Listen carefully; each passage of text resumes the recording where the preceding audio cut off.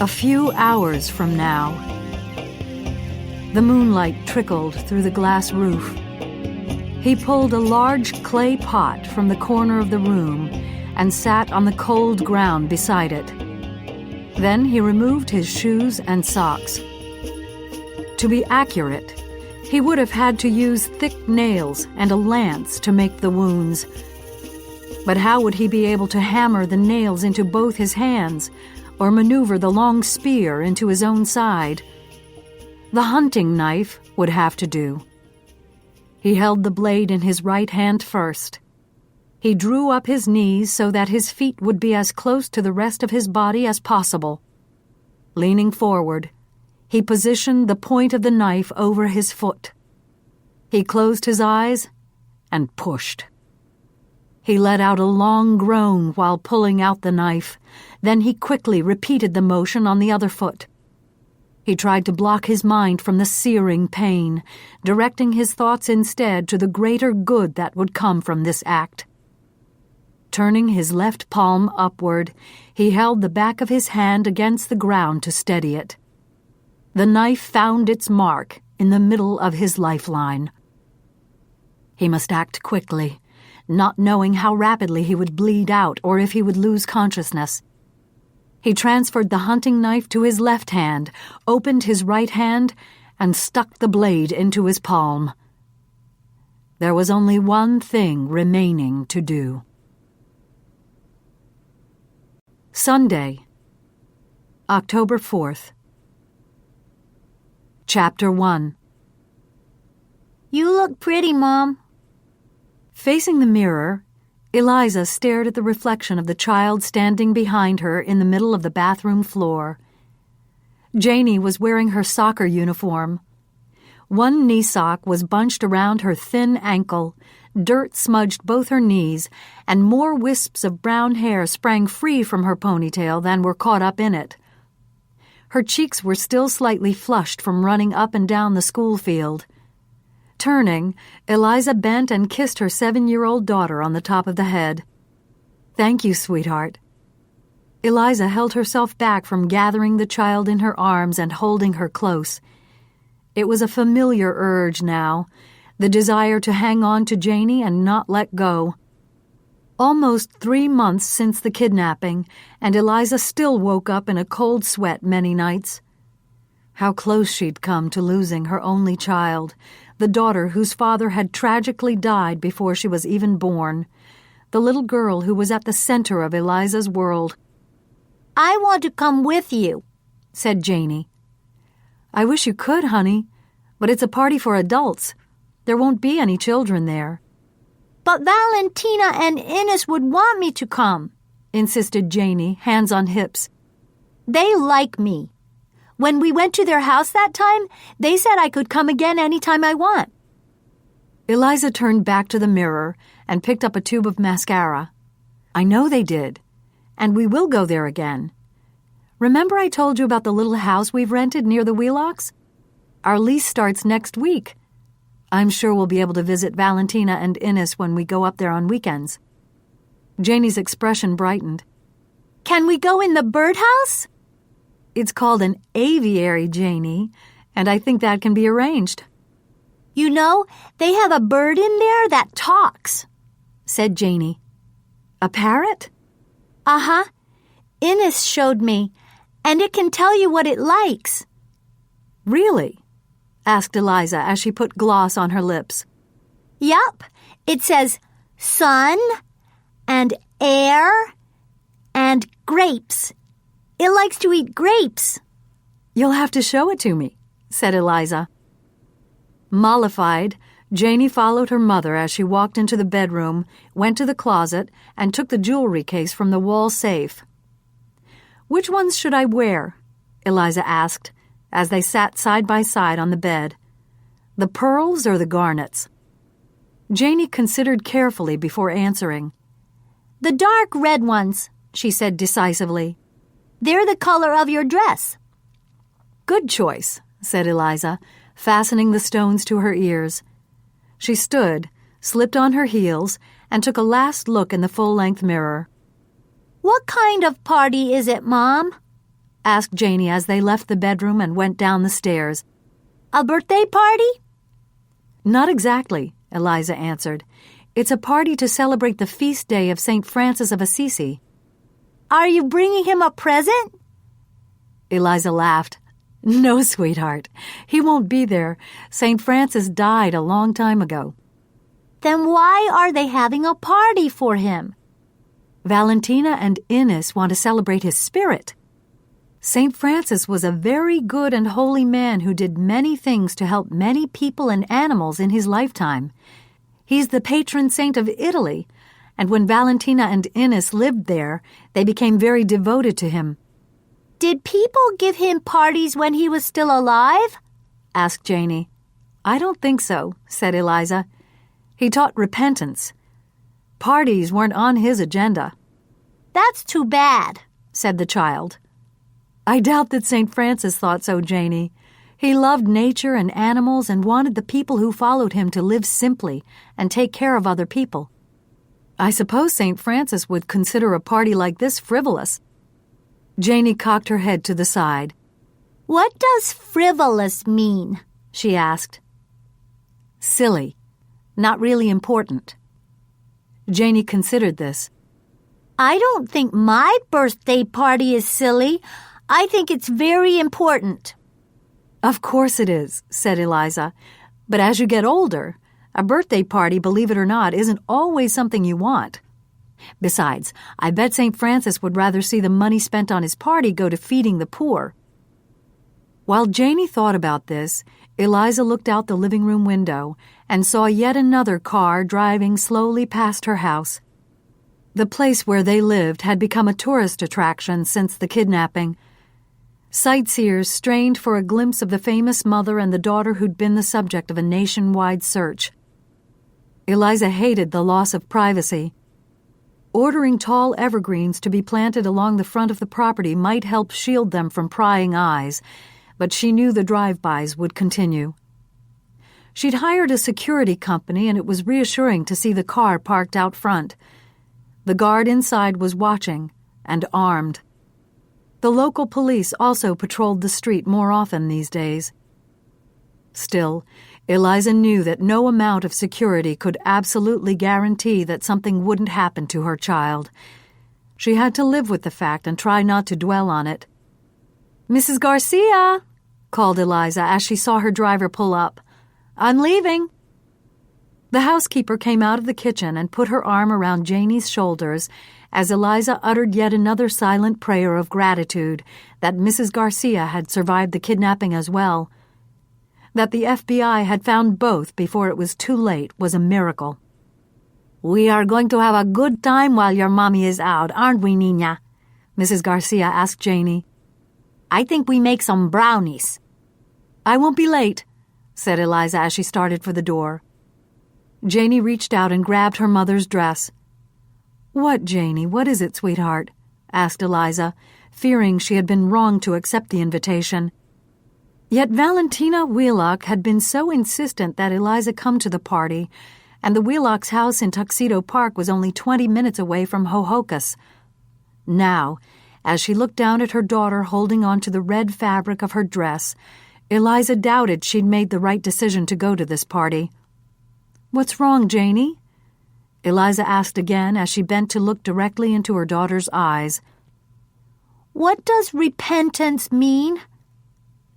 "What?" asked Eliza. "You said St. Francis taught repentance," said Janey. "What is that?" "Basically, it means being sorry for things you've done," Eliza answered, with relief that Janey was focused only on a definition. "What kinds of things?" asked Janey. "Sins," said Eliza. "The kinds of things nobody should ever do." Chapter 2. Everything had to be perfect tonight. Innes Wheelock descended the marble steps of the grand spiral staircase that led from the upper levels of the mansion down to the main floor. In the dining room, caterers were ensuring that all was in readiness for the party. Pots of orchids from the greenhouse and sparkling silver chafing dishes were spread out on the enormous trestle table, which tonight would serve as a huge buffet. From there, Innes wandered down the long vaulted gallery that led to the expansive double parlor. He walked over to the elaborate fireplace and rubbed his hands on the highly polished wood surface of the mantel, admiring the expert craftsmanship of the carvings that adorned it. 4 hand-cut blocks, protruding from the front, each with a letter inscribed on its face, spelling Roma, a tribute to Innes's beloved city. Innes sank into one of the down-filled armchairs and looked around, thinking about what had led up to this evening's event. The months of meticulous designing, the many shopping trips in Italy, carefully choosing which architectural elements to ship back to the United States in giant wood and metal containers. Innes had plotted and planned and finally assembled all the elements that would make up his final puzzle. Executing the renovation had taken professional help from the architect, carpenters, masons, plumbers, electricians, and landscape engineers. Innes had coordinated it all. The result had been worth it. Pentimento was a gracious, unique home with every modern convenience, yet brimming with old-world charm and character. The house hadn't always been called Pentimento. Everyone in the park had known it as the Abate place when Valentina had grown up in the mansion. She hadn't understood when he told her what he wanted to call their newly refurbished home. But a pentimento is an alteration in a painting, isn't it? It allows you to see traces of the artist's original work, showing that the artist changed his mind about the composition during the process of painting.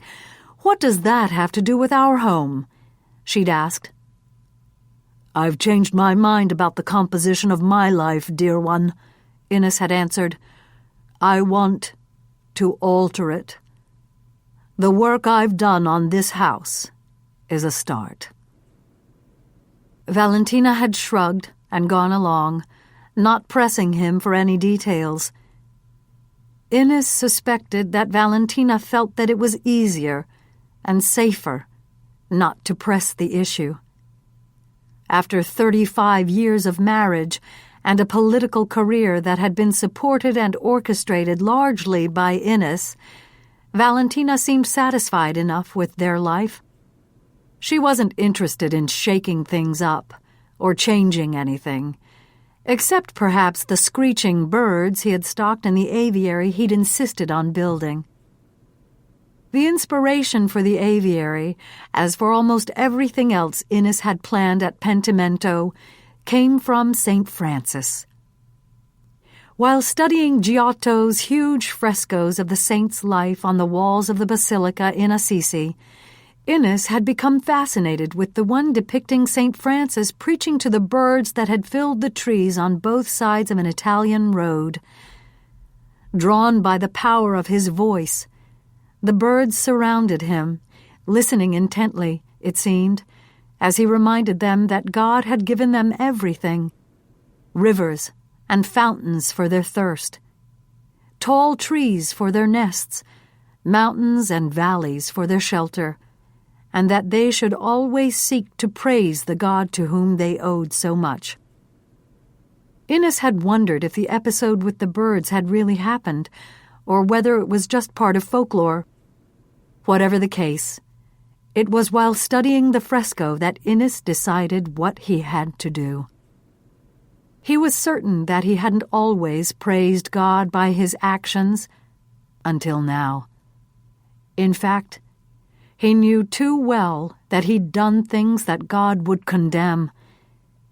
He had to atone for those things and make up, as much as possible, for the evil he had committed. He had to make sure as well that justice was done in the future. Pentimento came from pentire, the Italian word for repent. Tonight, The repentance would begin. But first, he had to hide the video camera, the final puzzle piece. Chapter 3. As the sun set over the Ramapo Mountains, the man in the stone guardhouse leaned forward to peer through the car window, craning his neck to get a better view of the passenger in the back seat. "Eliza Blake is a guest of the Wheelocks," said the driver. The security guard was careful to keep his facial expression neutral. Even in the failing light she was recognizable. The wide-set blue eyes, the straight nose, the dark shoulder-length hair. He felt a pang as she smiled at him, the smile that had greeted him so many times from the television screen. "Good evening," she said. "Evening, ma'am," he answered, wanting to say more but holding back. He would like to tell Eliza that he was a big fan, that he thought she was the best of all the morning show hosts, that he appreciated having her input each day, having her keep him company while he drank his first cup of coffee. But it wasn't his place to have any sort of personal conversation with residents or their guests. It had been made quite clear to him when he was hired that his job was to keep anyone who didn't belong in Tuxedo Park out of Tuxedo Park. He was to remain professional and polite, and never hobnob or socialize with the people whose security he protected. Checking his clipboard, he gave the driver directions, pushed the mechanism to raise the gate, and watched as the car drove through, past the massive old stone gatehouse and the tower that flanked the road, and onward up the hill. Chapter 4. After Innes finished his task, he found his wife standing at the bottom of the grand staircase. She appeared relieved when she saw him. "Where have you been?" asked Valentina. "I've been looking for you, Innes. Our guests will be here in a few minutes." "I had one last detail to take care of," said Innes. "Everything is going to be perfect tonight. It's all going to go according to plan." Valentina reached out to straighten her husband's tie. "You sound like you're talking about a campaign, not a party," she said.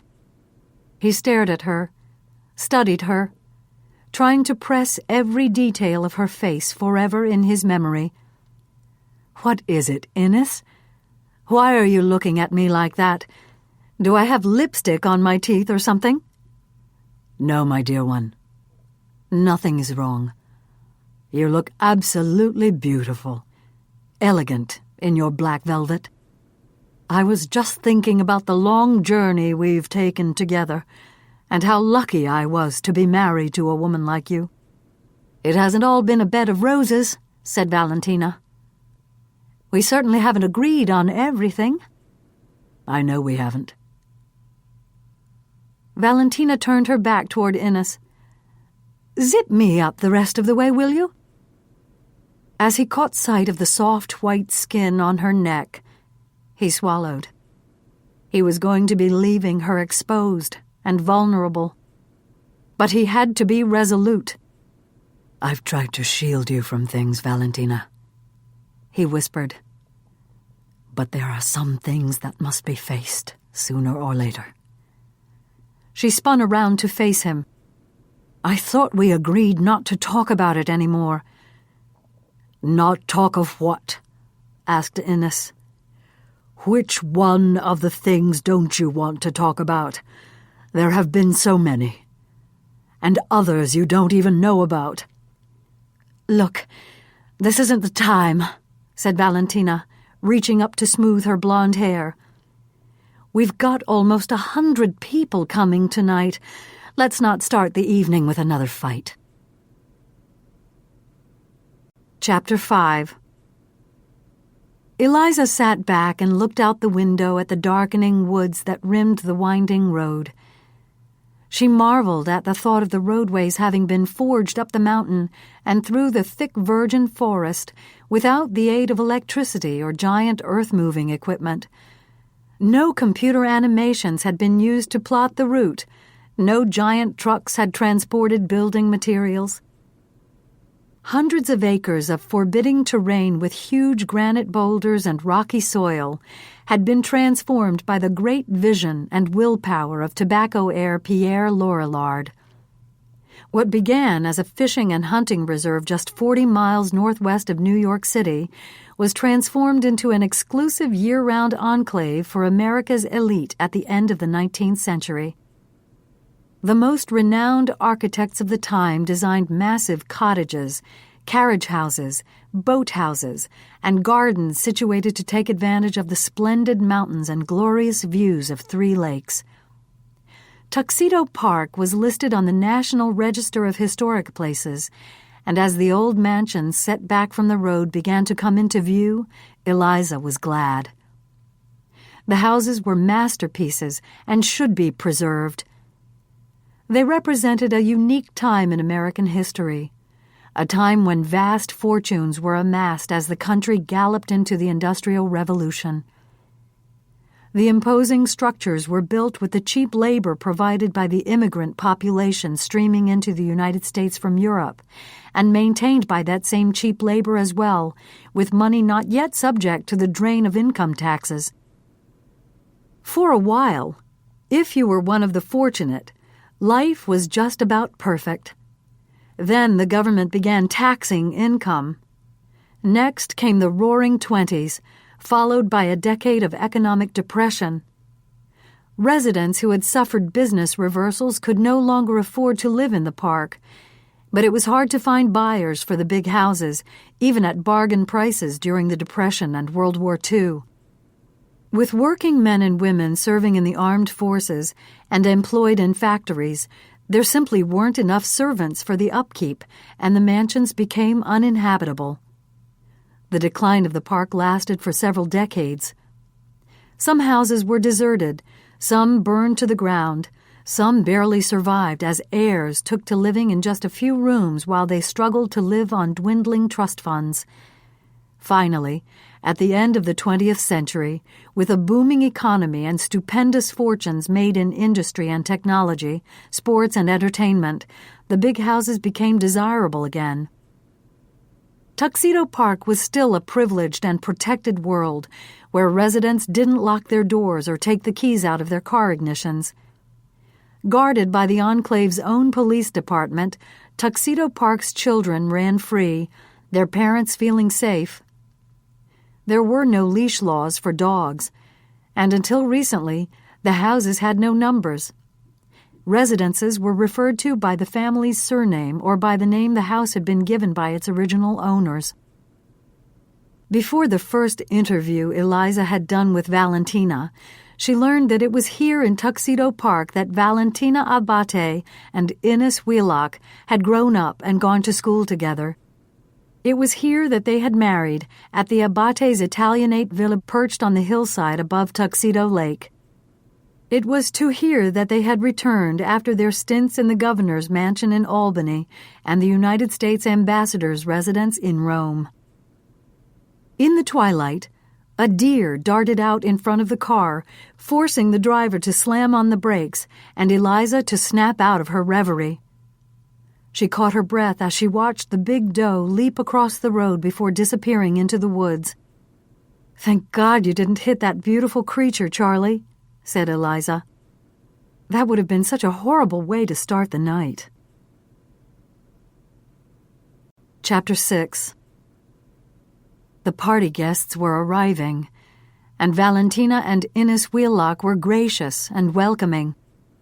So influential and accomplished were they that no one knew it was a sham. They had a secret, an explosive secret. Yes, they loved each other. Yes, they were devoted to each other. But their marriage was far from perfect. They hid things. They hadn't been fully honest with the public, or with those they purported to care about. You had to give credit where credit was due, though. Innes had insisted on that one-on-one conversation in his study, a chance to air any anger and resentment with no one else around to hear. He hadn't seemed shocked when he heard the feelings that gushed out. It was as if Innes had known exactly what would be said and didn't care. In fact, Innes had seemed pleased to listen as the ugly explanations for what had been done came spewing forth. Innes responded with a diatribe of his own, promises to go public with everything and to ensure that justice would be done in the end. And were they even promises or threats? What did he mean when he said that the world was going to know? Upon leaving the office, another potential threat appeared. Eunice was standing outside the door. By the expression on her face and her flustered behavior, it was obvious that the maid had been eavesdropping. Not that it wasn't understandable that Eunice would do such a thing. Any time there was a chance to listen in on someone's conversation, it was an opportunity not to be wasted. Eavesdroppers at Pentimento heard very valuable information. Chapter 7. The car inched along the crushed stone driveway, behind the other vehicles waiting for the chance to drop off their passengers. Spotlights were trained on the big house, illuminating the stucco facade and the colorful etched glass windows with decorative crowns, while Corinthian columns stood guard across the full expanse of the entranceway. Red clay tiles covered the extensive roof. A European garden was plotted at the side of the house. A copy of Bernini's famous turtle fountain in Rome stood in the center. Valentina and Innes Wheelock were greeting their guests in the spacious entrance hall. "Eliza!" Valentina's still incredibly beautiful face broke into a broad smile. Her blonde hair was perfectly coiffed, swept up in an elegant French twist. Her makeup was expertly applied, making her skin appear smooth and creamy, her eyes a clear, brilliant blue. Sapphire earrings dangled from her lobes. She wore a simple but beautiful black cocktail dress and carried a martini glass in her left hand. Valentina extended her right one to Eliza, drawing her close, kissing her on the cheeks, and then putting her arm around Eliza's shoulder. "I'm so glad to see you, darling," Valentina announced. "You look absolutely wonderful." Valentina was known for her tact, diplomacy, and keen sense of what was appropriate and what wasn't. Those qualities, her years as chief executive of the Empire State, along with sizable donations and fundraising parties given for the winning presidential candidate, had earned her the ambassadorship to Italy, the first woman to hold the post since Claire Booth Luce did so during the Eisenhower administration. "Look who's here, Innes," said Valentina, steering Eliza by the arm toward her husband. "Our new neighbor." "Soon," said Eliza. "We get the place starting next weekend." Eliza was taken aback as she looked into Innes Wheelock's face. His skin was sallow, his eyes bloodshot. He looked so much older and thinner than the last time she'd seen him. He was gaunt, really. When Eliza gripped his hand, she could feel a slight tremor. "So good to see you, my dear," he said as he leaned forward and kissed Eliza on the cheek. "I'm so glad you've come." "I'm happy to be invited," responded Eliza, smiling. "I've never been to a party for a saint before." Innes smiled weakly. "To tell you the truth, neither have I," he said. "But I thought there was no better time to gather the people who have meant something to me over the years, to honor someone who has changed my life." "You'll have to tell me all about it, Innes," said Eliza. "Yes, I would like that, Eliza," said Innes solemnly. "I want you to understand." He glanced over at the doorway and saw there were guests still arriving. "Excuse me now, dear," he said. "I'll catch up with you a bit later." "I'll look forward to it," said Eliza. As she began walking away, Valentina called after her, "And thanks so very much again, Eliza, for agreeing to be part of our Special Olympics event next Sunday. People are terribly excited about your being there." "It's my pleasure," said Eliza. "You know how I feel about supporting such a good cause." Proceeding into the central room where the party was being held, Eliza wondered if Innes was ill. What else would account for the weight loss, the poor coloring, and his trembling? She went to the bar and asked for a glass of white wine. While she waited, she surveyed the cavernous space milling with people. Antique furniture was carefully placed throughout the room, creating different seating areas. The oil paintings on the walls were lit to their best advantage. Candles glimmered from crystal and silver candlesticks arranged on glistening wooden tabletops, while fresh flowers burst from porcelain vases and bowls. The rear wall was made up of floor-to-ceiling windows that revealed a spectacular view of Tuxedo Lake below. "Thank you," she said, as the bartender slid the glass of Pinot Grigio across the bar. "You're welcome, ma'am," he said. Eliza took a sip as she observed the guests socializing in the lush surroundings. "Beautiful, isn't it?" she murmured. "Yes, it is." "I guess you go to many of these things," said Eliza. "If you call working at them going to them," answered the bartender with a melancholy smile, revealing a gap between his front teeth. "I've been working parties here in the park for many years." "What are you doing, Bill?" asked a man dressed in a dark suit who walked up to the bar. "You know you shouldn't be bending this lovely lady's ear." Eliza felt immediately uncomfortable, and she could tell from the flush rising in the bartender's fair-skinned cheeks that he was embarrassed. "I was bending his ear, not the other way around." "Well, I'm Peter Nordstrut," said the man as he held out his hand. His grip was strong. His face was a bit puffy, and he wore horn-rimmed glasses.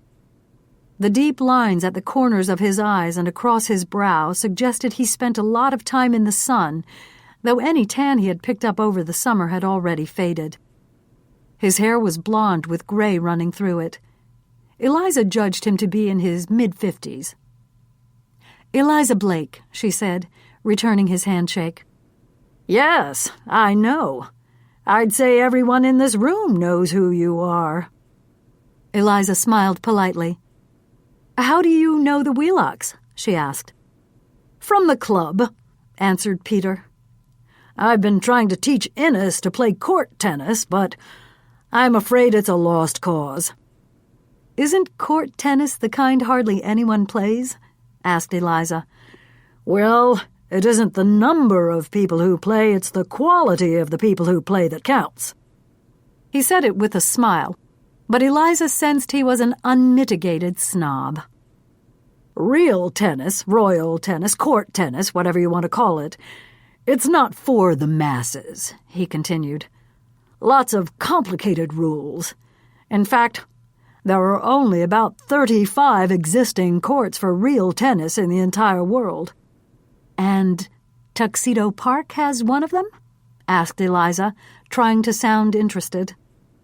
Peter nodded. "I'd be happy to show it to you. Even better, come over to the tennis house sometime and I'll teach you how to play." Eliza laughed. "If Innes can't learn, I'm sure I couldn't either." She glanced across the room. "Speak of the devil," she said, hoping her relief didn't show. "Here comes Innes now." After a few minutes of small talk among the three of them, Innes took Eliza's arm. "Will you excuse us, Peter?" he asked. "I want to introduce Eliza to some of our other guests." Innes led her off. "Couldn't wait to get you away from that guy," he said as he guided her through the crowd. "Peter Nordstrut is a pompous know-it-all, and God help me, I've had way too much to do with him over the years. He's a crackerjack political operative, but not a very nice human being. Now, if you don't mind, I want to talk with you alone before I share you with anyone else." Eliza followed Innes out through the French doors that led to the side garden. "Only you, Innes, would have a reproduction of Bernini's fountain," said Eliza as she admired the small bronze tortoises and reached out to rub one of their shells. "It was one of my favorite places in Rome," said Innes. "I could gaze at it for hours, though I was disappointed to discover that Bernini may not have designed the fountain, only the turtles." The night air had grown cooler, and Innes offered Eliza his jacket. "I'm fine, thanks," Eliza said. Innes didn't look as if he could afford to be chilled. He seemed so frail that a heavy cold could lead to something fatal. "Are you really fine, Eliza?" Innes asked with genuine concern. "I remember when we received kidnapping threats about Russell when Valentina was governor. She could barely function." "I'm just trying to put it behind us now, Innes," said Eliza. "That's why I've rented the carriage house on Clubhouse Road. Janie and I can get up here easily on the weekends. It feels so protected and serene, as though nothing bad could ever happen here." Eliza shook her head. "You know, we still have people driving by our house in Hohokus and gawking at us. You'd think we'd be old news by now." "It was a horrible thing, Eliza. They say time heals all wounds, don't they?" he asked pensively. "But there are some things one never gets over." Eliza gave him time to continue. "It's no secret that I changed while we were in Italy, Eliza," said Innes as they walked slowly around the fountain. "While Valentina was conducting embassy business in Rome, I filled much of my time walking the streets of the Eternal City, and later, traveling throughout Italy. I spent hours and hours at the Vatican, drinking in the magnificence of the Sistine Chapel and those incredible frescoes of Michelangelo." Innes shook his head in wonderment. "The majesty of them was beyond description, Eliza. Have you ever seen them?" "Yes, but not since they've been cleaned. I hear they are so brilliant and vivid now. I have to get back to Rome and see them again." You must," said Innes. "They'll take your breath away. There are so many glorious, unbelievable things to see in Italy, not to mention some of the most delicious food in the world. Don't get me started on the food." Eliza smiled. "Few would disagree with you there, Innes," she said. "There will be some wonderful ravioli alla norcina, and gnocchi with black truffle cream on the buffet tonight, Eliza. Make sure you try some of both." "I will," she said. She was waiting for Innes to get to the point. He gestured at a bench, and they sat down. Gazing at the spouting water, Innes continued, "After the Sistine Chapel, I discovered other churches in Rome. The Basilica of St. Mary Major, where the Bethlehem manger is kept, and St. Paul outside the walls, where the apostle was buried. Even Sant'Andrea della Valle, where the first act of Puccini's Tosca takes place. Then I went on to Florence and fell in love with the baptistry and Orvieto's striped Duomo. In the process, I became fascinated with the ceremony and history of the Roman Catholic Church. But it was when I went to Assisi that I was moved on a deeply personal level. Studying the frescoes of the life of St. Francis in the Basilica, I became so ashamed of myself." Innes grew quiet and looked down at his hands. "Ashamed of what, Innes?" Eliza asked gently. "Of the life I've led," he answered, his head still bowed. St. Francis was a man from a wealthy background, a guy who was set to inherit the family business and live out his days in a lavish lifestyle. A guy a lot like me. But unlike me, he gave everything up and lived his life without creature comforts, helping his fellow human beings. Then he established a religious order that has helped even more people. Somehow I don't see you in a homespun robe walking barefoot down the road, Innes, said Eliza, trying to get him to lighten up. Or in some sunless, airless monastery sleeping on the floor. Innes smiled slightly. No, I don't see that either. And I've never been overly fond of animals, and St. Francis was crazy for them. There's no way I'd have been able to talk that wolf out of eating those villagers. I'd forgotten all about that story, said Eliza, smiling. Think it was true? Innes shrugged.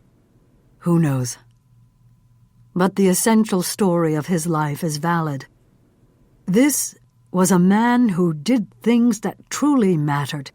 And now, at the end of my life, I want to unite myself with him in the most vivid way possible, and to do my part in putting the past to bed and saving the future.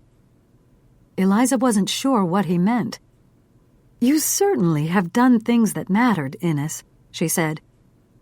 He looked at her incredulously. How can you say that? Be honest, Eliza. What about my life is there to admire? He didn't wait for her to respond. No real accomplishments of my own, no good works to speak of. Eliza interrupted. That's not true. You've donated generously to many charities. Anyone at my stage of the game can write a check, Eliza.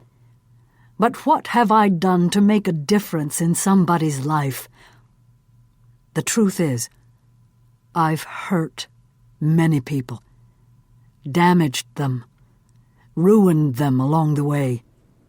Politics is a dirty business, and I finally admitted to myself that some of the things I told myself were necessary to get Valentina elected governor were done out of pure ambition. And now, it's too late to take those things back. Innes, why are you telling me all this? Asked Eliza. Because I know how my world works, Eliza. Ugly things happen, cruel things, and they never see the light of day. And people get away with things that should never be gotten away with. That isn't right. You know it isn't right. You care about right and wrong. I know you do. His voice cracked. What are you talking about, Innes? You'll see, Eliza. You'll see, he said, rising from the bench. And I know you'll do what needs to be done. You're shivering now, dear. Let's go back inside and join the party. Chapter 8. There you go, sir, said Bill O'Shaughnessy, as he put a glass of vodka down on the bar. Good health to you. The guest lifted the drink and walked away without saying a word to the bartender. With no one else waiting to be served, Bill sliced another lime. Wiping his hands, he looked up and saw Innes Wheelock walking in from the garden with that woman from morning television. This was some party. The Wheelocks had invited lots of people from inside the park, along with many city people who had come out from Manhattan. He didn't really understand the reason for the celebration. Nobody he knew ever threw a party for a saint. But the wealthy were a different breed as far as Bill was concerned. Over the years, he'd witnessed rich people trying to outdo one another in coming up with new themes for their parties. He had to give the Wheelocks credit for originality on this one. Bill bent down behind the bar to open another bag of ice. When he straightened, Valentina Wheelock was waiting for him. As he looked at her, Bill knew she must be in her 60s now, but he thought she was still ravishing. He suspected he would always think so. For Bill, some wrinkles and lines didn't diminish her great beauty. "How are we doing?" she asked. "Everyone enjoying themselves?" "Yes, ma'am," he answered. "We have enough of everything?" Bill nodded. "Yes, ma'am. I think we're in good shape." "Good," said Valentina. She turned partially and looked out at the room. "Nice party, isn't it, Bill?" "Very nice, Mrs. Wheelock." "Do you think St. Francis would approve?" Bill felt he should be cautious with his answer. You never knew how they were going to react. It wasn't a good idea to joke because too many of the people he worked for didn't have much in the way of a sense of humor. Bill knew they didn't think of him as being on their social level, and that a joke or a criticism or a display of any sort of familiarity would not go over well. He was the hired help, and his job was to be respectful and pour the drinks. "I couldn't say, Mrs. Wheelock," Bill answered. He could feel his face flush. "Oh, yes, you could, Bill," Valentina urged. "You won't hurt my feelings. This was Innes's idea, and I just went along to keep him happy. Go ahead. Go out on a limb and tell me what you think." Bill wished she wouldn't do that. Push him, tease him, encourage him. She had done that from the very beginning. He remembered the first time he saw her, when she walked into the Black Tie Club on another October night almost 30 years before. The fall ball was always held on the third Saturday of October. One legend had it that at the first fall ball back in 1886, the grandson of Pierre Lorillard, along with some of his friends, showed up at the party in cut-off tailcoats, and the tuxedo was born.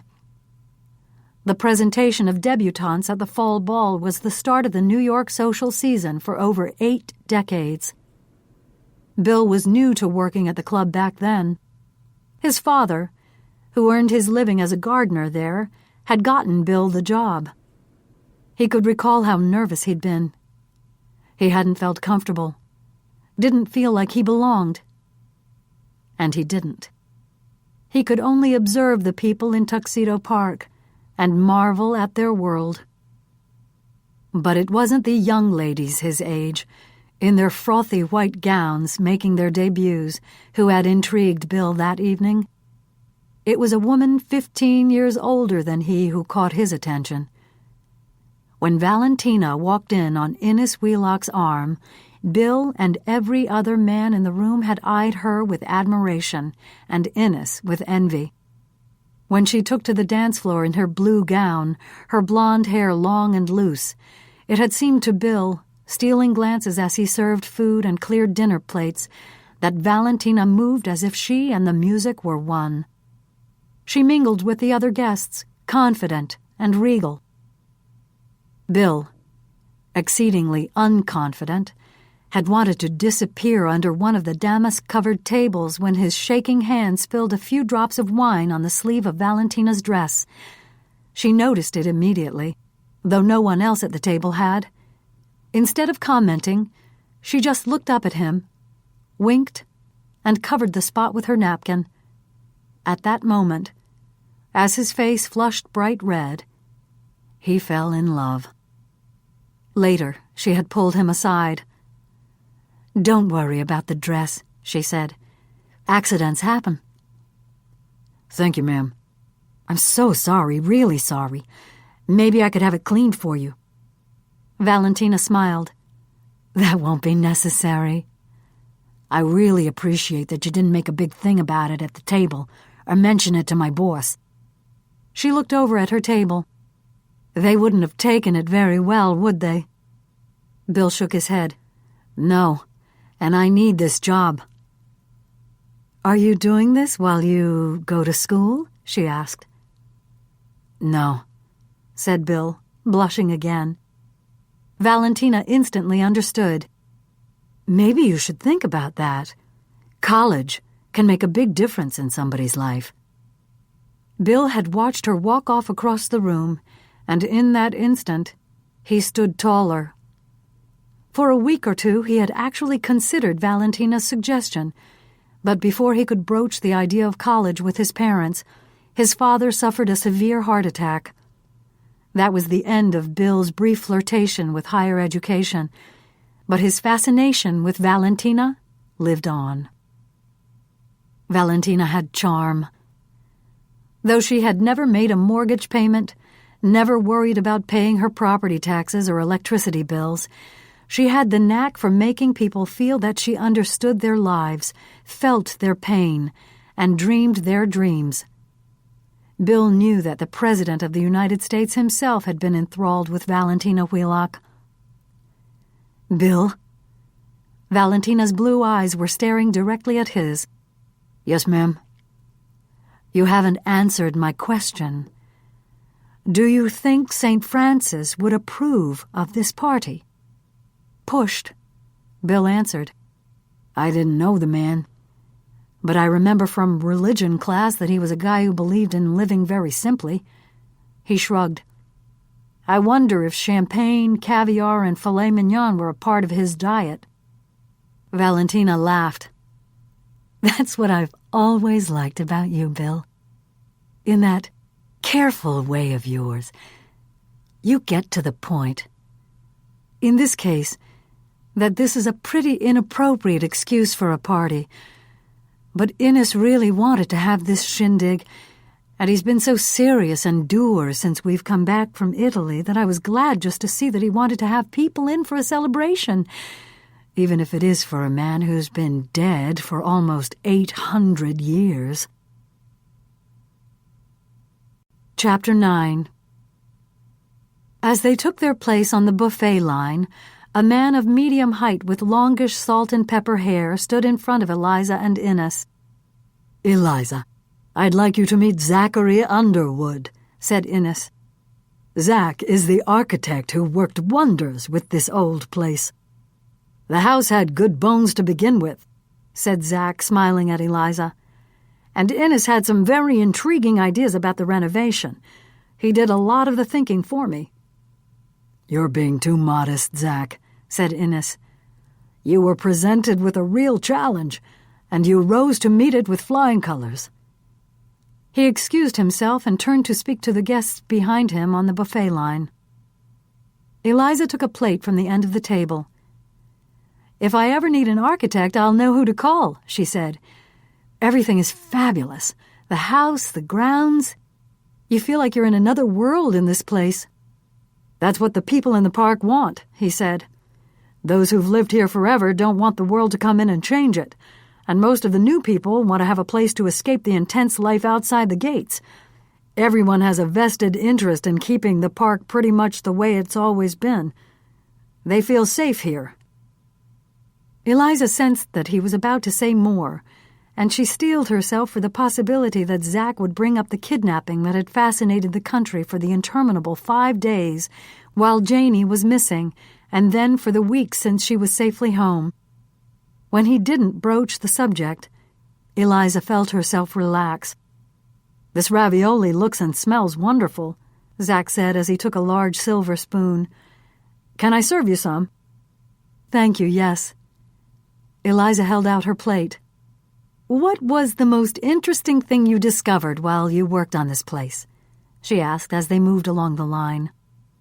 Zach shook his head. "It's hard to pick just one thing. There were so many.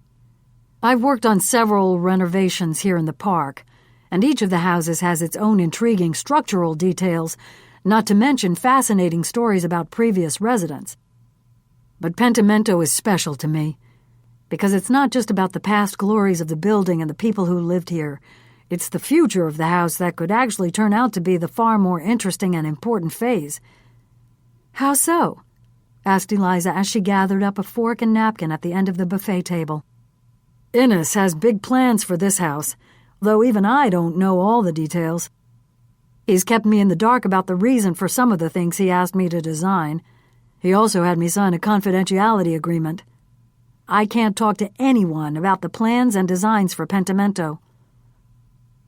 Zach motioned to the double parlor, and Eliza followed him to a love seat in the corner. "Isn't that unusual?" asked Eliza as she sat down and spread her napkin on her lap. "Are architects usually asked to do that?" Not usually, but it does happen. People build their dream houses and they can be very proprietary about them. They want their homes to be unique, and at the very least, they don't want their architect doing the same design for the family down the block. I can understand that, Eliza said. Yet, if you don't know the details of what Innes is planning for the house, you wouldn't be breaking a confidentiality agreement by doing a little speculating, would you? She smiled. You're not going to get anything out of me, Zach answered, smiling back. Innes told me he has a big surprise planned for later tonight, and I don't want to take the chance of spoiling it. Chapter 10. Close to 100 well-dressed and well-connected guests gathered in the vaulted gallery to listen to their host. I'd like to thank Valentina for putting up with me all these years and for agreeing to have this party because she knew it was important to me. And I want to thank each and every one of you for being here tonight to celebrate with us and our son, Russell. Heads turned to look at the tall, powerfully built young man standing against the wall. He smiled and nodded at his father. Innes stood under a massive Venetian glass chandelier and held up his drink while the guests raised theirs. All of you have meant something special to us. Valentina and I have known some of you most of our lives. Others we've met over the years through Valentina's time in government, and some are relatively new friends that we've gained since we returned from Italy. There were beads of perspiration on Innes's brow as he continued speaking. Valentina, carissima, come over here. He kissed his wife on the forehead and put his arm around her. I want to take a moment to talk about the reason we are here tonight. St. Francis of Assisi. Ah, Innes, Valentina pleaded. Do we have to ruin the evening with religion? The assemblage laughed. Innes smiled weakly. I promise I won't go on too long, dear, he said as he took his arm away. I know that most of you are aware I've become devoted to St. Francis, and I guess some of you might find that strange. The room was quiet as everyone listened. All of us have done things which we'd do differently if given a chance, but that's not the way it works. You don't get a do-over. All you can do is repent. Try to make up for it, and do what you can to ensure that the future is safeguarded. Yet sometimes there are things that, no matter how sorry you are, can't be rectified. Innes looked down at his shoes and stood wordless for a moment. Anyway, he said as he lifted his face again, what I'm trying to say is, I'm so grateful that I've been given this opportunity to redirect my life, that this humble Italian saint has shown me what I need to do going forward. As St. Francis said, our actions are our own. Their consequences belong to heaven. There was an awkward silence in the room as Innes looked out with glistening eyes at his audience. Here's to St. Francis! Someone called out, breaking the tension. The guests raised their glasses to their lips and drank with enthusiasm and relief. Has Innes totally lost it? Eliza heard one of the guests ask another. He's always been an eccentric, but this is really strange. He must be driving Valentina out of her mind. I'm sure Valentina has never been much of a churchgoer, except when she was running for office. Both of the guests laughed. Chapter 11. He was fairly certain that he had slipped out of the house unnoticed. On his way to the greenhouse, Innes looked back over his shoulder. Pentimento glowed as golden light drifted out from the many large windows. He could see his guests talking and laughing inside. Oblivious. Under a full moon, he walked across the property and behind the high shrubs that hid the greenhouse from view. Light came through the glass-paned walls of the building, but Innes knew the way without it. The hunting knife was in the drawer of the intricately carved Italian work table, just where he'd put it after he'd had it cleaned and sharpened. A dull blade would have difficulty piercing the skin. Chapter 12. Why was Innes creeping about late at night on his own property while a party was going on inside? The man knew everything. He knew much too much, and if he was true to his word, he was going to make sure that the whole world knew too. Innes said he wanted justice. That would ruin everything. All the meticulous planning, all the preparation, all the carefully crafted lies would be for naught. If everything was made public, the dream would be crushed. What was he up to now? Why had he stolen away? And where was he going? The sound of the greenhouse door closing indicated where Innes was, but what on earth was he doing in there? Chapter 13. I have been all things unholy. If God can work through me, he can work through anyone. Innes heard the saint's words over and over in his head. I have been all things unholy. He picked up the knife and gripped the handle. He held it for a moment and closed his eyes, trying to summon the courage. I have been all things unholy. He had to do this. He couldn't think of another way to repent, to make things right. Innes was sorry about the things that were going to come out, sorry to reveal such grave sins, and who had committed them. And he didn't feel right about what Valentina was going to have to face. It couldn't be helped. He could have left a written account of everything that had happened, laying the whole sordid story out at once. Instead, Innes had chosen a puzzle as his method. As each part of the puzzle was revealed, a little at a time, each guilty party would have a chance to come forward, confess, and repent. If God can work through me, he can work through anyone.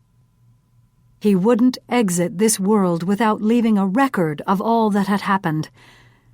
What transpired after his death was in God's hands, and he hoped Eliza Blake would be the instrument used to make things right. As the blood oozed bright red against his pale flesh, Innes knew he wasn't part of the select group of holy men and women who had been chosen by God, the ones who had experienced the mystical appearance of the wounds. There had been over 60 of them, St. Francis being the first, with no logical explanation for the angry tears in their skin at the carefully chosen spots on their bodies. Innes wasn't like them. There was nothing mystical about what was happening to him. He was doing it to himself.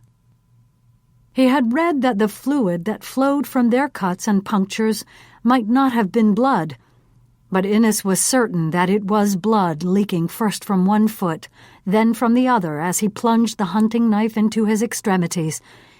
He cried out with pain that shot through his mutilated body. Perspiration dripped from his brow and tears seeped down his cheeks. Innes heard himself groaning loudly again as the knife he held pierced his left palm. He forced himself to repeat the process on his right hand. Dear God, help me, he prayed.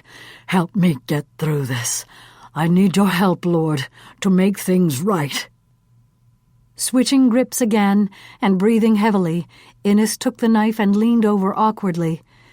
He had practiced getting into position before, but it was a much different situation when both hands were bleeding and throbbing.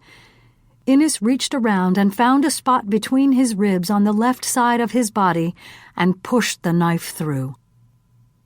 As he lay on the ground in the greenhouse, life draining from him, Innes wondered if St. Francis had felt this way when he had experienced the stigmata. Did the unexplained marks corresponding to the wounds of Christ that had appeared on the saint's body 6 years before he actually died hurt as much as the ones Innes had inflicted on himself in the very same places? Chapter 14. Eliza was standing by the fireplace, admiring the beautiful carvings that decorated it, when she heard the clock on the mantel begin to chime. She glanced at the Roman numerals edging the face. 10 o'clock. She was ready to go home. As she tried to find her hosts to thank them for a lovely evening, Eliza was stopped several times by people who complimented her on her work on Key to America. If the percentage of people at this party who say they watch our broadcast was representative of viewers nationwide, we'd have nothing to worry about with the ratings, she told them, laughing. But I really do watch your program, insisted a diminutive woman with steel gray hair arranged in a classic chignon style. She wore a simple navy dress with a vintage Hermes scarf tied loosely at the neck and sensible black leather pumps on her feet. Fitzroy and I watch Key News every morning. And I thank you for that, said Eliza. Now if we could just get the ones younger than us to watch, we'd be in great shape. As it is, network news viewership is declining even in the morning. Cable news is part of the problem, but more and more people are also getting their information via the internet. Well, we don't get cable, and we don't know how to use a computer, said the woman. Fitzroy and I are satisfied with things just the way they are. Where is he, anyway? She craned her neck to search the room. Oh, there he is. The man who approached them had thinning white hair and a lined and thin yet still handsome face, and he walked with a slight limp. Standing erect, he firmly shook Eliza's hand. "I'm Fitzroy Heavener, and it's such a pleasure to meet you," he said in an even, well-modulated voice. "We are great fans." "I've been telling Miss Blake that, dear," said his wife. "I told her we watch her every day." The woman's facial expression clouded, and she lowered her voice. "Of course, we were glued to our chairs in July. I prayed for you every night." "Unity, I'm sure Miss Blake doesn't want to be reminded of all that," Fitzroy chided. "Please call me Eliza," she said, not commenting on the kidnapping. "And I wish I could stay and talk some more, but I have a driver waiting outside and a little girl at home who might not fall asleep until I get there. I just want to find Valentina and Innes and thank them." Just then, a shout came from across the room. "In the greenhouse! Innes is lying in a pool of blood in the greenhouse!" A stream of guests ran out the French doors and across the property. Chapter 15. "Excuse me, pardon me." Eliza made her way through the crowd that had gathered at the door. When she managed to get inside, she walked past the pots of plants and bags of soil and fertilizer. As she grew closer to the cluster of people gathered at the rear of the greenhouse, she noticed a single black shoe on the floor in front of one of the antique work tables. She could hear Valentina murmuring, "Oh, Innes, Innes, what have you done? What have you done to yourself?" Valentina was sitting on the ground, rocking back and forth gently and cradling her husband's head in her lap. Her legs and hands were smeared with blood. All color had drained from her face. Innes, too, was very pale, his mouth open, his head drooping to one side. His limbs were splayed. His hands and bare feet bled from deep incisions that pierced them. The left side of his crisp white shirt was drenched in blood. It took a while for Eliza to grasp what she was seeing. Altogether, there were 5 places where the skin had been sliced open. Innes bore the 5 wounds that Jesus had suffered at Calvary the day he was crucified. Eliza knew there were stories about holy men and women who had mysteriously suffered the same wounds appearing seemingly without cause, but known by them to have come from God as a bizarre sort of blessing. But seeing the hunting knife with its long, sharp blade lying beside his still body, Eliza immediately sensed that Innes had administered the wounds himself. Poor, sad, troubled man. Is that what Innes had meant when he said that he wanted to unite himself with St. Francis in the most vivid way possible? She cringed at the thought. Had Innes gotten so carried away with his religious fervor that this is what he'd done to himself? Eliza thought about their walk around the turtle fountain together earlier in the evening. Innes had been distressed, saying he was ashamed of himself. It had never even crossed her mind that he was desperate enough to kill himself. What had happened that was horrible enough to make suicide the only answer? Watching the emergency medical technicians arrive and begin working on Innes, Eliza realized that she could have been the last person that he'd spoken to in more than amiable cocktail party conversation. If she had understood the depth of his anxiety, she would have done something to help.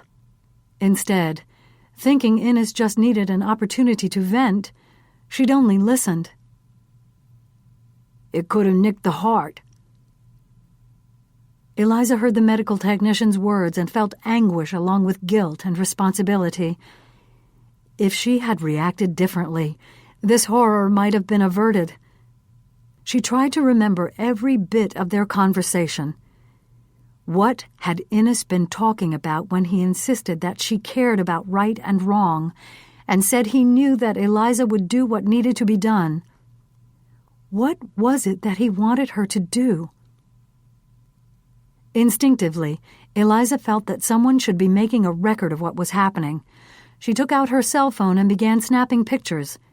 Trying to be unobtrusive, she managed to take a few shots before a uniformed Tuxedo Park police officer intervened. "No pictures, ma'am," he said, in a tone that left no doubt he was deadly serious. Glancing over at the covered figure that was now lying on the stretcher, seeing the tears streaming down Valentina's face and her son awkwardly trying to comfort his mother, Eliza didn't fight. She slid her cell phone back into her purse. She wasn't even going to tell Linus about the pictures, because if the KTA executive producer knew about them, he would insist on using them. But for some reason, she was glad to have them. Chapter 16. In their final conversation in his study, Innes had said he was going to make everyone sit up and take notice. He'd certainly done that. It wasn't easy watching the stretcher carrying his body being rolled out of the greenhouse. There was too much history between them not to feel regret and some sorrow. But there was also relief. There would be no need now to eliminate Innes before he revealed everything. He had done that to himself. Innes wasn't going to be around to be the righter of wrongs. Life could go on as it had, with nobody the wiser. But what if this act of suicide, so grotesquely executed, was just the prelude to something more? What if he'd planned to grab everyone's attention before disclosing the devastating thing he'd threatened to tell? What else had Innes planned? In addition, there was Eunice to worry about. The maid had overheard all the sordid details and could wreck everything if she came forward with what she knew. And something else was troubling. Eliza Blake had never seemed to be one of those media hounds who would take pictures of someone, especially a friend, bloodied and dead on the ground. And yet, that's exactly what she'd just done. Monday, October 5th. Chapter 17. B.J. Delia groaned. "These hours kill me." "Think what misery it would be to be stuck on this shift," said Annabelle Murphy, as she and the producer-cameraman sat in a Key News Broadcast Center editing room. "Thank God we're on dayside. It's bad enough we have to fill in once in a while." "Ever notice that once in a while seems to be turning into all the time lately?" asked B.J. "Somebody's always on vacation or on assignment, and we're stuck plugging up the holes." Annabelle took a sip of the thick, bitter brew that came from the aluminum coffee maker sitting on a cart in the hallway. "Ugh," she said after she swallowed. "Remember the good old days when the cafeteria was open 24 hours, when you could get a decent cup of coffee whenever you needed it, and there were actually more than enough people to get the jobs done around here?" Annabelle didn't wait for B.J. to respond. "That's why we get saddled with this overnight stuff, Beej. The budget cuts, cutbacks in personnel, cutbacks in overtime hours, the same amount of work to be done, even more, but fewer people to do it." Bitch and moan, bitch and moan. B.J. smiled as he leaned forward and played with the knobs on the monitor. "I'm serious, Beej." "I know you are, Annabelle. But what's the alternative? You think it's any better at ABC, CBS, or NBC? Every network has tightened things up. All we can do right now is smile, do our jobs, and pray we get to keep them." "I guess you're right," said Annabelle begrudgingly. "But if I can't complain to you, who can I complain to?" "You can complain to me all you want, but just don't let Linus hear you." "What do you think I am, an idiot?" "Who's an idiot?" Annabelle and B.J. jumped as they heard another voice. Eliza was standing in the doorway. Annabelle relaxed when she saw who it was. "What are you doing here so early?" she asked. "Did you even have any sleep?" "Not really," said Eliza, closing the door of the editing room. "But I wanted to get in before Linus does and show you guys something." She handed her cell phone to B.J. "Download the last pictures, will you, Beej?" Standing with Annabelle and B.J., Eliza felt a reassuring camaraderie. The three of them, along with Margot Gonzalez, had gone through so much together over the last months.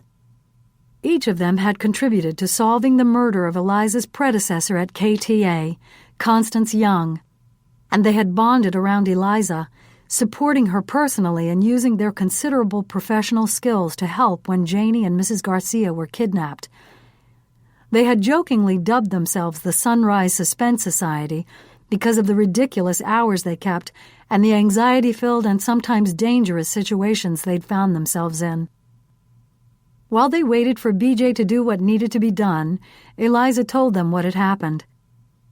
"I heard on the radio in the cab coming in that Innes Wheelock had offed himself, but I didn't know you were at the party when he did it," said Annabelle. "Linus must be beside himself at the prospect of your giving our audience an eyewitness account." "He was thrilled when I called him at home and told him," she said. "But I didn't tell him I took these." Eliza nodded toward the monitor where the first of the cell phone pictures appeared. The grainy image showed the body of Innes Wheelock, covered in blood, stretched out on the floor next to a large terracotta pot. "Nasty," said B.J., grimacing as he studied the picture. "This one scores high on the gore meter, but I guess we can crop the picture and fool around with it so it doesn't show all that blood." "Don't go to the trouble," said Eliza. "We're not going to air these." Annabelle and B.J. both turned to look at Eliza. "I'm assuming that nobody else was taking pictures," said Annabelle. "The cops took some, but I think I was the only guest who got any," said Eliza. "So we're exclusive with these, right?" asked Annabelle. "Right," Eliza answered. "Are you kidding? We have to air these," Annabelle insisted. "Innes Wheelock was a friend of mine, Annabelle," Eliza said quietly. "It was the journalist in me that made me pull out my phone, but now I almost regret it." Annabelle looked back at the violent image on the monitor, and tried to imagine how she would feel if a friend of hers had committed suicide. She wouldn't want the disturbing and profoundly private pictures broadcast and published around the world. She said nothing as BJ displayed the next image. The second shot zeroed in on one of Wheelock's pierced hands. "What's that he's holding in his hand?" asked BJ. "I don't know," said Eliza. "I didn't even notice that last night." "Why would you?" asked BJ. "There was too much else to capture your attention." "It looks like he's clutching a handful of dirt," said Annabelle. The next image appeared on the screen. "What a mess," said BJ, grimacing. Innes Wheelock's white shirt was drenched in blood. "The blood is coming from the left side," said Annabelle. "He stabbed himself in the hands and the left side?" "And feet," said Eliza. All three were quiet for a moment as they thought about it. Annabelle broke the silence. "The radio didn't say anything about stigmata." Chapter 18. Eliza Blake's voice announced the top stories of the morning. The President attends a 3-day Middle East peace summit in London. Consumer confidence and spending climb as new and positive economic figures are released. And a tragic death amid a bizarre set of circumstances as the spouse of one of the nation's most accomplished public figures appears to have committed suicide. Good morning. It's Monday, October 5th, and this is Key to America. The director cut from the KTA logo to a two-shot of the show's host sitting behind the news desk. "Hello, I'm Eliza Blake, here with Harry Granger, and we have lots to tell you about this morning, don't we, Harry?" "We certainly do, Eliza, starting with the President's historic trip to London, where he arrived overnight. U.S. officials have high hopes that the multilateral talks between the United States and the governments of Israel and several Arab nations will bear fruit. We have a report from Key News foreign correspondent Mac McBride." Eliza listened intently for Mac's opening words, relieved to hear his voice, even if only delivering a dispassionate account of what was happening among world leaders. The video on the screen showed the President of the United States climbing down the stairs of Air Force One. Midway through the piece, Eliza leaned closer to the monitor as Mac appeared on the screen. He was standing on the banks of the Thames, Westminster Abbey behind him. She inhaled and smiled when she saw him, looking tanned, fit, and confident. She missed him so much. They hadn't been together in over a month, and Eliza was counting the days until they would be united again, and the weeks until his contract would be up for renegotiation. Mac was adamant that he was not going to sign up for another overseas assignment. He wanted to return to New York. Eliza ached for him to come back as well. After Mac's piece wrapped up, Harry introduced the next story, which was an explanation of what the newest fiscal figures meant. While viewers were shown a series of graphs and charts illustrating the upturn in the economy, Eliza was off-screen, silently rereading the narration she would soon deliver over the pictures and video that would accompany the story of Innes's death. 5 seconds, the voice of the stage manager boomed. Eliza sat up straighter and cleared her throat as the economic story ended, and the stage manager cued her to begin. Innes Wheelock, best known as the husband of former governor of New York and ambassador to Italy Valentina Wheelock, and the political genius behind her success, died last night in what appears to be a suicide. The manner in which he may have taken his own life has caused shock waves. Video from the Key News archives appeared on the screen, showing Innes standing next to his wife as she took the oath of office in Albany more than 20 years earlier. The picture was remarkable for the time, not only because it showed the first female governor of New York, but because that governor was clearly pregnant. Eliza continued narrating. Wheelock was found lying on the ground in the greenhouse on his property in Tuxedo Park, New York, his body stabbed 5 times. The wounds to both hands and feet, and to his left side copied the wounds Jesus Christ suffered at his crucifixion. The wounds in this pattern are known as stigmata. Eliza knew that Annabel had been stumped on what to show to cover those words, and was finally satisfied to find some video taken in Vatican City when Valentina and Innes had had an audience with Pope John Paul II. In the interest of full disclosure, Eliza went on, I was attending a party at the Wheelocks' home last night when Innes Wheelock seemingly took his own life. While medical professionals examine his body to determine if the wounds were self-inflicted, people who knew Innes Wheelock are asking themselves why a man of his stature and experience would end his life, why he would have done it in such a bizarre fashion, and they are wondering what they could have done to stop him. The last shot on the screen showed spare video that had been shot but never aired before. Eliza was walking alongside Innes and Valentina in the garden of the U.S. ambassador's residence in Rome. It was taped when Eliza had conducted her first interview with Valentina, shortly after she began the diplomatic posting. That professional assignment had resulted in a personal friendship with both of the Wheelocks, ultimately leading to the talk at the fountain with Innes, when he told her he was ashamed of himself and let her know that he believed she cared about right and wrong and would do what needed to be done. As Harry began to read the next story, Eliza felt she had some sort of responsibility. For what? She was not sure. Chapter 19. Snapping off the television set, Susanna Lansing got out of bed, picked up her coffee cup, and walked over to the doors that led out to her terrace. She pulled her robe closed as the cool morning greeted her. When she reached the wrought iron railing, she looked down the mountain. She could see the red-tiled roof of Pentimento below her. Susanna marveled that just last evening she had stood in this very same spot and watched the stream of cars arrive at the mansion. She'd felt rejected and discouraged and hurt. Now, she tried to contain her satisfaction. Innes Wheelock had been on the board that had denied her and John admission as members of the exclusive Black Tie Club. No official reason had ever been given, but Susanna suspected she knew why. Chapter 20.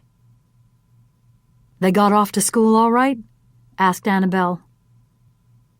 She held the phone to her ear and listened to her husband's answer.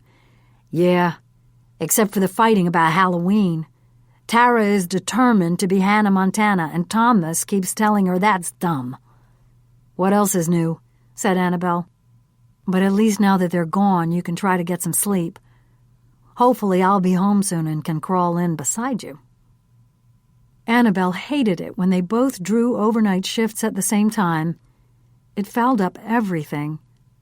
Her body clock didn't adjust easily, or for that matter at all.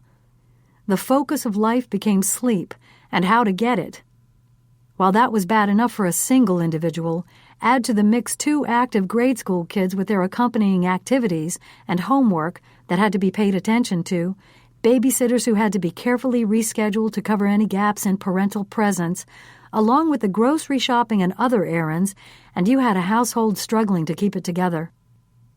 But she felt worse for her husband than she did for herself. Mike did overnight shifts at the firehouse much more than she did at Key News. Unlike Annabel, Mike never complained. He just accepted the fact that the tough hours came with the job. He'd known that going in.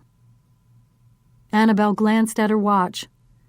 The broadcast would be over soon, and then, with any luck, she just had to hang around for another hour or so and wait for the dayside staff. Annabel would turn over her video and logs to the producer assigned to the next Innes Wheelock story, and then she could get going. While she was putting the videotapes and discs she'd used in a box, BJ came into the newsroom. When he saw her, he beckoned to her. "I want you to see something," he said. Annabel followed him out of the newsroom, down the hall and into the elevator. "What's up?" she asked. "I want you to take a look at this and tell me what you think." "Take a look at what?" asked Annabelle. "One of the pictures Eliza took at the Wheelocks." BJ shut the door after they walked into the editing room. As Annabelle sat down, he brought up the image on the monitor screen. It was the first picture Eliza had taken, the one where Innes Wheelock's body was stretched out on the floor next to the terracotta pot. "Notice anything?" asked BJ. Annabelle looked carefully at the grainy image. "I don't see anything that I didn't see this morning," she said. "Look at the pot," he said. "Yeah? What about it?" "See the numbers on the side?" asked BJ. Annabelle squinted. "I guess they're numbers, but I sure can't read them." "Neither could I," said BJ. "So just for kicks, I enlarged them." He pushed a button on the console, and a magnified image appeared. Annabelle read the numbers out loud. 4111, 83508, and 7413, 90552. She looked at BJ. "I don't get it," she said. 9 digits. The only 9-digit numbers I know are Social Security numbers." "But the spacing's all wrong, and the dashes aren't in the right places either," said BJ. "Well, it beats me," said Annabelle, "and to tell you the truth, I'm too sleep-deprived to try to figure it out." She got up from the chair. "But remember, you'd better make sure nobody else sees these pictures," she said as she started to leave. "We don't want to have them turn up on the air unless Eliza okays it." Chapter 21. Throughout the broadcast, whenever she wasn't on camera, Eliza checked the screen beneath the news desk to see what the wire services were saying about the Wheelock story. Just before 9 a.m., the Associated Press reported having a source who revealed that the medical examiner could tell that Innes Wheelock's wounds were self-inflicted. After teasing the viewers about what would be on the next day's broadcast, signing off for the morning, and waiting for the stage manager's signal that they were off the air, Eliza removed her microphone and let out a long, deep sigh. "Man, that poor bastard," said Harry, shaking his head as he gathered up the pages of his script. "What was the matter with him? He had everything, success, money, family. What could be so bad that he'd go and stab himself, and like Jesus Christ, no less? Was he sick?" "I don't know," said Eliza, "though he looked unwell when I first saw him last night." Eliza was on the verge of telling Harry about the conversation she'd had with Innes in the garden, but then she thought better of it. She enjoyed working with Harry, but he couldn't always be counted on to keep a confidence.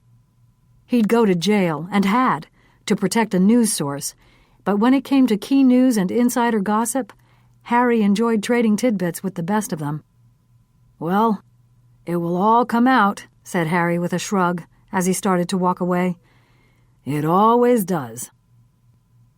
As Eliza cut across the studio on the way to her office, she bumped into Linus Nazareth emerging from the control room. "Well, the video could have been better, but it was cool that you could say that you were there when Wheelock died," the executive producer said with satisfaction. "I don't know if cool is the word I'd use, Linus." "You know what I mean, Eliza." "Yes, I'm afraid I do," she said. "Reporter involvement and all that?" "Don't say it with such disdain," said Linus. "That's our business." "Maybe so," said Eliza, "but there have to be limits. Let's let them grieve in peace, Linus." Linus shook his head, a look of bewilderment on his face. "Come on, Eliza," he said. "You know that's not going to happen." Paige Tintle was waiting with a handful of messages when Eliza arrived at her office. "We've already gotten a call from Valentina Wheelock's secretary," said Paige. "Mr. Wheelock's funeral will be held on Wednesday morning at 11 o'clock at Our Lady of Mount Carmel Church in Tuxedo." Chapter 22. Lacing up his athletic shoes, Zach Underwood was determined to go for a nice long jog. He had tossed and turned all night, and was physically tired. Yet he knew that pushing his body for a couple of miles would make him feel better. Once he got into the run, he might be able to get his mind off the horrible thing that had happened the previous night.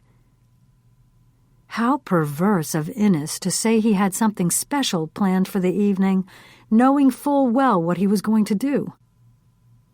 During the months of work as architect on Pentamento's renovation and restoration, Zach had spent hours and hours with Innes Wheelock. He was a strange duck, but it was his eccentricity and creativity that drew Zach to him. Innes was extremely bright, quite knowledgeable, and some of the things Innes had asked Zach to incorporate into the architectural plans had been challenging to execute, but satisfying upon completion. It had also been a pleasure for Zach to spend time talking with Innes. The man had had such a fascinating life, growing up in privilege, living with power. Innes Wheelock was a man whom others would say had everything, and then some. Zipping up his hooded sweatshirt, Zach was at the front door when the thought occurred to him.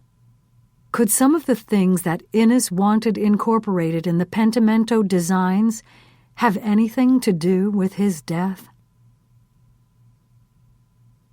Chapter 23. Eliza paced her office, stopping to look out the huge window. The cloudless October sky was clear and bright blue. The Hudson River sparkled below, reflecting the mellow autumn sunshine.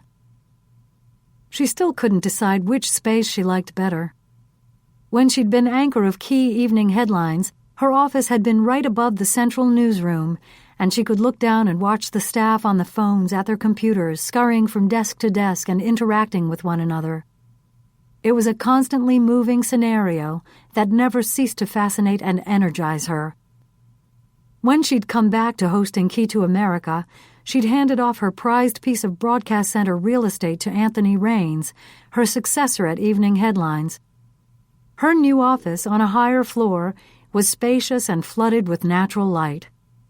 The view, looking out over the river to the shores of New Jersey, was more peaceful and serene, and she felt somewhat insulated and removed from the thick of things.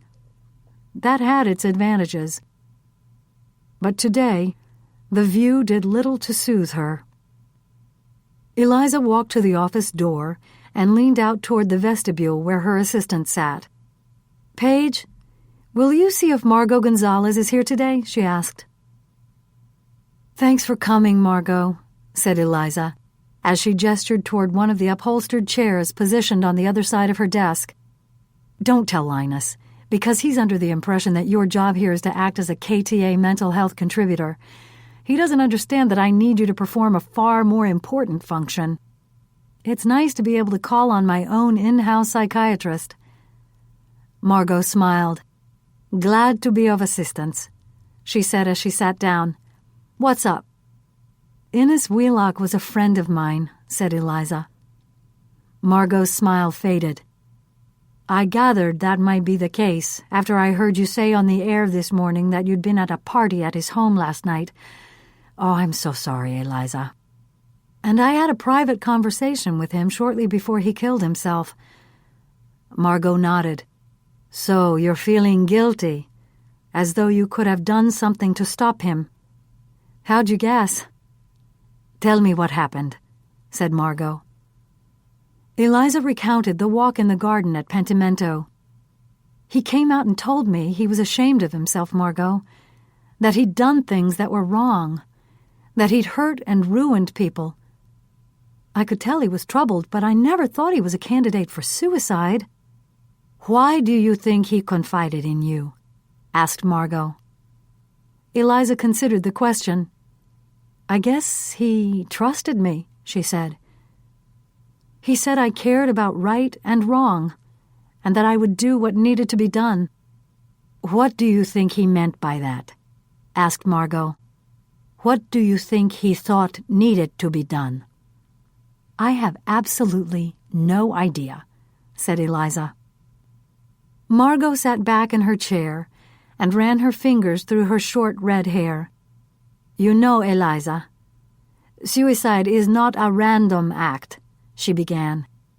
and the fact that Innes Wheelock actually chose the stigmata as a way of killing himself means he had planned this out very carefully.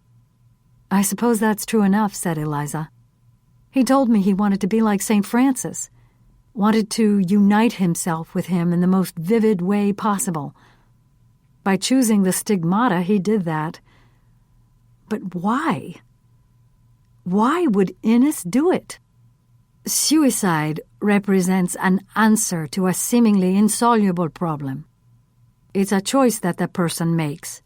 Thinking death is preferable to facing whatever it is in life that seems so dreadful.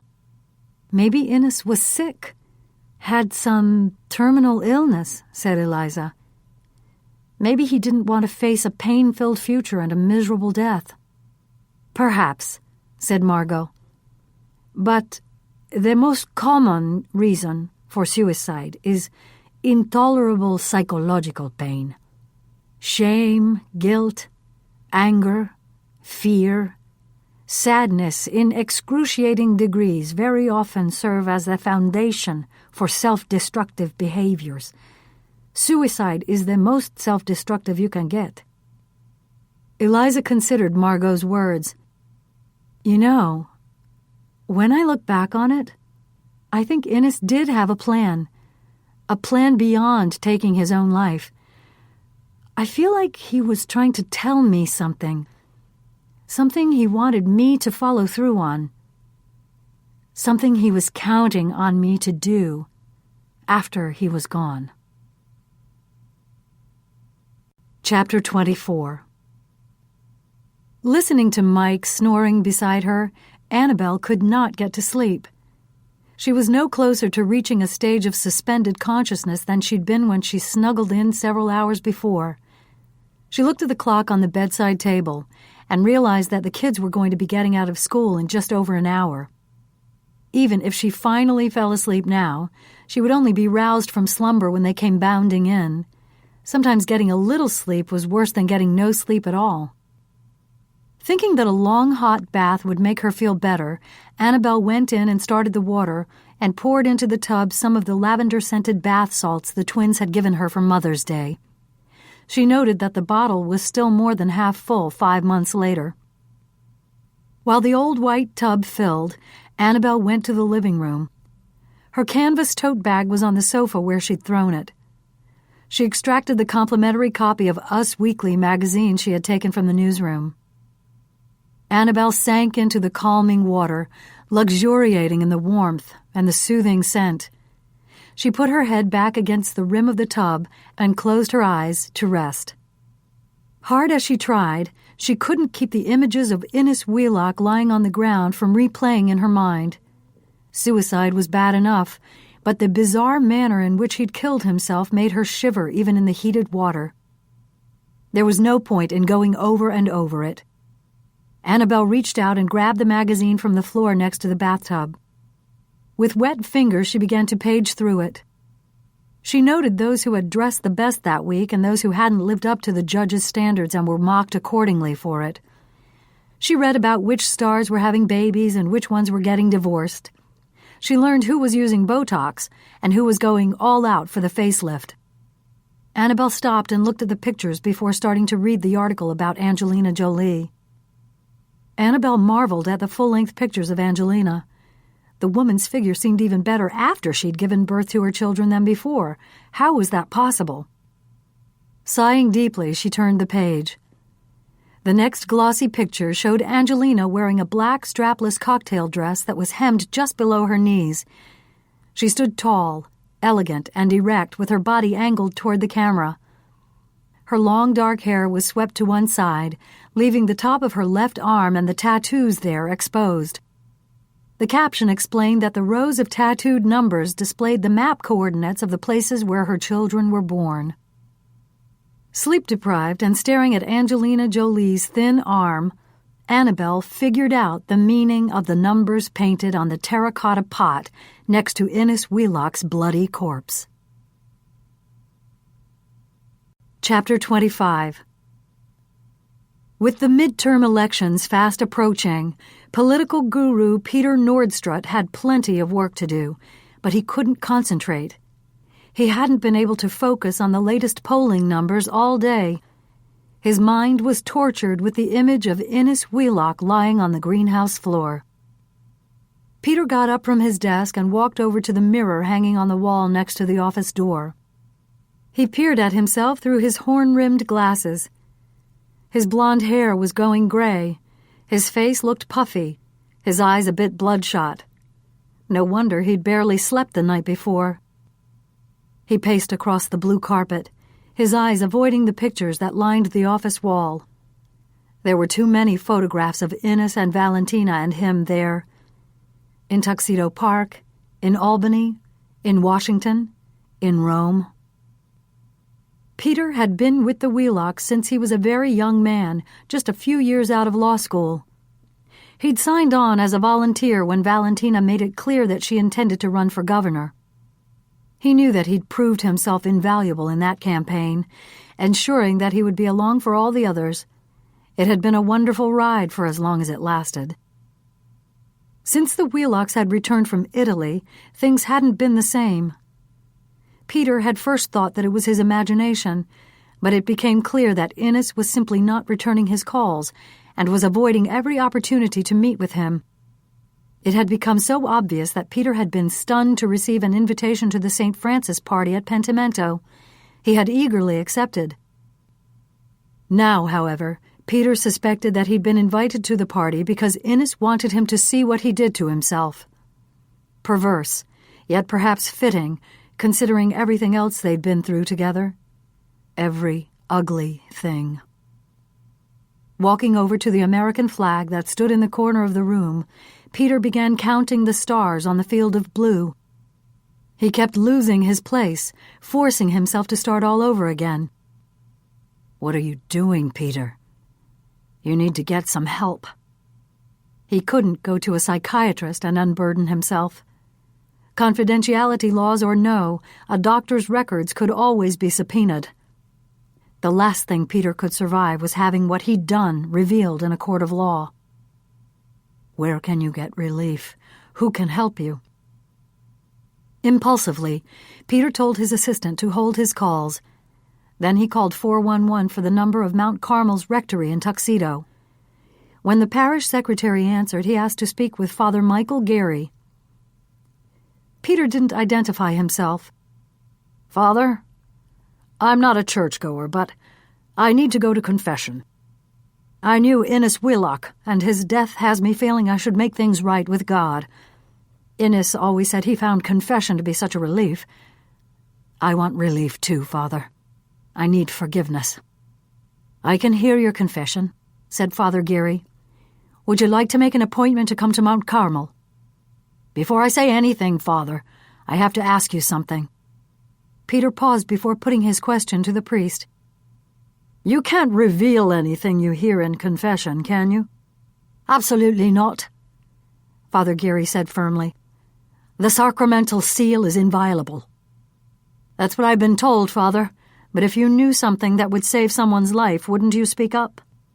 "No," said Father Gary. "But I could pray that those responsible would do the right thing." Peter considered the priest's words. The thought occurred to him that Innes might already have told Father Gary about what Peter had done. With that possibility in mind, Peter had to reflect on how he wanted to proceed. "You know what, Father? Thanks for your time, but I think I'm going to hold off confessing anything after all." Father Gary checked the ID window on the telephone and recognized the name of the caller. Innes Wheelock had spoken quite a lot about Peter Nordstrut. Father Gary could well understand why Peter Nordstrut would feel he needed to go to confession. Chapter 26. The hybrid sedan stopped in the driveway. "See you in the morning, Charlie," Eliza said as she got out. "Too bad. It will be here before we know it," the driver said good-naturedly. "Isn't that the truth?" said Eliza, smiling wanly. She was exhausted as she walked wearily up the slate path that led to the large Federal-style brick colonial. The security car wasn't stationed in front of the house. It was parked outside Janie's school now and would remain there until Janie came home. Eliza let herself in through the front door. She greeted Mrs. Garcia, discussed the dinner menu, and then went upstairs to wash the heavy TV makeup off her face. She changed into a pair of blue sweatpants and a long-sleeved University of Rhode Island t-shirt. She didn't really feel like it, but she knew she should get some exercise. It would make her feel better now and help her sleep later. She went across the hallway to the bedroom she had converted into a small gym, outfitted with a treadmill, some light weights, and a miniature trampoline. Going to the wall unit, Eliza selected a disc and placed it in the DVR. As the lithe yoga instructor appeared on the screen, Eliza spread out her mat and got down on the floor. She followed along as the instructor guided her through the series of stretching and breathing exercises. The last few minutes of the yoga session were devoted to relaxation and meditation. Try as she might to find peace and calmness, Eliza's mind strayed. Instead of concentrating on the voice of the instructor, she kept thinking about what Innes Wheelock had done. "I'm home, Mom!" The sound of her daughter's voice called from downstairs. Eliza was glad to be diverted. "Up here, sweetheart," she called back as she got up from the mat. Janie came running up the stairs and bounded into the room. Eliza held out her arms, and mother and child gave each other a long hug. "How was school?" Eliza asked. "All right," said Janie. "Mrs. Wojciech gave us the October calendars today." She zipped open her backpack and took out an orange piece of paper. "We're going to have a Halloween party in a few weeks." "I guess we better start thinking about your costume, huh? Do you have anything in mind?" asked Eliza. "Well, I can't decide. I was thinking about being Dorothy in The Wizard of Oz, but then I thought maybe it would be better if I was Glinda the Good Witch, but, the Scarecrow is really my favorite." Eliza laughed. "Any of those would be great, sweetheart. But let's decide by next week so we don't have to run around and come up with a costume at the last minute." She put the yoga mat in the corner. "Any homework tonight?" she asked. "Just my reading." "Want to do that now?" asked Eliza, worried that she might not be able to stay awake after dinner. "Do I have to? I just got home from being in school all day long. I need a break." Janie's facial expression was earnest. Eliza smiled and patted the top of her daughter's head. "Okay, kiddo. Everybody deserves a break. Let's go downstairs and see what Mrs. Garcia has for a snack." As the two of them sat in the kitchen and ate warm oatmeal cookies, Janie broached the subject. "Rachel's family is going to Hershey Park this weekend. They're sleeping over there." "Oh, that's nice," said Eliza. "We'll have to go there too someday." "Rachel wants me to come with them." The child paused for a moment, watching her mother's face. "Can I, Mommy, can I?" Eliza was taken aback. There hadn't been a day since the kidnapping when Janie hadn't slept in her own bed, when Eliza hadn't tried to see her daughter as much as possible during their waking hours. The fact that Janie seemed eager to go away for the weekend with her little friend, was ready to leave the security of their home, that was a good sign. But Eliza wasn't sure that she herself was prepared. "This is the first weekend we were going to try our little house," said Eliza. "Don't you want to do that?" "I do, Mom, but you told me we are going to be able to go there every weekend," said Janie. "And this is the only weekend I can go to Hershey with Rachel." Chapter 27. Valentina Wheelock stood inside the walk-in closet and stared unseeingly at the precisely arranged men's suits that hung there. How could Innes have done this to himself? To both of us? She couldn't remember a time when Innes hadn't been part of her world. She'd known him since she was a young girl, and he, 5 years her senior, had been self-assured and smart and popular among all the young people in the park. Someone the girls had a crush on. When they grew older, and 5 years was no longer an enormous chasm in age, Valentina was thrilled when Innes began paying attention to her. They'd been through it all together. Marriage and the birth of a child after years of infertility, professional and political triumphs and disappointments, life in the public arena, the private struggles that were part of every life, and some that were unique. When they returned to Tuxedo Park after their years in Italy, Valentina had assumed that they would grow very old together in this house. How wrong I was. She reached out and took hold of the arm of one of Innes's jackets and held it to her nose. Smelling him in the soft fabric, Valentina began to cry. "Let me help you, Valentina." Valentina stiffened. "You know I don't like it when you call me that, Rusty. I think it's disrespectful." She looked into her son's eyes. "Please, dear, call me Mother." Russell Wheelock put a strong arm around Valentina's shoulder, steered her out of the closet, and guided her to the chaise in the corner of the master bedroom. He went over to his father's dresser and removed a snowy white handkerchief from the top drawer. "Here," he said. Valentina took it and wiped at her eyes. "Why don't I choose what Father will wear?" he suggested. "All right," said Valentina. "Thank you, Rusty." He flipped through the suits, narrowing the choices down to a navy silk and a charcoal wool pinstripe.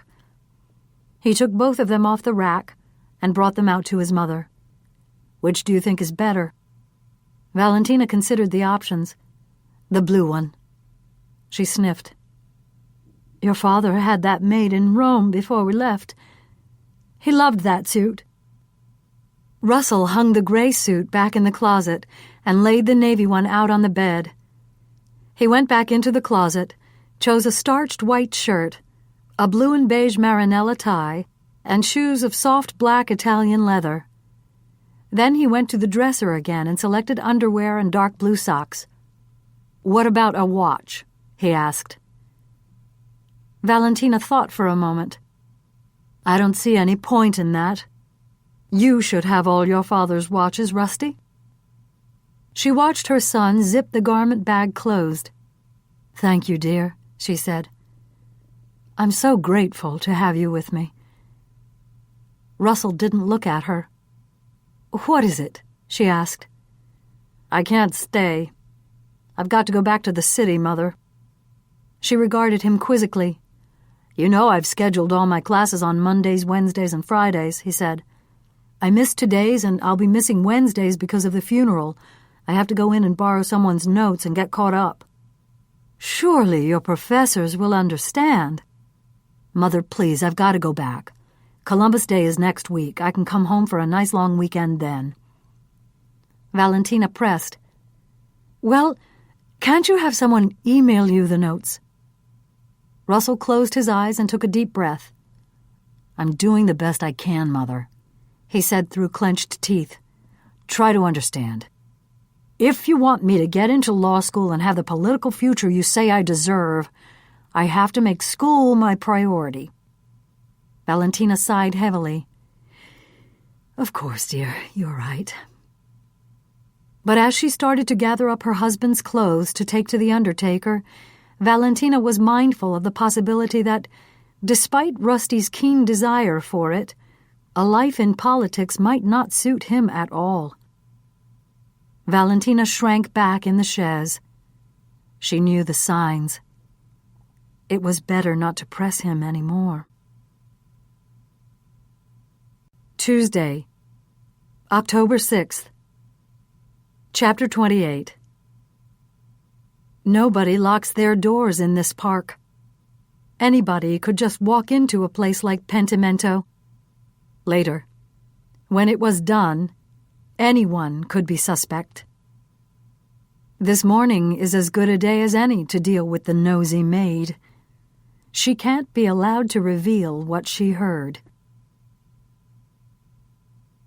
Chapter 29.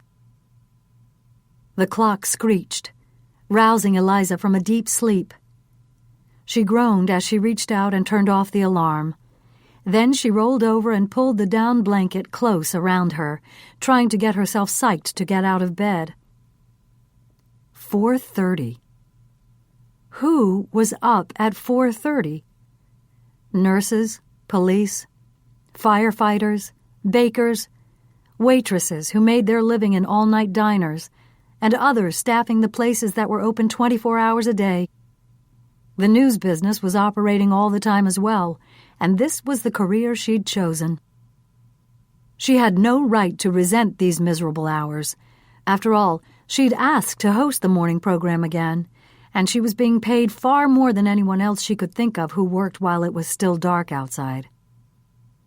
When the phone rang, she dived for it before it could sound a second time. She knew who was going to be on the other end. "Good morning," she said sleepily. "Hello, honey," said Mac.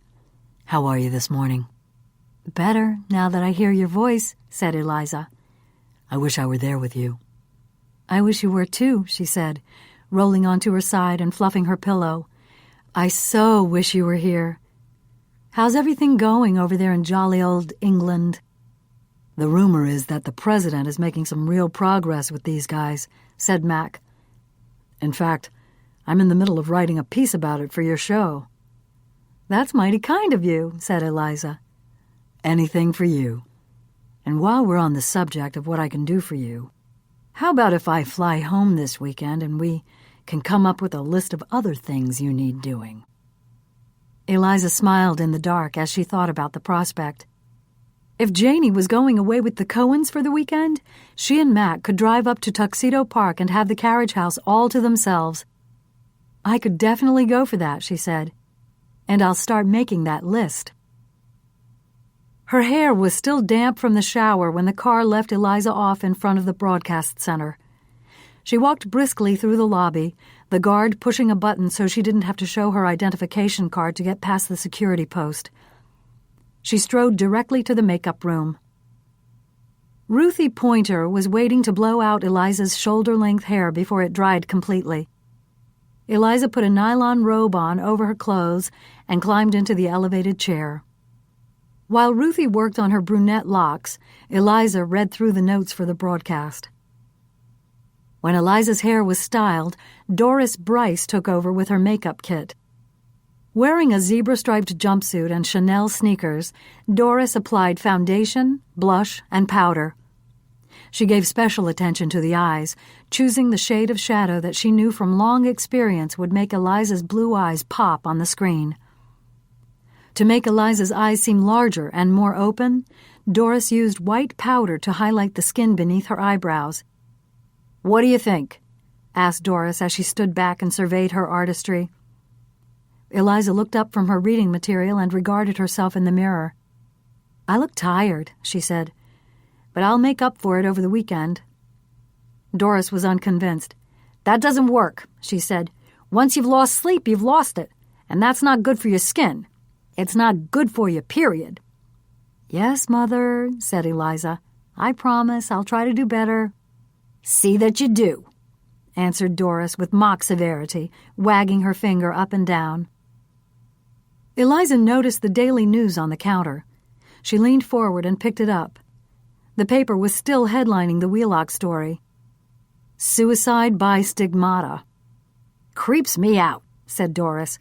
"I always think that if I ever want to commit suicide, I'm going with the car exhaust in a closed garage plan. The carbon monoxide leaves your skin all pink and glowing." Annabelle and BJ were waiting for Eliza when she arrived at the KTA studio.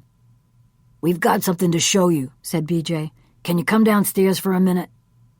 Eliza looked at the clock. 15 minutes till airtime. "All right, but let's make it fast." As they rode down in the elevator, Annabelle explained about the numbers on the side of the terracotta pot in the greenhouse. "I didn't even notice those," said Eliza. "Why would you?" asked Annabelle. "With a dead body and 5 stab wounds oozing blood staring you in the face, who would notice some numbers on a flower pot?" "Obviously you two did," said Eliza. "Actually, believe it or not, it was BJ who noticed them," said Annabelle, feigning disbelief. He enlarged the picture to see them better. "And it was Annabelle who figured out what the numbers meant," said BJ. "Her obsession with those gossip magazines finally paid off." In the editing room, Eliza looked at the photo enlargement. "All right, I give up," she said. "What do the numbers mean?" BJ handed her the computer printout.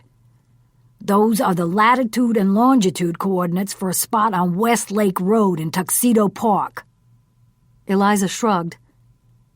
I guess that makes sense, said Eliza. The Wheelocks' house is on Westlake Road. BJ shook his head. Look at this map, Eliza. You can see an aerial shot of all the houses on Westlake Road. He pointed to one of the larger roofs. That one is the Wheelock house. But see that X way down at the end of the road? The deserted section at the bottom of the lake, where there are no houses around? Eliza nodded. That's the spot the numbers indicate, said BJ. That's weird, isn't it? Asked Annabelle. Maybe we should add something about it in our piece. Let's hold off, said Eliza, until we know if it's even pertinent to the story. Chapter 30. Eunice showered and dressed in her basement apartment before going upstairs to the kitchen. She walked to the front of the house, opened the always unlocked front door, went out to the driveway and picked up the New York Times. Going back inside, she took the newspaper from its blue plastic wrapping, spread it out on the kitchen table, and began perusing the front page. The Wheelock story was there again, but below the fold today. She wondered if anything was going to happen to her job. Would Mrs. Wheelock continue living at Pentimento?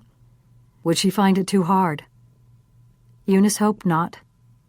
Mrs. Wheelock was nice to work for, and Eunice really needed the job, sending money back to Trinidad every month to help support her family there. Turning to the task at hand, Eunice took the bag of coffee from the cupboard and scooped the appropriate amount into the grinder. While the machine pulverized the beans, she took butter from the refrigerator and left it on the counter to soften.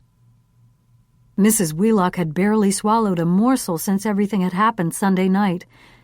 Eunice planned to prepare a nice breakfast for her and was determined to make sure she actually ate it. She set the coffee brewing and sliced an orange in half. She was twisting it on the juicer when she suddenly sensed that she was not alone. Her body swung around. When she saw who it was, she held her hand to her chest. "You scared me," she said.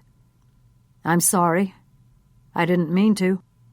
"It's just that it's so early, and I wasn't expecting anyone," said Eunice. "Is there something I can do for you? A cup of coffee would be nice." Eunice set the sugar bowl and creamer on the table. Her hand trembled as she poured a cupful of the black, steaming liquid.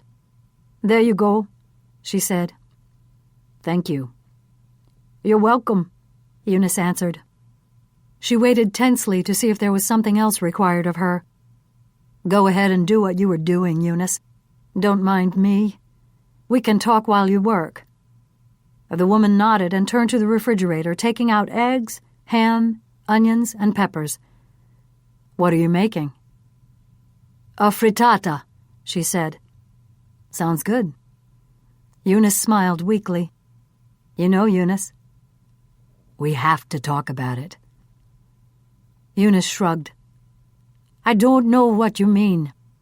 "Yes, you do. I know you were standing outside the door, listening to my conversation with Innes. Please don't bother denying it." Eunice answered with silence. "So you heard everything. You know what I've done. The question is, are you going to tell anyone about it?" The woman hesitated. She averted her eyes as she answered softly, "No, I'm not going to tell anyone." "How do I know that you're telling the truth? How do I know that you'll keep your word?" "Because it's a sin to tell a lie?" Eunice asked uncertainly. "Not as big a sin as what I've done, Eunice. Right?" Eunice didn't respond. "Answer me, Eunice. What I've done is terrible, isn't it?" Eunice nodded. "And you are a very religious person, aren't you, Eunice? You go to church and pray all the time." "Yes," said Eunice. "I do the best I can."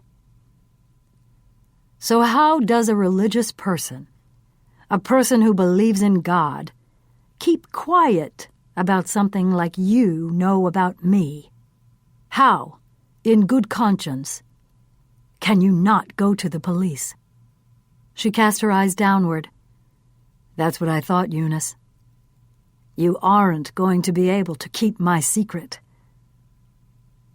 Eunice began backing away, terrified by the piercing eyes that bored into hers. Then she turned to run. As she got to the doorway that led down to her rooms, she felt the hands push against her back. She tumbled down the stairs, eyes shut tight, feeling her body banging against the wooden steps over and over, coming to rest at the bottom, on the hard, cold cement floor. As she lay there, stunned and already in sharp pain, she could hear the heavy footsteps descending toward her. There was no place to hide, not enough time to get up and scramble away. Eunice kept her eyes shut, certain that her only chance was to act as if she were already dead. She willed herself to keep still, tried to calm her breathing. Nice try, Eunice, but not good enough. Eunice opened her eyes and began to pray as a pillow from her own bed pressed over her face. Chapter 31. "What took you so long?" asked Unity as her husband entered their apartment. "How much time does it take to go into town and pick up some orange juice?" "Please, Unity," said Fitzroy, "don't nag me. People in the deli wouldn't leave me alone. They all wanted to talk about Innes. Let's just have our breakfast." The apartment upstairs at the Black Tie Club was close quarters. There wasn't much distance between the small table in the dining area and the television in the adjoining living room. The couple ate as they watched Key to America. "To think that we were talking to Eliza Blake as Innes was taking his own life," observed Unity. "I still can't believe it." "Shh, dear," said Fitzroy. "Let's hear what she has to say." Eliza was looking straight into the camera lens. Though she was reading from the teleprompter, it appeared as though she was talking spontaneously to the viewing audience. As the shock at the suicide of Innes Wheelock begins to lessen, family, friends, and the authorities are trying to make sense of the event and the method of his death. To begin sorting things out, we have to start by understanding what stigmata are. Various artists' renditions of the crucified Jesus Christ appeared as Eliza continued speaking. The word stigmata comes from the Greek stigma, meaning mark. In Christianity, it's thought that some people develop wounds like those Christ received at the crucifixion, signs from God that the person afflicted with them is holy. Another artist's rendition, this one of a bearded, dark-haired man in a belted long brown robe, popped up on the screen. The wounds on both hands, both feet, and one side were suffered by St. Francis of Assisi, the first person recorded to have shown stigmata. St. Francis did not die until several years after receiving the mysterious wounds. Innes Wheelock killed himself Sunday night at a party he hosted at his home, a party in honor of St. Francis, the founder of the Franciscan order. St. Francis, possibly the most venerated figure in Catholic history, taught repentance and called his followers to embrace a life of poverty and to help others. He was known for his love of nature, and he is the patron saint of animals and the environment. The same file video that had been shown yesterday morning of Innes, Valentina, and Eliza walking in the Rome garden began to run. Innes Wheelock had made it known that he'd become deeply devoted to St. Francis while living in Italy when his wife served as U.S. ambassador there. Coming back to the United States after her assignment was completed, Innes immersed himself in the renovation of an old family home in Tuxedo Park, New York. He named the house Pentimento, a name that comes from the Italian word meaning to repent, and is a word that describes an alteration in a painting showing traces of the artist's previous work, illustrating that the artist changed his mind. For many of the guests at the party on the night he died, it was their first glimpse of the place since the restoration was completed. Eliza peered from the television set again. The manner and circumstances of Innes Wheelock's death raised speculation and questions. Was Innes Wheelock trying to leave a message? Was he trying to repent for something? What would he have done over if he could? As the broadcast went to commercial, Fitzroy sat back in his chair, the color drained from his face. He was finding it a strain to breathe when the telephone rang. His wife picked it up. "Unity, it's Valentina." "Yes, dear. How are you this morning?" "All right, I suppose," Valentina said softly. "I haven't been able to drag myself out of bed yet, but I hope I didn't wake you." "No, Fitzroy and I have both been up for a while." "Oh, good," said Valentina. "It occurred to me in the middle of the night that it would be wonderful if Fitzroy would say a few words at Innes's funeral tomorrow. After all, Fitzroy was his oldest and dearest friend." Unity looked at Fitzroy, who motioned he didn't want to take the phone call. "I'm sure Fitzroy would be very touched that you've thought of him like this, Valentina," said Unity. "He's indisposed right now, though, dear. I'll tell him, and he'll call you back as soon as he can. Is that all right?" When she'd hung up the phone, Unity looked quizzically at Fitzroy. "Why didn't you want to talk to her?" she asked. "I just didn't," he said flatly. "Well, she wants you to speak at the funeral." Fitzroy rubbed the back of his neck. "I guess there's no way out of it," he said. "Did Valentina mention if Innes was being buried or cremated?" "Buried," said Unity. "Thank God," said Fitzroy.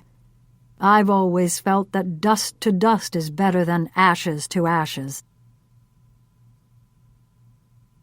Chapter 32. Cleo had slept later than usual, allowing her father to get some things accomplished, but now they were rushing to get ready. Cleo knocked over the box of cereal, spraying Cheerios all over the kitchen floor. "I'm sorry, Daddy," she said. "I'm sorry." Clay sighed tiredly, barely able to bring a smile to his craggy, careworn face. "That's all right, honey," he managed. He finished buttoning the jacket of his police uniform before going for the broom in the closet down the hall. Might as well keep it propped up in the corner, he thought. Cleo was always dropping things and spilling things and making a general mess, but usually he didn't get angry with her. She couldn't help it. And Cleo was always so contrite after she made a mistake that Clay didn't have the heart to make her feel any worse than she already did. As he swept up the cereal, Clay wondered why he never completely came to terms with the fact that his daughter was mentally disabled. He'd long since gotten over the fact that his wife, Cleo's mother, had left them when Cleo was only 6 years old. He accepted that the last 16 years had been spent raising Cleo by himself. He was all right with that, and loved his child more than he would ever have thought possible. But every time he saw Cleo's contemporaries doing things she would never be able to do, Clay was filled with sadness. Life wasn't fair. It wasn't fair that Cleo had been singled out to have the life she did. It wasn't fair that she wouldn't drive a car, or go to college, or have a big wedding with babies to follow. Clay had talked to Father Gary about his feelings, and the priest had told him that Cleo was a gift from God. Clay didn't disagree. Cleo was the most precious gift of his life. But what was her gift? In Clay's opinion, his child had been stiffed. Cleo hadn't been given a fair shake, not at all. "Get your jacket on, sweetie. The van will be coming soon." He helped his daughter zip up her windbreaker and handed her the bag lunch he'd prepared. "What is it?" she asked. "Bologna and cheese," answered Clay. It was always bologna and cheese, day after day. That was the only thing she wanted. Cleo's face broke into a big smile, delighted that she would be eating her favorite at her desk at the workshop today. Did she remember she'd had the same thing yesterday? For certain, he'd be making it for her again tomorrow. Tomorrow. Tomorrow was the funeral. Clay thought of Russell Wheelock, just 2 years younger than Cleo. When they were young, Valentina and Innes had insisted that the children get together to play. If you could call it play. Rusty would do all the playing. Cleo would just watch him. Now Rusty was without a father. But in a way, it was a relief that Innes was dead. One less person alive who knew what had happened all those years ago. Chapter 33. There was hot coffee waiting and an empty cup on the table, but the kitchen was vacant. Valentina called out for Eunice but got no response as she searched through the rooms on the first floor. Maybe Eunice was upstairs cleaning or downstairs doing the laundry. Valentina didn't have the energy to look further. She would turn up soon enough. Taking a deep, resolute breath, Valentina slid open the wooden pocket doors that led to the old smoking room which had become Innes's study. The room was dark and still, the only sound the clicking pendulum of the antique grandfather clock that stood solidly in the corner. She entered slowly, keenly feeling her husband's presence. How many times had she watched him working at that desk, or reading the leather-covered books that lined the walls? How many times had Innes paced the oriental carpet that covered the floor? She could picture him now, his brow knitted in concentration. Innes was a worrier, and therefore Valentina had been spared. All during their lives together, Valentina had known that Innes would take care of things. What was she going to do now? Without Innes, who was going to worry for her? Valentina shook herself. No good could come from riding that train of thought. She walked to the window and drew back the drapes, letting the bright morning sun flood the room. Seating herself in Innes's well-worn leather chair, Valentina sank into the indentation made by his repeated use. She reached down and pulled back the lower drawer of the desk and began flipping through the carefully organized files. The one marked cemetery was near the front. She extracted the folder and opened it. The deed to the burial plot was right on top. Valentina was about to close the folder and put it back in the drawer when she saw the long white envelope with the word "Wishes" written across it in Innes's scrawling script. Her hands trembled as she ripped open the envelope, unfolded the piece of paper inside, and began to read. At the time of my death, I request the following at my funeral. On my coffin, I would like an arrangement of wild narcissi and the red poppies that are found growing in the meadows near my beloved Assisi. In lieu of other flowers, I would like donations to be made to UNESCO for the preservation of Assisi and the Basilica of St. Francis as a World Heritage Site. I would like 2 songs with texts by St. Francis to be sung at my funeral, All Creatures of Our God and King, and The Prayer of St. Francis. I would also like small prayer cards to be distributed to everyone who attends the service. On the front of the card should be a picture of the Giotto fresco of St. Francis preaching to the birds. On the back of the card, I would like the following verses from St. Francis's Canticle of the Sun. All praise be yours, my Lord, through our sister Mother Earth, our Mother, who feeds us in her sovereignty and rules us, and produces various fruits and colored flowers and herbs. All praise be yours, my Lord, through Brother Fire, through whom you brighten up the night. How beautiful he is, how gay, full of power and strength. All praise be yours, my Lord, through Sister Water, so useful, lowly, precious, and pure. All praise be yours, my Lord, through Brothers Wind and Air, and fair and stormy, and all the weather's moods, by which you cherish all that you have made. Valentina reread the verses.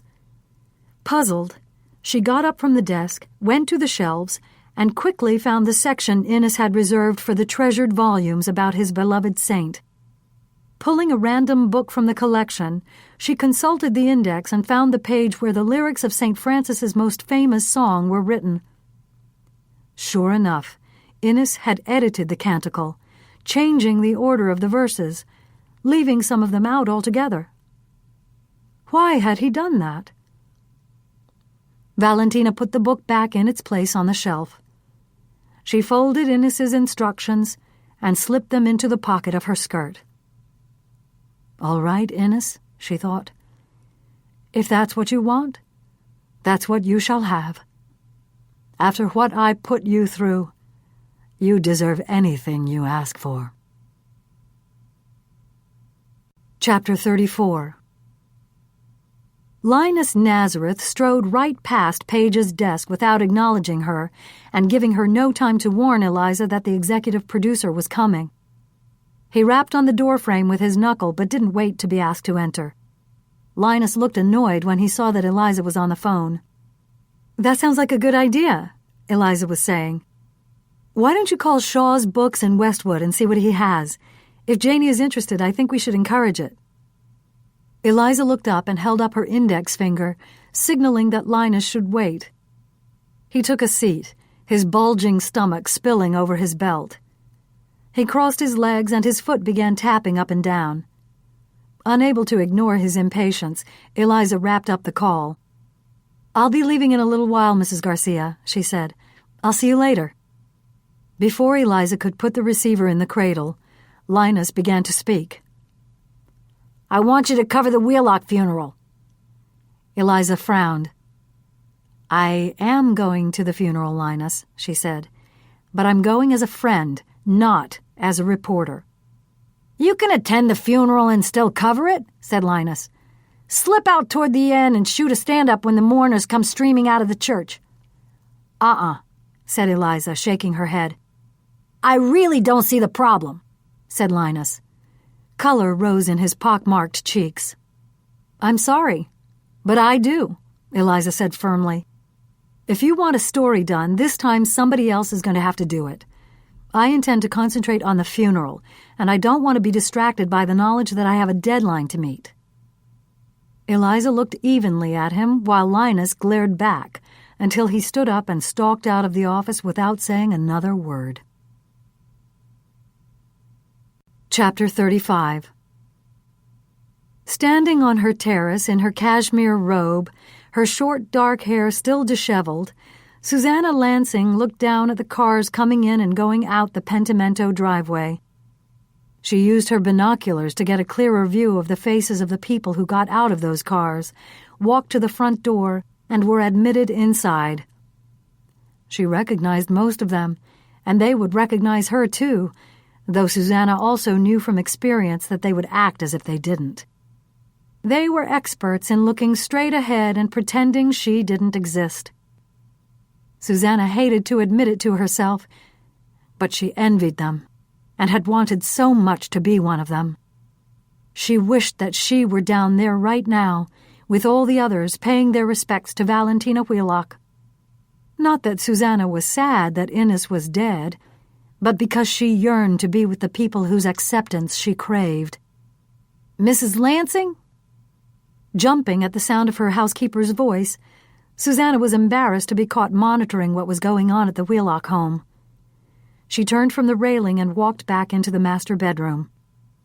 "Yes, Bonnie, what is it?" Her voice was husky. "We need some things at the store, Mrs. Lansing. Paper towels, detergent, furniture polish. I'm going to go out and get them now, if that's okay with you." "All right, thank you, Bonnie." "Is there anything else you would like me to get while I'm out?" "Yes, if you think you can find some place that sells peace of mind," said Susanna. The housekeeper looked at Susanna with concern. "Don't worry, Bonnie. I'm all right. Go ahead and go to the store." "Maybe we could go together," Bonnie suggested. "Maybe go for a ride? It's such a pretty day out."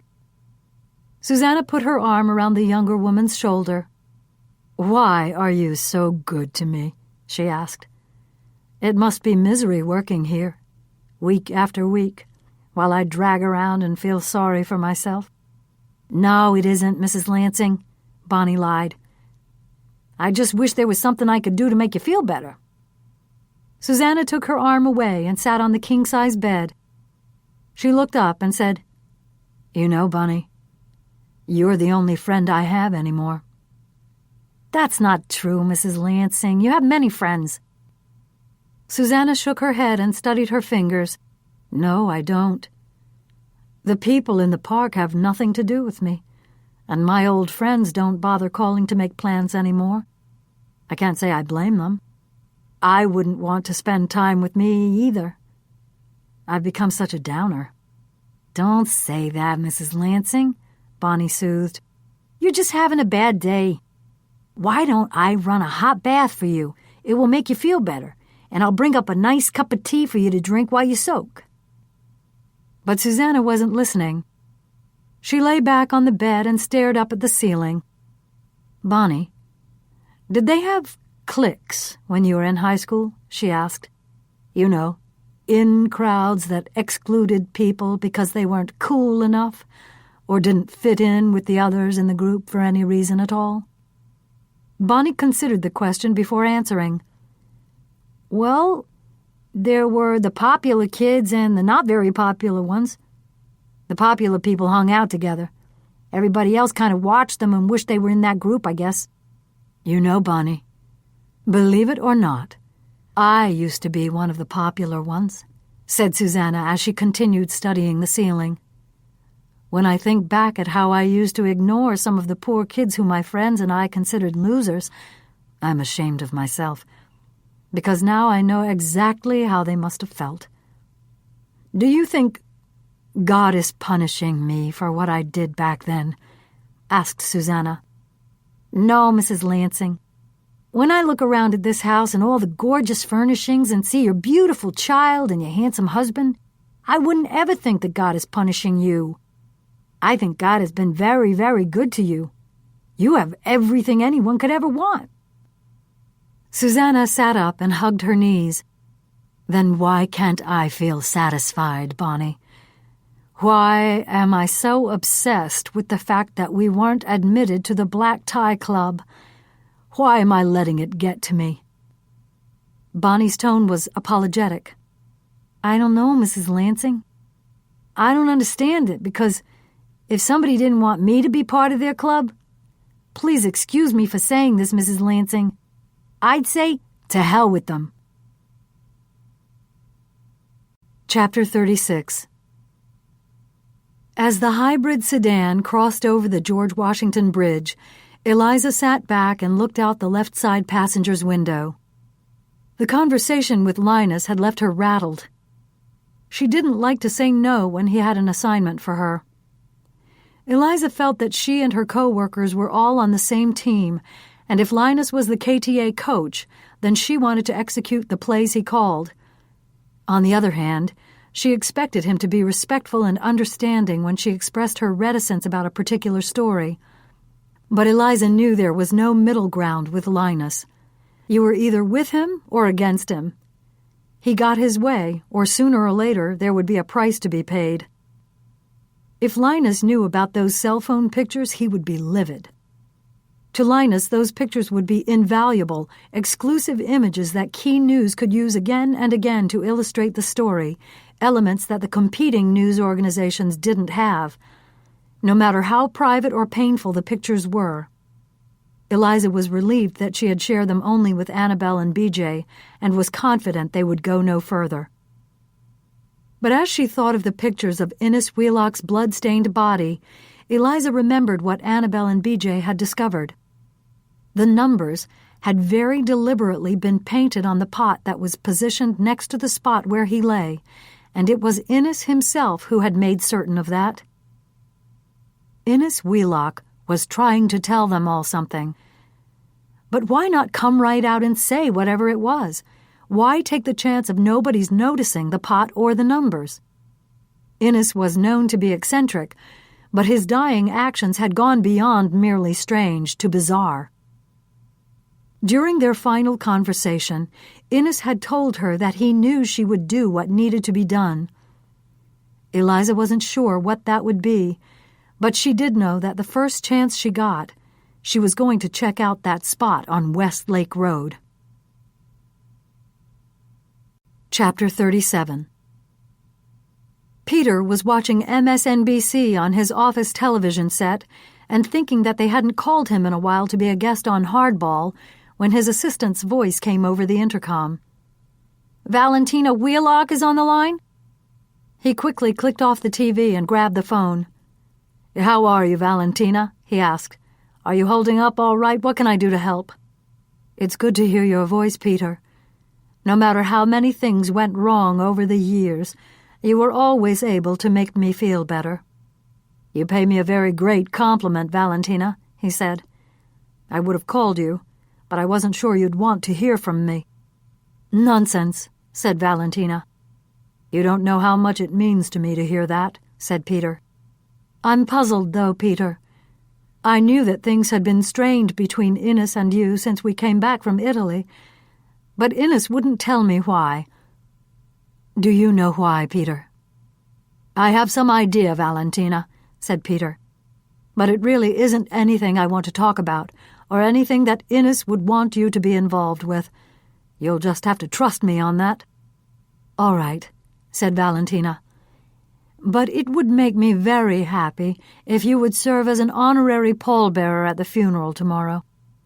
However things ended up, you and Innes still shared so many triumphs in the past, and when this is all over, I want you to talk to Rusty about his future. Impress on him that he has to fly right if he ever plans to be elected to anything. With Innes gone, I hope I can count on you to be a male influence for my son." "I'm flattered," responded Peter.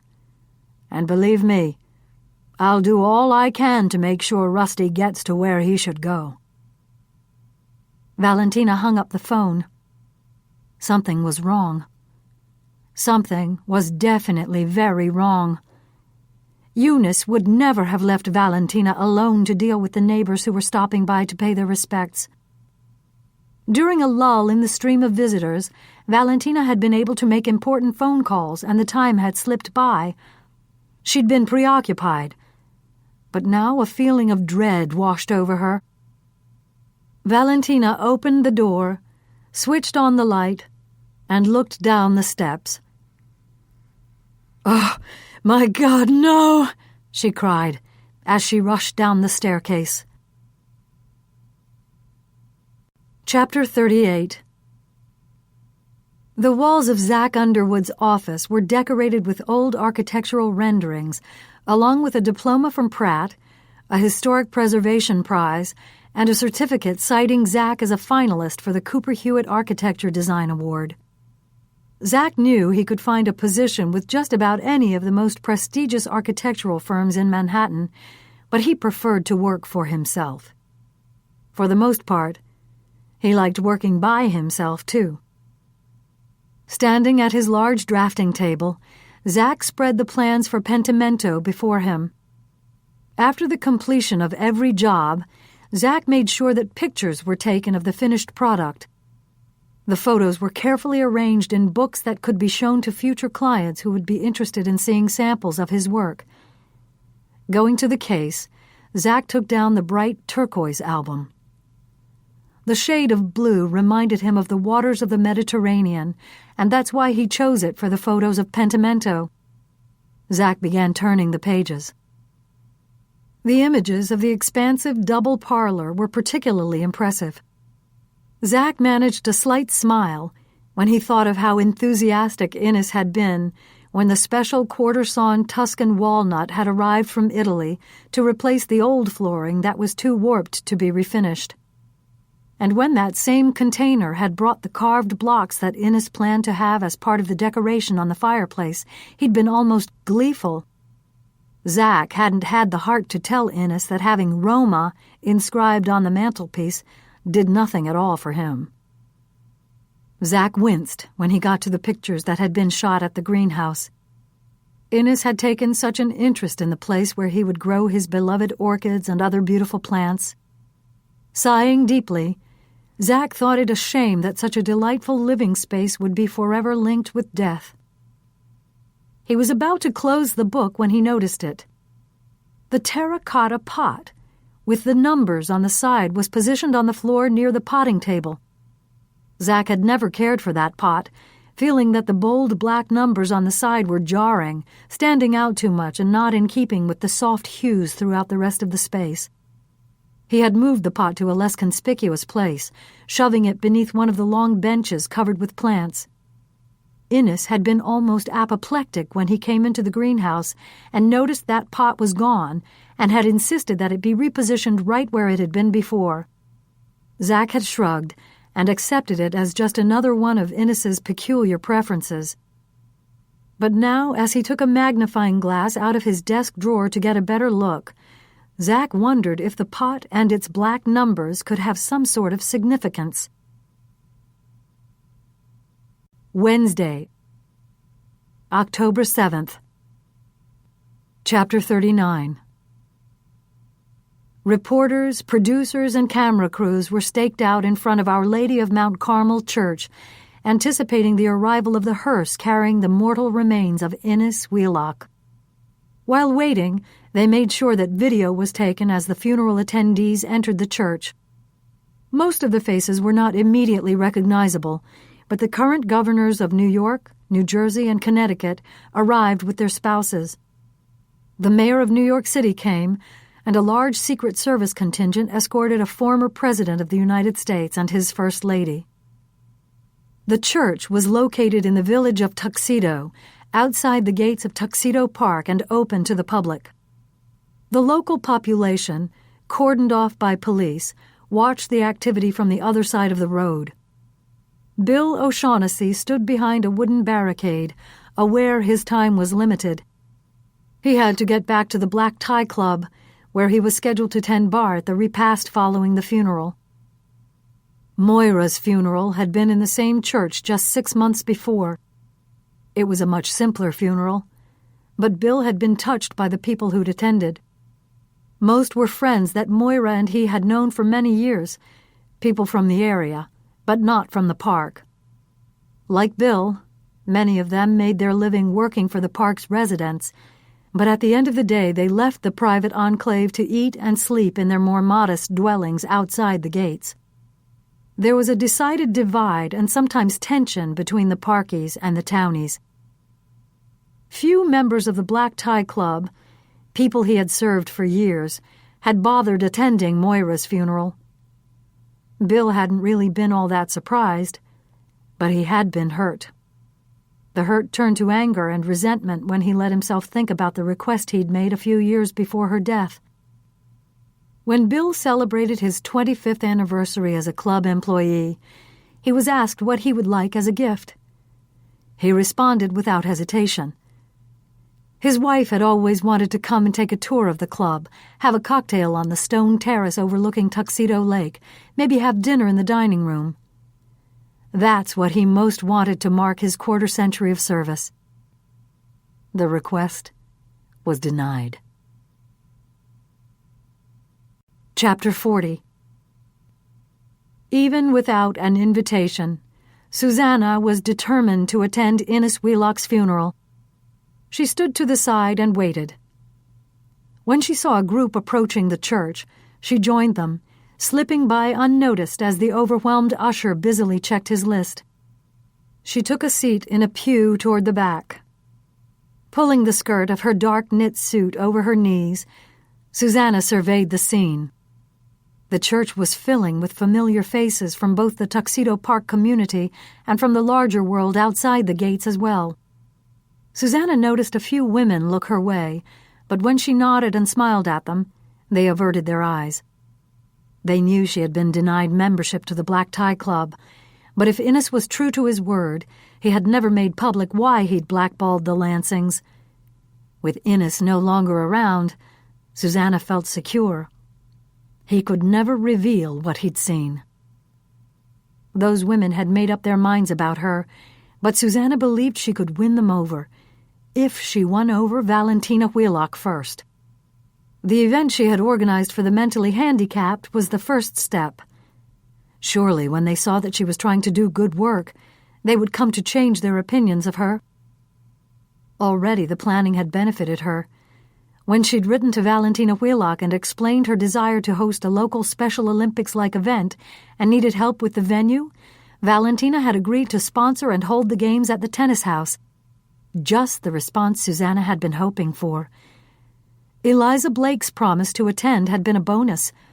Susanna was certain that having the celebrity there was ensuring a bigger turnout. Appealing to Valentina's generosity had been a gamble. Either Valentina hadn't mentioned Susanna's event to Innes, or Innes hadn't wanted to quash such a worthy cause just because it was being organized by a woman he'd caught shoplifting.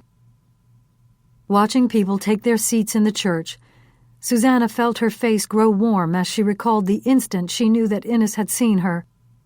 She'd just stopped at a nearby convenience store to pick up some milk and bread.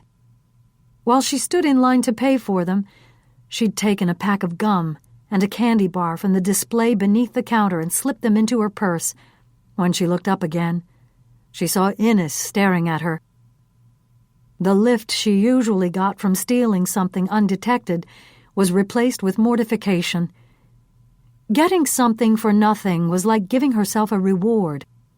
It didn't matter how valuable the thing was or wasn't. The act itself just made her feel better, a momentary relief from the anxiety she often suffered. Innes's facial expression told her all she needed to know. She'd ruined her family's club membership chances over a pack of gum and a Milky Way. But now it seemed that Innes hadn't mentioned the incident to Valentina. Susanna said a prayer of thanks for that. She also prayed that Valentina would still attend on Sunday afternoon. Valentina's attendance, despite her husband's death, could be interpreted as a signal that she didn't necessarily agree with Innes's decision to bar the Lansings from membership. With Innes Wheelock no longer blocking the way, there was hope. And Susanna was going to do anything else she could to get into Valentina's good graces. Chapter 41. "It's going to be okay, Mother," said Russell, patting her hand as they sat in back of the limousine. "It will all be over soon." Valentina nervously pulled at the skirt of her tailored black suit and looked out the window. "This will be over," she said, gesturing at the people entering the church and assembled outside. "But what will life be like without your father? And now, to have lost Eunice, too." Her voice trailed off as she reached out and touched her son's cheek. As the rear door was opened by the driver, Valentina wiped a tear from the corner of her eye and climbed out of the car. Mother and son waited together in the church vestibule while the casket was unloaded from the hearse and carried inside by the funeral home's pallbearers. After the coffin was placed on the trolley, the honorary pallbearers lined up alongside the casket to escort Innes Wheelock's body to the altar. As she stood with the rest of the assembly, Eliza recognized all 4 of the men coming up the church aisle. She had been introduced to 3 of them at the party. The 4th was the police officer who'd insisted she stop taking pictures inside the greenhouse. Fitzroy Heavener, his face pale and eyes downcast, looked grief-stricken as he walked slowly alongside the coffin carrying his dear and longtime friend. Zach Underwood, the Wheelock's architect for Pentimento, was solemn, his gaze focused straight ahead. Peter Nordstrand's face was devoid of expression, but he cast furtive glances around the church, trying to see who else was there. Why was he chosen as a pallbearer? Eliza wondered. She'd gotten the impression that Innes didn't like his political cohort very much at all. Following the casket, Valentina faltered slightly but was steadied by her son. He was a tall, handsome young man, with broad shoulders and auburn hair. Eliza recalled Valentina's telling her that her baby had been born with soft red down on the top of his head, and that she and Innes had immediately started calling him Rusty. They had decided the more formal Russell would be the name on the birth certificate, a name more fitting for the man of substance the Wheelocks expected their son to be. Watching the young man standing by his mother's side and bracing her as they walked toward the altar, Eliza was so glad that Valentina had her son to comfort her now. Father Michael Geary stood at the baptismal font in the center of the church, with a tall Paschal candle to his left, waiting to greet the body of Innes Wheelock. After sprinkling the coffin with holy water and placing the white funeral pall over it, the priest led the procession up to the altar, his eyes welling with tears at the sound of St. Francis's "Make me a channel of your peace." Every funeral service he performed moved him, but this one was already affecting him profoundly. Father Geary was absolutely sure that Innes had received God's mercy. Innes was truly sorry for his sins, and he'd done penance for them.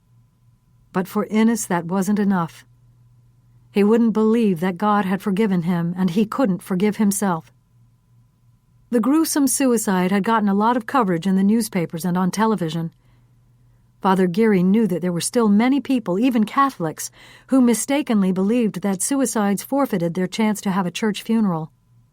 The church's change in practice had been such a solace for the families and friends of those who took their own lives. As he reached the altar, Father Geary was thinking about his homily, hoping he was in no way responsible for Innes's death. "Come to me, all you who labor and are burdened, and I will give you rest." Innes had ignored Christ's invitation, but the priest prayed that the gospel would bring Valentina and himself some comfort. Chapter 42. His palms were clammy as he waited for his turn to speak. Fitzroy reached over and patted his chest to reassure himself that the remarks he'd written down were in the pocket of his suit jacket. After communion, Father Geary glanced his way. Fitzroy rose slowly, left the pew, and walked up to the lectern at the side of the altar. He made himself look out at the assembly, but seeing all the faces, he quickly lowered his gaze and studied his speech. His hands gripped the sides of the pulpit as he began. "When I think of Innes Wheelock, I think of so many things. He was a faithful husband to Valentina and a wonderful father to Russell." Fitzroy lifted his head, looked at Innes's widow and son sitting in the front pew, and said, "And I'm sure I speak for all of us sitting here today when I extend our very deepest condolences for your immeasurable loss." Valentina gave him a sad little smile. Russell studied the program in his lap. "Innes was a true friend to so many of us. I had the pleasure and privilege of enjoying his friendship longer than anyone else. We grew up together in the park. We went to school together, learned to play golf together, fished and sailed on Tuxedo Lake together. When Innes first noticed Valentina, he confided in me that he thought he'd met the girl of his dreams. I was best man at their wedding and was so flattered and touched when they asked me to be Russell's godfather. With no children of our own, my wife, Unity, and I were thrilled when Innes and Valentina included us in family celebrations and holidays so we could experience the joy of watching their son grow up. Much has been written about Innes and his political acumen, and how he contributed his genius to Valentina's stellar rise, so I won't go into all that today, but his was a mind that assessed a situation quickly, set high goals, and reveled in the achievement of them. He enjoyed the challenge of a political race, was fascinated by current events, and worked tirelessly to understand the issues in our ever-changing world." Fitzroy paused and gazed out at his audience, waiting until every person was looking his way.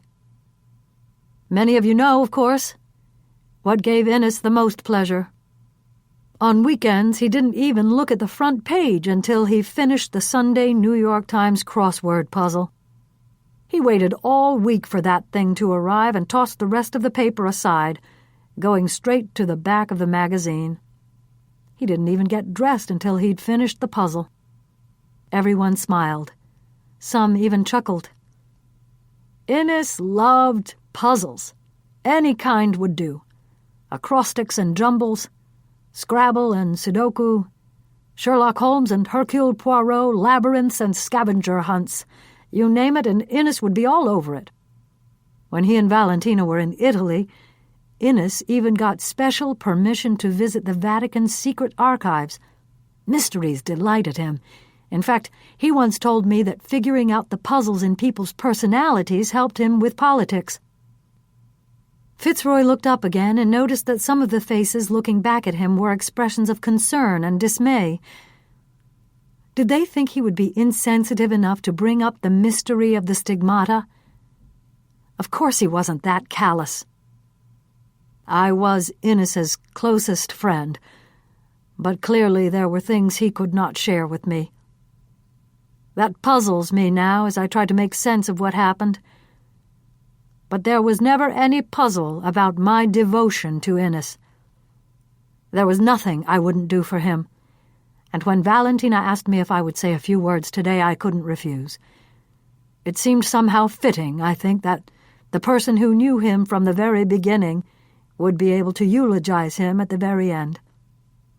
How fortunate I feel. How fortunate we all are to have known a man like Innes Wheelock. Chapter 43. Leaving the dimness of the church, Eliza squinted as she came out into the bright sunshine. She could see BJ and Annabelle across the parking lot, stationed with the other members of the media.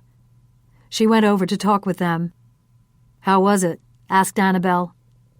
"It was a funeral," said BJ. "How do you think it was?" Annabelle ignored him. "It was moving and sad," said Eliza, "yet uplifting at the same time. The priest did a very nice job." "What's that in your hand?" asked BJ. Eliza held up a small holy card. On the front was an image of the Giotto fresco of St. Francis talking to the birds, and on the back were stanzas from the saint's Canticle of the Sun.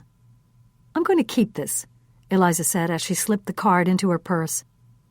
She looked around. "Where's Bruce?" "He's over there talking to the guys from CBS," said Annabelle. "I gotta go get him and see if we can snag some interviews." Eliza watched her go. "I feel like Bruce got stuck with this assignment because I said no," she said to BJ. "Are you kidding?" asked BJ, as he hoisted the camera to his shoulder. "Bruce Harley loves to get on television. He'll cover a dog show, a car show, or a fashion show just as long as he gets his mug on the screen and scores another piece for his story count. He doesn't resent you for refusing to cover this funeral. He loves you for it." Chapter 44. As Eliza was driven inside the gates of Tuxedo Park, she noticed that in just the few days since she'd been here last, the trees had gotten more colorful.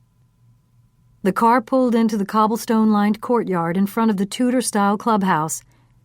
The mansion's stucco walls were painted a creamy yellow and were punctuated by leaded glass windows. A slate roof crowned the stately structure. "I'll be out in less than an hour, Charlie," said Eliza as she exited the car. Valentina and Russell Wheelock stood in the gracious entry hall, shaking hands and accepting condolences. While she waited for her chance to speak with them, Eliza noted the antique English furnishings, tufted leather chairs and settees, and heavy draperies made of tapestry. A large silver loving cup was displayed on the mantel of a huge fireplace in the center of the room, and old, well-polished brass chandeliers hung from the ceiling. "Thank you for coming, Eliza," said Valentina when Eliza's turn came. "I'm just so sorry, Valentina," said Eliza. "I know you are, dear. I know you are." Valentina squeezed Eliza's hand. "But Innes wouldn't want us to wallow too long, would he?" "No, I doubt that he would," said Eliza. She turned to the young man at Valentina's side. "I'm so sorry about your father," she said as she held out her hand. Russell Wheelock shook it firmly. "Thank you," he said. "It's very kind of you to come. I know my father thought very highly of you." "Well, I was a big fan of his, too," said Eliza. Eliza turned to Valentina again. "How are you holding up?" she asked, looking into Valentina's eyes. "Our maid died yesterday," Russell interjected. "Oh, that's horrible," I'm so sorry to hear that, said Eliza. Eunice, right? Valentina nodded. Yes, poor dear thing. She fell down the basement steps. A dreadful accident, and the timing is just unbelievable. Maybe it is unbelievable, Mother, said Russell. Maybe it had something to do with Father's death. I can't talk about that now, Rusty, said Valentina. Are you still taking the carriage house, dear? She whispered. Yes, said Eliza. Good. I want you to make sure you and Janie come over and visit this weekend. I could use the company, and it would be wonderful to have someone young in the house. Oh, no, Valentina, Eliza protested. I wouldn't think of intruding at a time like this. You'd be doing me a favor, said Valentina. I really don't want to be alone right now. You'd be doing both of us a big favor, said Russell. I have to get back to school, and I'd be very grateful if you'd be able to spend time with Mother. Well, all right, said Eliza uncertainly. Janie won't be with me, though. She's going away with her friend's family this weekend. But Mac McBride is coming home. Please bring him along, said Valentina. It will be good to have a man around. Silver chafing dishes of chicken Florentine, rice, and asparagus were arranged on a long table set up in the ballroom. The funeral service had left most people who'd attended with a hearty appetite and thirst. Seeing the line at the buffet, Eliza decided to get a drink first. A Bloody Mary, please? Yes, ma'am. As the bartender dropped ice cubes into a glass, Eliza found his face familiar. You were at the Wheelock party the other night, weren't you? She asked. Yes, he said, keeping his focus on mixing the drink. I thought so, she said. Who'd have predicted that we'd be here just a few days later, huh? You never know, said the bartender as he slid Eliza's drink toward her. At that point, Eliza could have turned and walked away, but it occurred to her that people talked freely and openly to bartenders, and this guy could be a potential source of information. I'm Eliza Blake, she said. She held out her hand.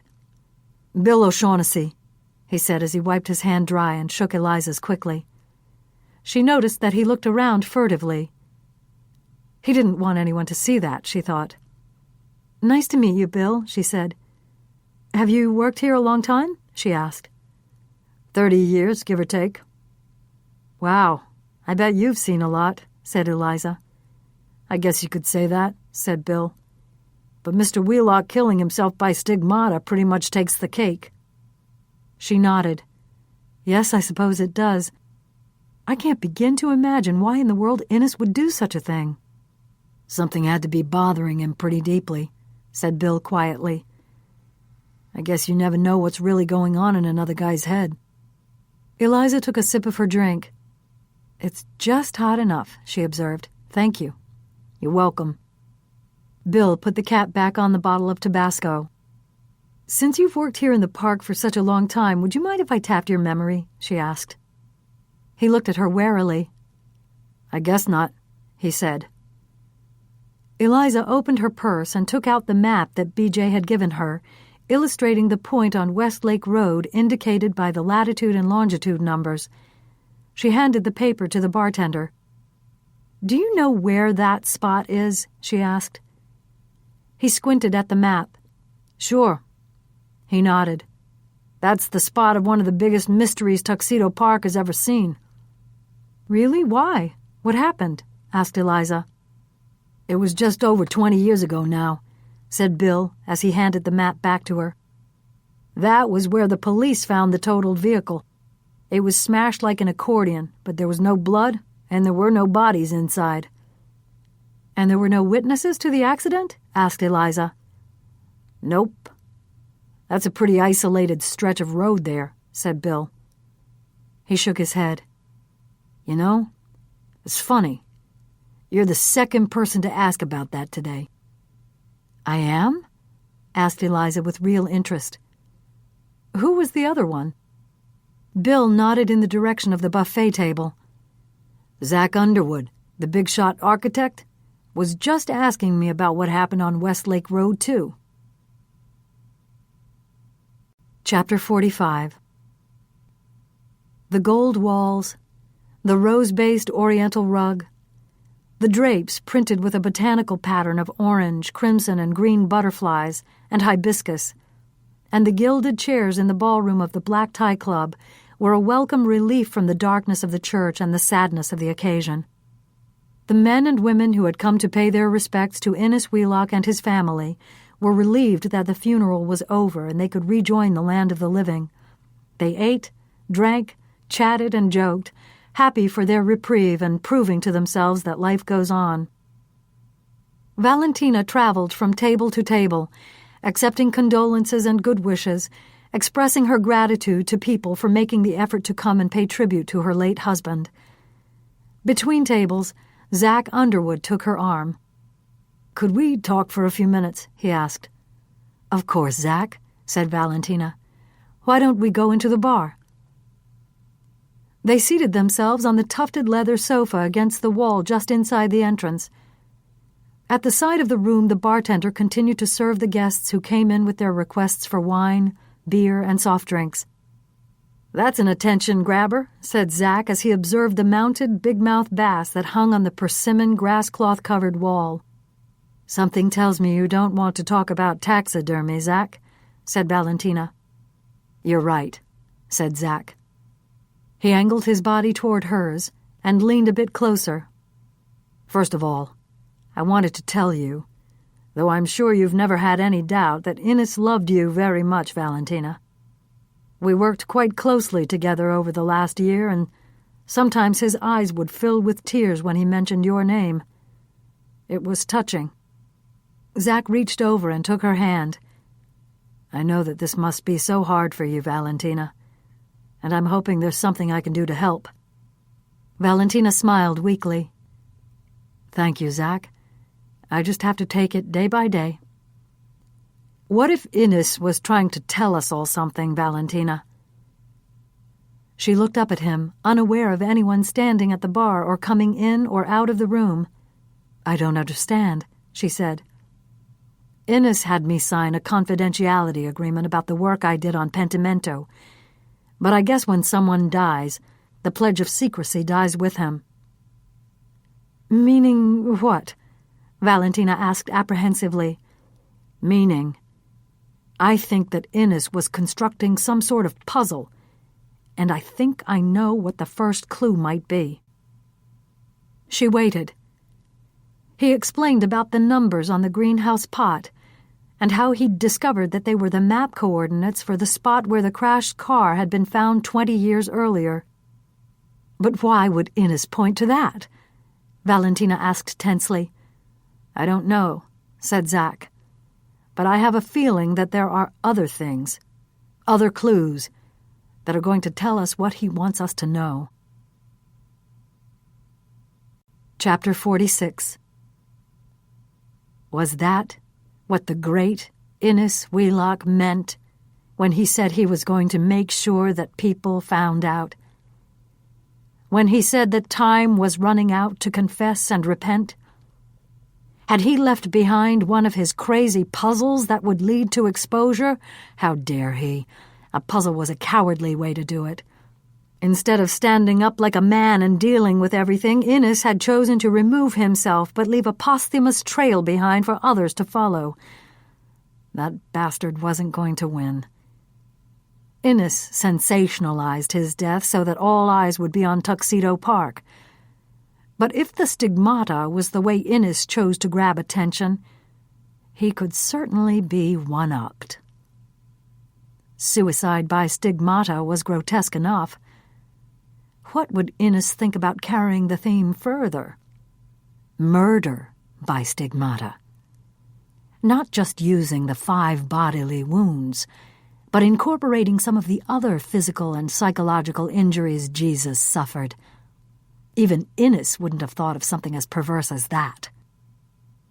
Clearly, Zach Underwood didn't understand how stupid it was to talk where he could be so easily overheard. But that didn't mean Zach was stupid.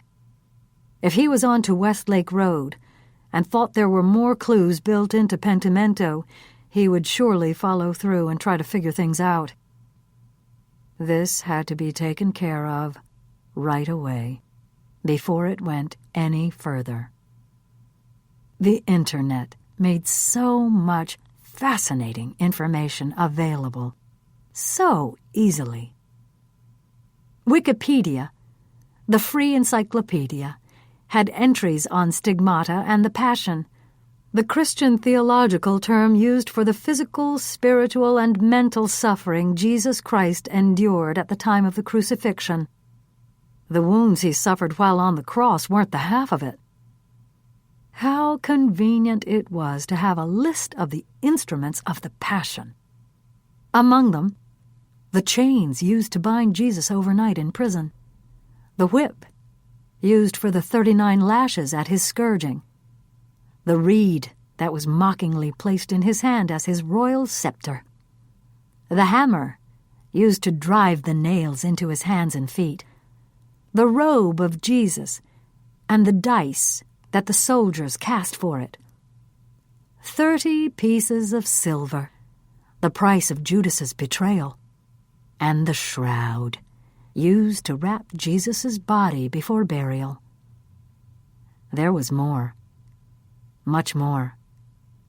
Each of the cruel and vicious acts that Jesus endured had the potential to be acted out in a different way, in a different time, on a different victim, if it came to that. Chapter 47. At one of the round tables, there was an empty seat next to Zach Underwood. Eliza went over. "May I?" she asked. Zach looked up, his expression welcoming when he saw her. "Please join me," he said, standing up and pulling out the chair. Eliza sat down and they made small talk while they ate. When they had finished, she brought up their first meeting at the party. "I remember you were saying that Innes told you he had something special planned for that night," she said. Zach sat back in his chair and shook his head. "God, if I'd known what he meant, maybe I could have done something that would have stopped him. I feel terrible about this." "Me too," said Eliza. She told Zach about her conversation with Innes at the fountain. "I could tell that something was bothering him, but I had no idea of the depth of his despair." "I don't think anyone did," said Zach. "I keep asking myself why. Why would Innes do something like this? He'd been so happy when we finished the renovations. In fact, I recall him telling me that he had never been more satisfied." "Zach," began Eliza, "I want to talk to you about something. We have a picture taken in the greenhouse that shows a pot with numbers on it. Numbers that correspond to a spot where a mysterious accident occurred 2 decades ago." Zach sighed deeply, a sigh Eliza interpreted as relief. "I'm so glad you know about it too," he said. "I just figured out what those numbers meant myself, and only this afternoon I spoke with Bill the bartender who's been around this place forever and asked if that Westlake Road location meant anything special to him. When he told me about the accident that had taken place there, I got this horrible feeling, as if Innes were trying to tell me something, tell us all something." "Did you put those numbers on the pot?" asked Eliza. "No, Innes did," said Zach. "Even though I told him that they were distracting, he insisted on keeping the numbers and the pot on display. But you know, there were other things he asked me to do that didn't make a whole lot of sense to me." "Like what?" asked Eliza. Zach looked around the room. "I don't really feel comfortable talking about them here. Would you be willing to talk to me about it in private?" asked Eliza. "Yes, I think I would," said Zach. "If Innes is leaving us some sort of message from the grave, that isn't something I'd want to deal with alone." Chapter 48. Eliza finished her coffee and looked around the ballroom. She spotted Russell and went over to speak with him again. "I want to say goodbye to your mother, too," she said, "but I can't find her. Would you thank her for me and tell her I'll call when I get back this weekend?" "I will," said Russell. "I know she's so happy that you'll be spending time up here. I am, too. She needs her friends now. Bad enough she lost her husband, but now this Eunice thing. I don't know what she's going to do. Your mother is a strong woman, said Eliza. I hope you have people you can lean on too, Russell. I know how hard it is to lose someone you love very much. Russell nodded, and Eliza saw him swallow hard as he tried to keep his emotions in check. Don't go out the way we came in, Charlie, said Eliza, taking the map BJ had printed out for her from her purse. Turn left when you leave the courtyard and follow the road around the lake. They passed the swimming pool and the outdoor tennis courts and an enormous white Greek Revival-style building in which court tennis and squash were played. Then the road curved and rose and fell gently, as if inviting the travelers to slow down and enjoy the loveliness of the surroundings. One after another, each different in architecture and coloring, some of the prime residences of Tuxedo Park appeared. Tudor, Dutch style, Federal Colonial, English arts and crafts, Spanish mission style, Jacobean Revival, and French chateau.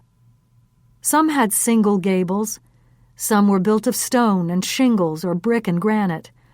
All of them were carefully placed on a unique parcel of land and were designed to satisfy their demanding original owners. The homes continued to please the residents who came to live in them for the century afterward. As the car climbed upward, it came to Pentimento. Eliza looked out the window at the Italianate mansion as they passed. Such a beautiful house, perched in the hills in such a glorious spot, and yet the owner of the home had been so hopelessly troubled.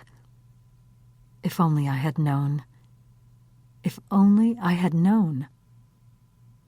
After Pentimento, there were a few more mansions tucked away behind the trees. Then a long stretch where there was nothing but hills and vegetation on one side of the road and the shore of Tuxedo Lake on the other.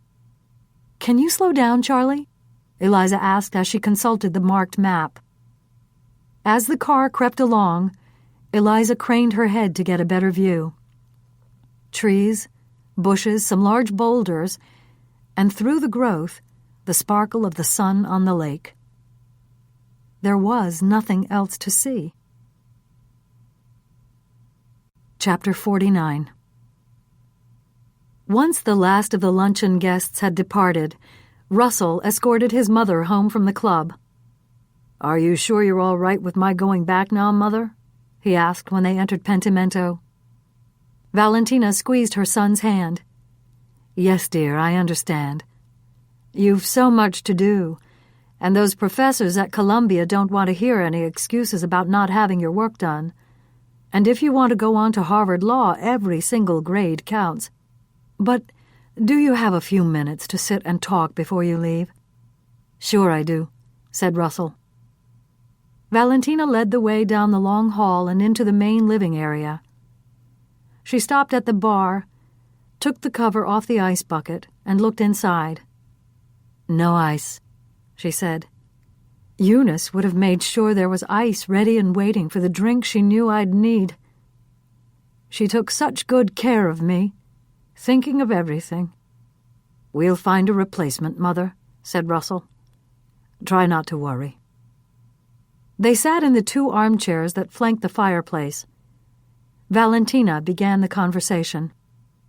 "Everyone had such good things to say about your father, Rusty. You've got a lot to live up to." "I know that, Mother. I've always known that. The world is your oyster, Rusty. Your father and I have so many friends from our years in politics, and if your turn comes to run, they'll be there to help you." "If?" Russell asked sharply. "You are in a very privileged position, Rusty. Of those to whom much is given, much is expected." Russell nodded solemnly. "Always remember, any sort of scandal could ruin everything." Chapter 50. Chief Clay Vitale reviewed the security logs, checking to make sure that the non-residents who had entered the park for the funeral luncheon were safely out now. Satisfied that everybody had left, Clay turned to the guard at the security gate. "I'm taking a ride into town," he said, running his finger under the starched collar of his shirt. "Then I'm going home and getting out of this uniform." "Yes, sir." As he was exiting the guardhouse, a car was coming down the hill. The late-model dark green Audi convertible slowed to a stop next to Clay. Russell Wheelock was behind the wheel. "I want to thank you again for all you did to make things go smoothly today, Clay," said Russell. "My mother and I really appreciate it." "Your father meant the world to me, Rusty," said Clay. "I'd do anything for him and your mother." "And you have," said Russell. "Thanks a lot for helping me out with that other thing." "Which one?" asked Clay. "The speeding ticket, of course." Russell grinned. "Oh, yeah. It's not funny, Rusty. Watch that heavy foot of yours, will you? It could get you in trouble." Russell raised his hand. I hear you, he said. "Good. Another thing, Clay. With Eunice gone, my mother is all alone in that house." Clay cut him off before he could continue. "Don't worry. I'm putting more security on the house. My guys will be checking on her." As the young man drove away, Clay was filled with resentment. A kid in college tooling around in an expensive ride like that. That kid didn't know how lucky he was. His parents had given him everything, made sure that all his problems were solved, paved the way for him in every possible respect. Rusty Wheelock was the chosen one, the heir apparent, and he took too much for granted. Meanwhile, Clay's own child, his 22-year-old daughter Cleo, would never drive a car and never go to college. Hell, he'd be thrilled if Cleo could learn to read. It wasn't fair at all.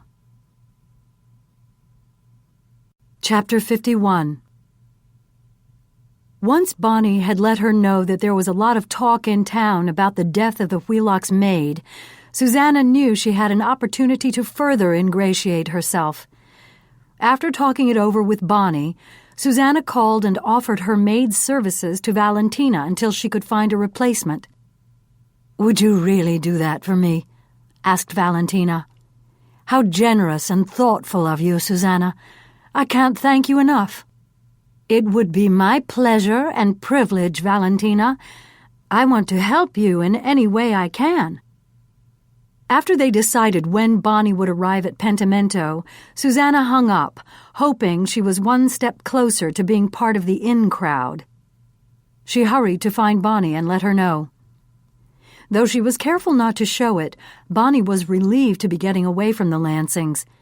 She welcomed the chance to escape Susanna's constant neediness and insecurity, her moping around and her complaining that she wasn't a part of the Black Tie Club. She was also worried that eventually Susanna was going to be caught shoplifting. Bonnie had seen her do it repeatedly, though she never let on to Susanna. Bonnie didn't want to be associated in any way with that.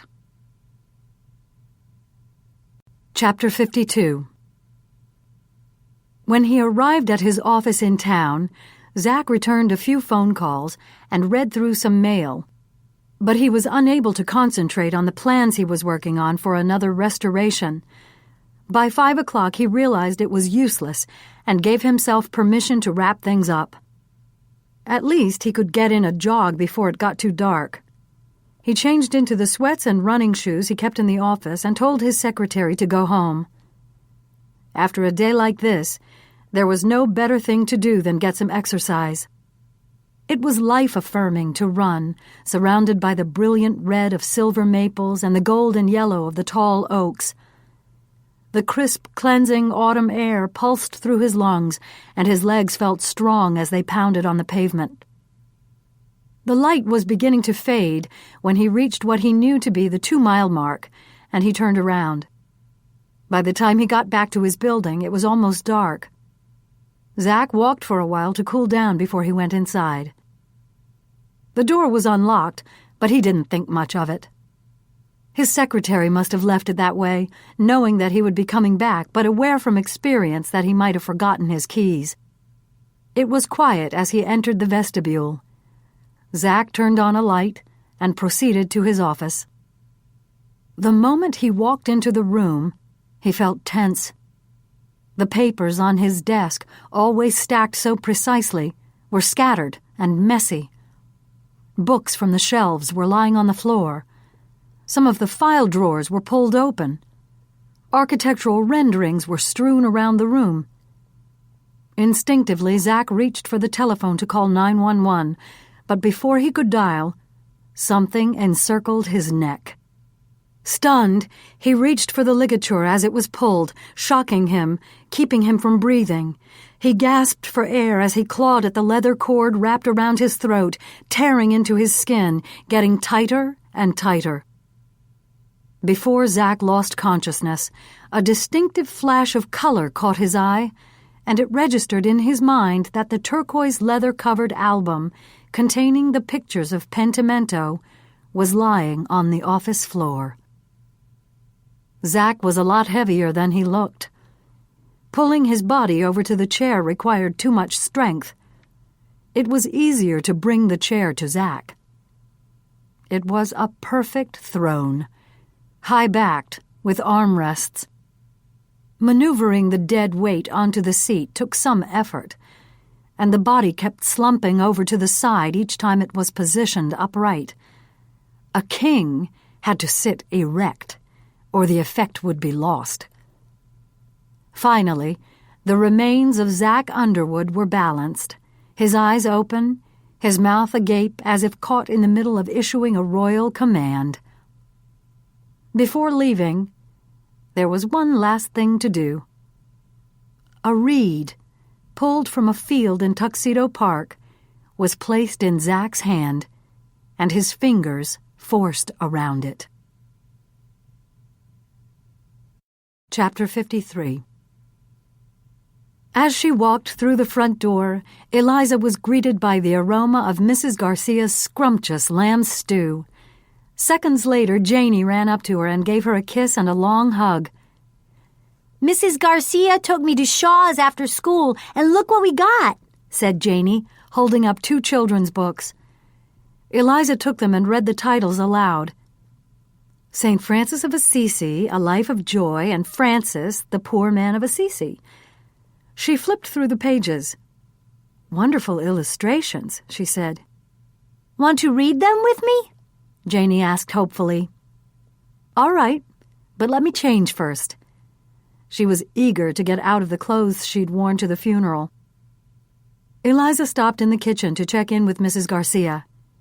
How'd it go today? She asked as she took the cover off a pot on the stove and looked inside. Everything is fine, Senora, said the housekeeper as she measured out some cornmeal and poured it into a mixing bowl. The plumber came and fixed that dripping faucet in the bathroom. Good, said Eliza, taking a spoon and sampling the gravy. And I went to the market and bought some things to stock the kitchen of your new place. I thought it would be good if I make a few dishes for you to keep in the freezer there to have when you need them. Great idea, Eliza said with enthusiasm.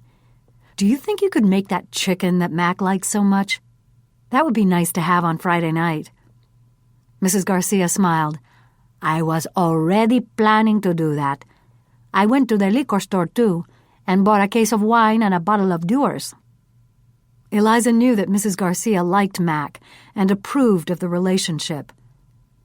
Thanks for taking Janie to get those books, said Eliza, changing the subject. We have enough time to read one before dinner, don't we? Mrs. Garcia looked at the clock. About half an hour, she answered. Janie was sitting on the bed waiting for her mother, scanning the pages of her new books. The way St. Francis looked was different in each. In the first book, Francis seemed very real. In the other, he was more like a cartoon character. In both, he had a dark beard and a round haircut, and was wearing a long brown robe tied at the waist with a piece of rope. There were sandals on his feet. In some pictures, St. Francis was talking to animals. In others, he was talking to his brother friars. Some showed him praying, some showed him working, and helping men and women who looked like they were poor and hungry. The one that showed St. Francis being visited by an appearance of the Christ child in a cave on Christmas morning particularly appealed to Janie's imagination. By the time she heard her mother coming up the stairs, she had decided. When Eliza entered the master bedroom, Janie made her announcement. "Mom, I want to be St. Francis for Halloween." Chapter 54. Unity was grateful that they'd had such a big lunch. Now she would just have to heat up some soup and put some cheese and crackers on a plate, and dinner would be served.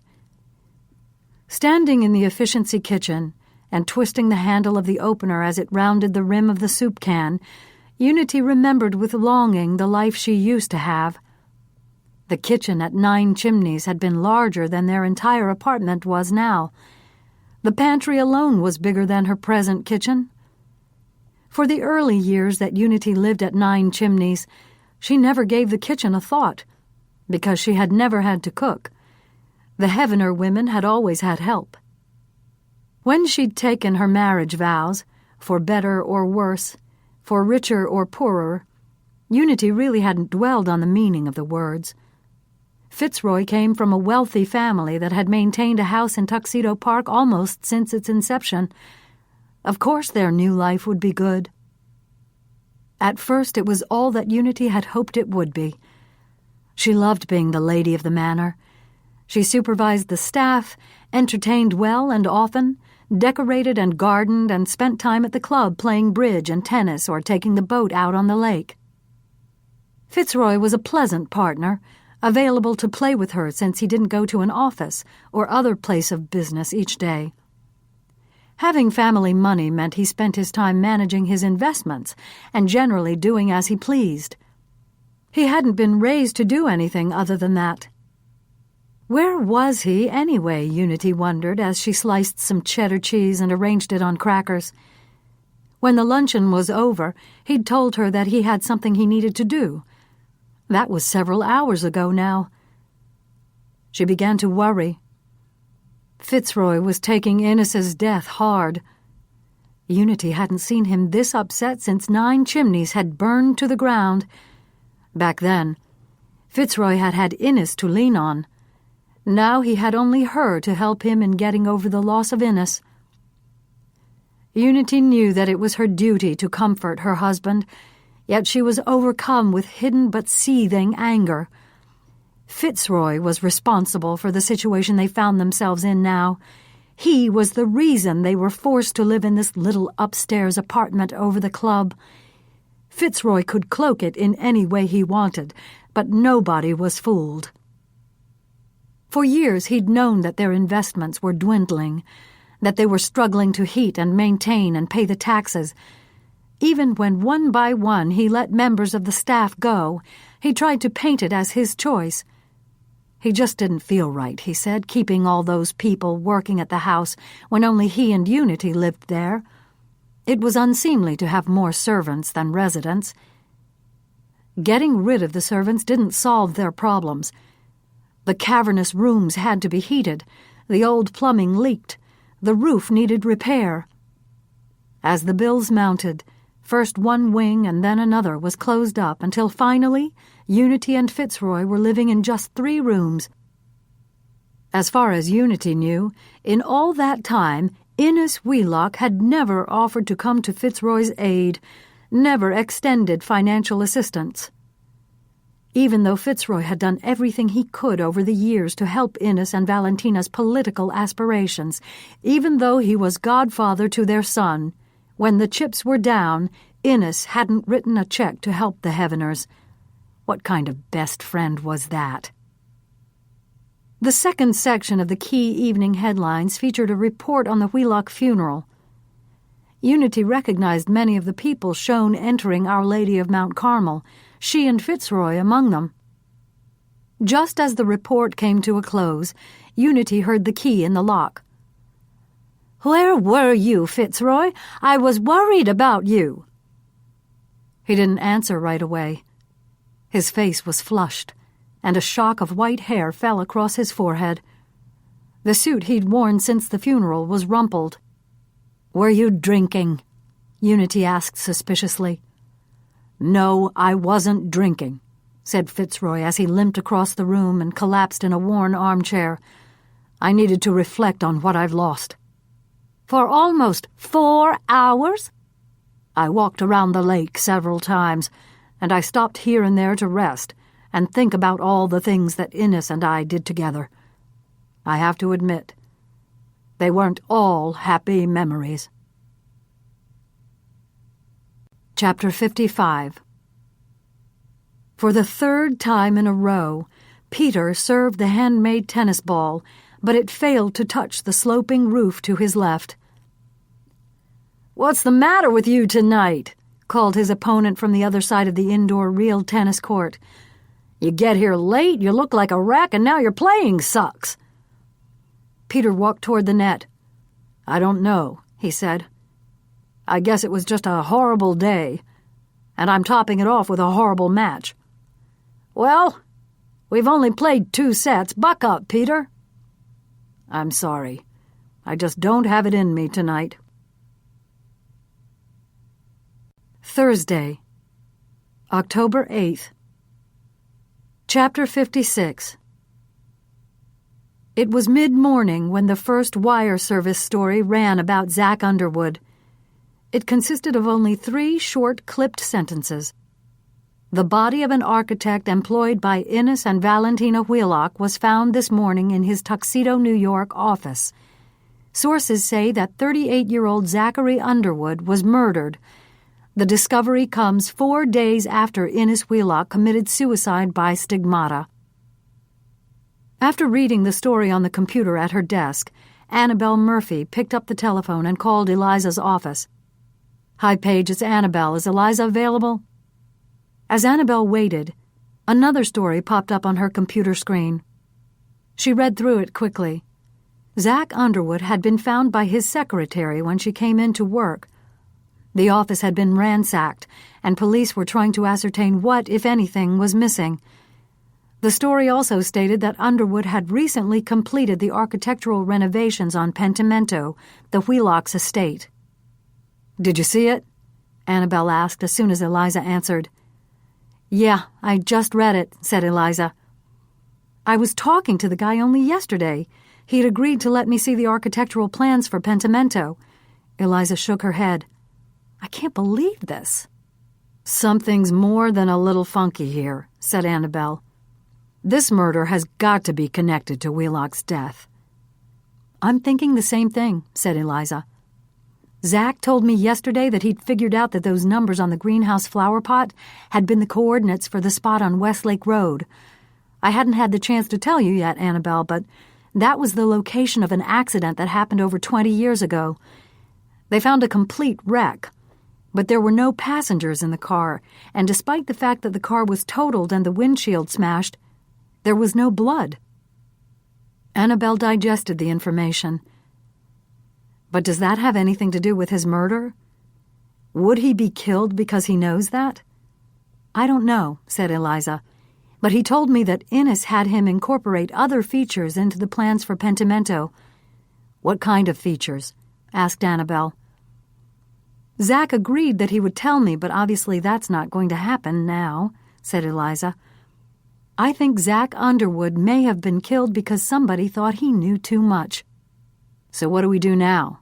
asked Annabelle, thinking out loud. "Maybe BJ and I should take a ride up to Tuxedo and see what we can find out." "Good idea," said Eliza. "And see what you can learn about that accident. I have a feeling that what happened back then is directly related to what's happening now." Chapter 57. On the ride out from Manhattan, Annabelle and BJ came up with their plan of action. First, they would go to Zach Underwood's architectural office, get some exterior shots, and see if they could talk their way inside. "Don't hold your breath," said BJ. "I doubt the cops are going to let us anywhere close to their crime scene." "You're probably right," said Annabelle, "but we can try. At least we can be thankful that Underwood's office is outside the park. If it were inside, we'd have no chance of getting any video at all." Any hopes Annabelle and BJ had that Key News would be alone in thinking that the Zach Underwood murder could be related to Innes Wheelock's suicide evaporated when their vehicle pulled off at the Route 17 exit. They spotted 2 local news satellite vans and a couple of cars they recognized to be carrying crews from other networks. While BJ shot video of the office building, police cars, and yellow tape cordoning off the crime scene, Annabelle made the obligatory plea to the officers guarding the building to allow Key News to get some interior shots. "No dice," said one of the cops. "How about giving us an interview?" suggested Annabelle. "Nope." "Just a short one?" "What part of the word no don't you understand?" Annabelle shrugged. "Thanks so much for your cooperation," she muttered as she walked away. The only reassuring thing was that none of the other news people seemed to be getting anywhere either. Annabelle and BJ sat in their car watching as one by one representatives of the competition made their case to law enforcement and were duly rejected.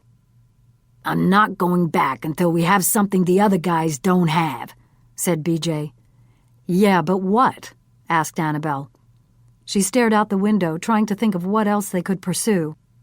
"Maybe we could take a stab at getting into the park and see if we can get some reaction from the rich residents." BJ shook his head. "Ain't gonna happen, and you know it." "All right," said Annabelle, coming up with an alternate suggestion. "Let's get some reaction from the locals in town." "What do we have to lose?" asked BJ as he turned the key in the ignition. "It's better than sitting around here and doing nothing." As BJ steered the car from the parking lot onto the busy road, Annabelle spotted a woman on the other side of the street. She was leaning against a tree and staring at the office building. Something about the distressed expression on the woman's face caused Annabelle to reach out and grab BJ's arm. "Hold it," she said. "What?" asked BJ, keeping his foot on the brake. "See that woman over there?" Annabelle nodded across the road. "Let me go over and talk to her." She got out of the car and crossed over to where the woman was standing and smoking a cigarette. A bunch of discarded butts were scattered at her feet. Annabelle sensed the woman's vulnerability. "Hello, I'm Annabelle Murphy, and I'm with Key News," she said. "Nice to meet you," the woman answered automatically as she shook Annabelle's hand weakly. "It's such a terrible thing," said Annabelle, pointing toward the building across the road. "It is terrible." The woman's voice cracked. "Awful. Awful. Did you know Zach Underwood?" The woman closed her eyes and whispered, "He was my boss. And I think I might have been the last person to ever see him alive." Eureka! This woman was definitely not the last person to see Zach Underwood alive. His killer held that distinction. But all the same, Annabelle tried not to show her enthusiasm as she got the woman to reveal her name and agree to an interview. "Would you be willing to go to a more private place to talk?" asked Annabelle. "We'd rather not do this standing on the side of the road with cars passing by and making noise." She failed to mention that she also didn't want to do it within sight of their media competition or the police. Aurelia Patterson appeared uncertain. "Where would we go?" "I'm afraid I have to look to you for a suggestion," said Annabelle. "I'm not really familiar with the area. Is there a park we could go to or someplace else that would be quiet?" When Annabelle brought Aurelia over to the car and introduced her to BJ, he was impressed. It wasn't just luck that had led her to approach the troubled-looking woman across the street. It was an ability to read people and an innate sense of what leads to follow in pursuit of a story. But when the two women got into the car and Annabelle announced that they were going to Aurelia's house in Tuxedo Park for an interview, BJ knew that luck, fate, the news gods, or whatever you wanted to call it, was on their side. Sometimes it just worked out like that. As the car drove north on Route 17, Annabelle wanted to make sure they weren't taking advantage of the upset woman. "I know that the park frowns on cameras coming inside," she said. "Are you sure you're all right with this?" "They don't have to know," said Aurelia. I just want to get to my own place where I feel safe. And if something I know or say can help find out who did this horrible thing to Zach, then I want to make it public. We can do the interview inside the house and nobody will be any the wiser." The guard at the security gate recognized Aurelia and waved the car through. The Patterson home was not grand. It was a standard-size ranch built in the 1960s. "When people think of Tuxedo Park, they automatically imagine mansion," said Aurelia as the car turned into the driveway. "They don't realize that there are some smaller houses, too. Not everyone is rich and not everyone is a member of the Black Tie Club." She leaned forward in her seat.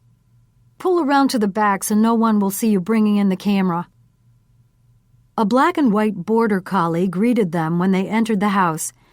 Aurelia bent down and hugged the dog, not letting go for several moments. While she guided her pet out into the yard, BJ determined the best place for the interview and set up the lights. "She seems like a decent sort," BJ whispered conspiratorially to Annabelle as he plugged an electrical cable into the wall. "Trusting, too, leaving us alone in her house like this." "Yeah," said Annabelle. "Why do I feel like I should be protecting her?" "Get over it," said BJ. Annabelle began with the standard questions, asking Aurelia to state and spell her name and identify herself in regard to her relationship with Zach Underwood. "I've been his secretary for 6 years," said Aurelia. "I've been with him since he opened his office in Tuxedo." "Did you enjoy working for him?" asked Annabelle. Aurelia's eyes filled with tears, and her lip quivered. "I can't believe we're talking about him in the past tense," she said. "Zach was a wonderful boss, very easygoing, at least as far as working with people is concerned. I started with him just after my husband left me. I hadn't been in the workforce for a very long time, and I was unsure of myself. I knew nothing about architecture, but he was very patient with me, explaining terms that I needed to know and procedures that needed to be followed. But Zach was no pushover. When it came to his work, he was exacting, a perfectionist." "That's why Innes Wheelock hired him," observed Annabelle. "Yes," said Aurelia, "and because Zach had spent time training in Italy. Mr. Wheelock liked that. I used to hear them talking about the things they loved in Roman architecture."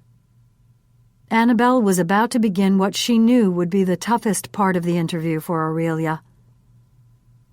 "Would you like some water before we go any further?" she asked. Aurelia shook her head. "No, I'm all right. Go ahead." "Can you tell us about the last time you saw Zach?" Aurelia gripped the arms of the chair. "It was late yesterday afternoon. Zach had gone to Mr. Wheelock's funeral, and then the lunch at the Black Tie Club afterward. He came back to the office, but I don't think he got any work done. I don't think he could concentrate. Around 5 o'clock, he told me to pack it in for the day and that he was going to go for a run. That was the last time I ever saw him alive." Tears flowed down her cheeks. "I think I could use that water now," she said. Aurelia got up, walked into the kitchen and took a bottle from the refrigerator. When she returned, she had composed herself. "I left after he did," she said, "and I wasn't sure if he'd taken his keys with him or not. He'd forgotten them other times, so I left the door unlocked. I figured he'd be back in a half hour or so and that it would be all right." She stopped talking and considered what she'd done. "If I had only locked up," she said finally, "Zach might still be alive." "If somebody wanted to kill him, they were going to find a way," said Annabelle gently. "A locked door wasn't going to stop that." "Thanks," Aurelia said, sniffling. "I appreciate that." "Let's go to what happened this morning," urged Annabelle. "All right," said Aurelia. She took a deep breath. I came to work at the regular time, but as soon as I got there, I should have known that something was wrong. Because the door was still unlocked? Asked Annabelle. Not just unlocked. It had been left ajar. Zach's car was in his parking space, so at first I thought he'd come in early. I called out to him, but nobody answered. I should have called the police right then. I wish I had. But I went into Zach's office. Aurelia stared straight ahead, recreating the scene in her mind.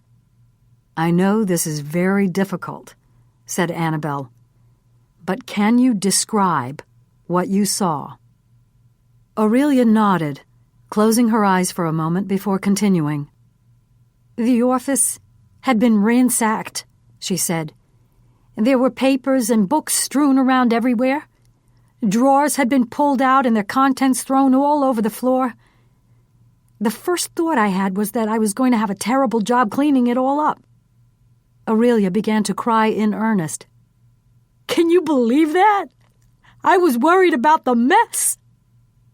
Annabelle and BJ waited for Aurelia to compose herself so that she could go on to describe the discovery and condition of Zach Underwood's body.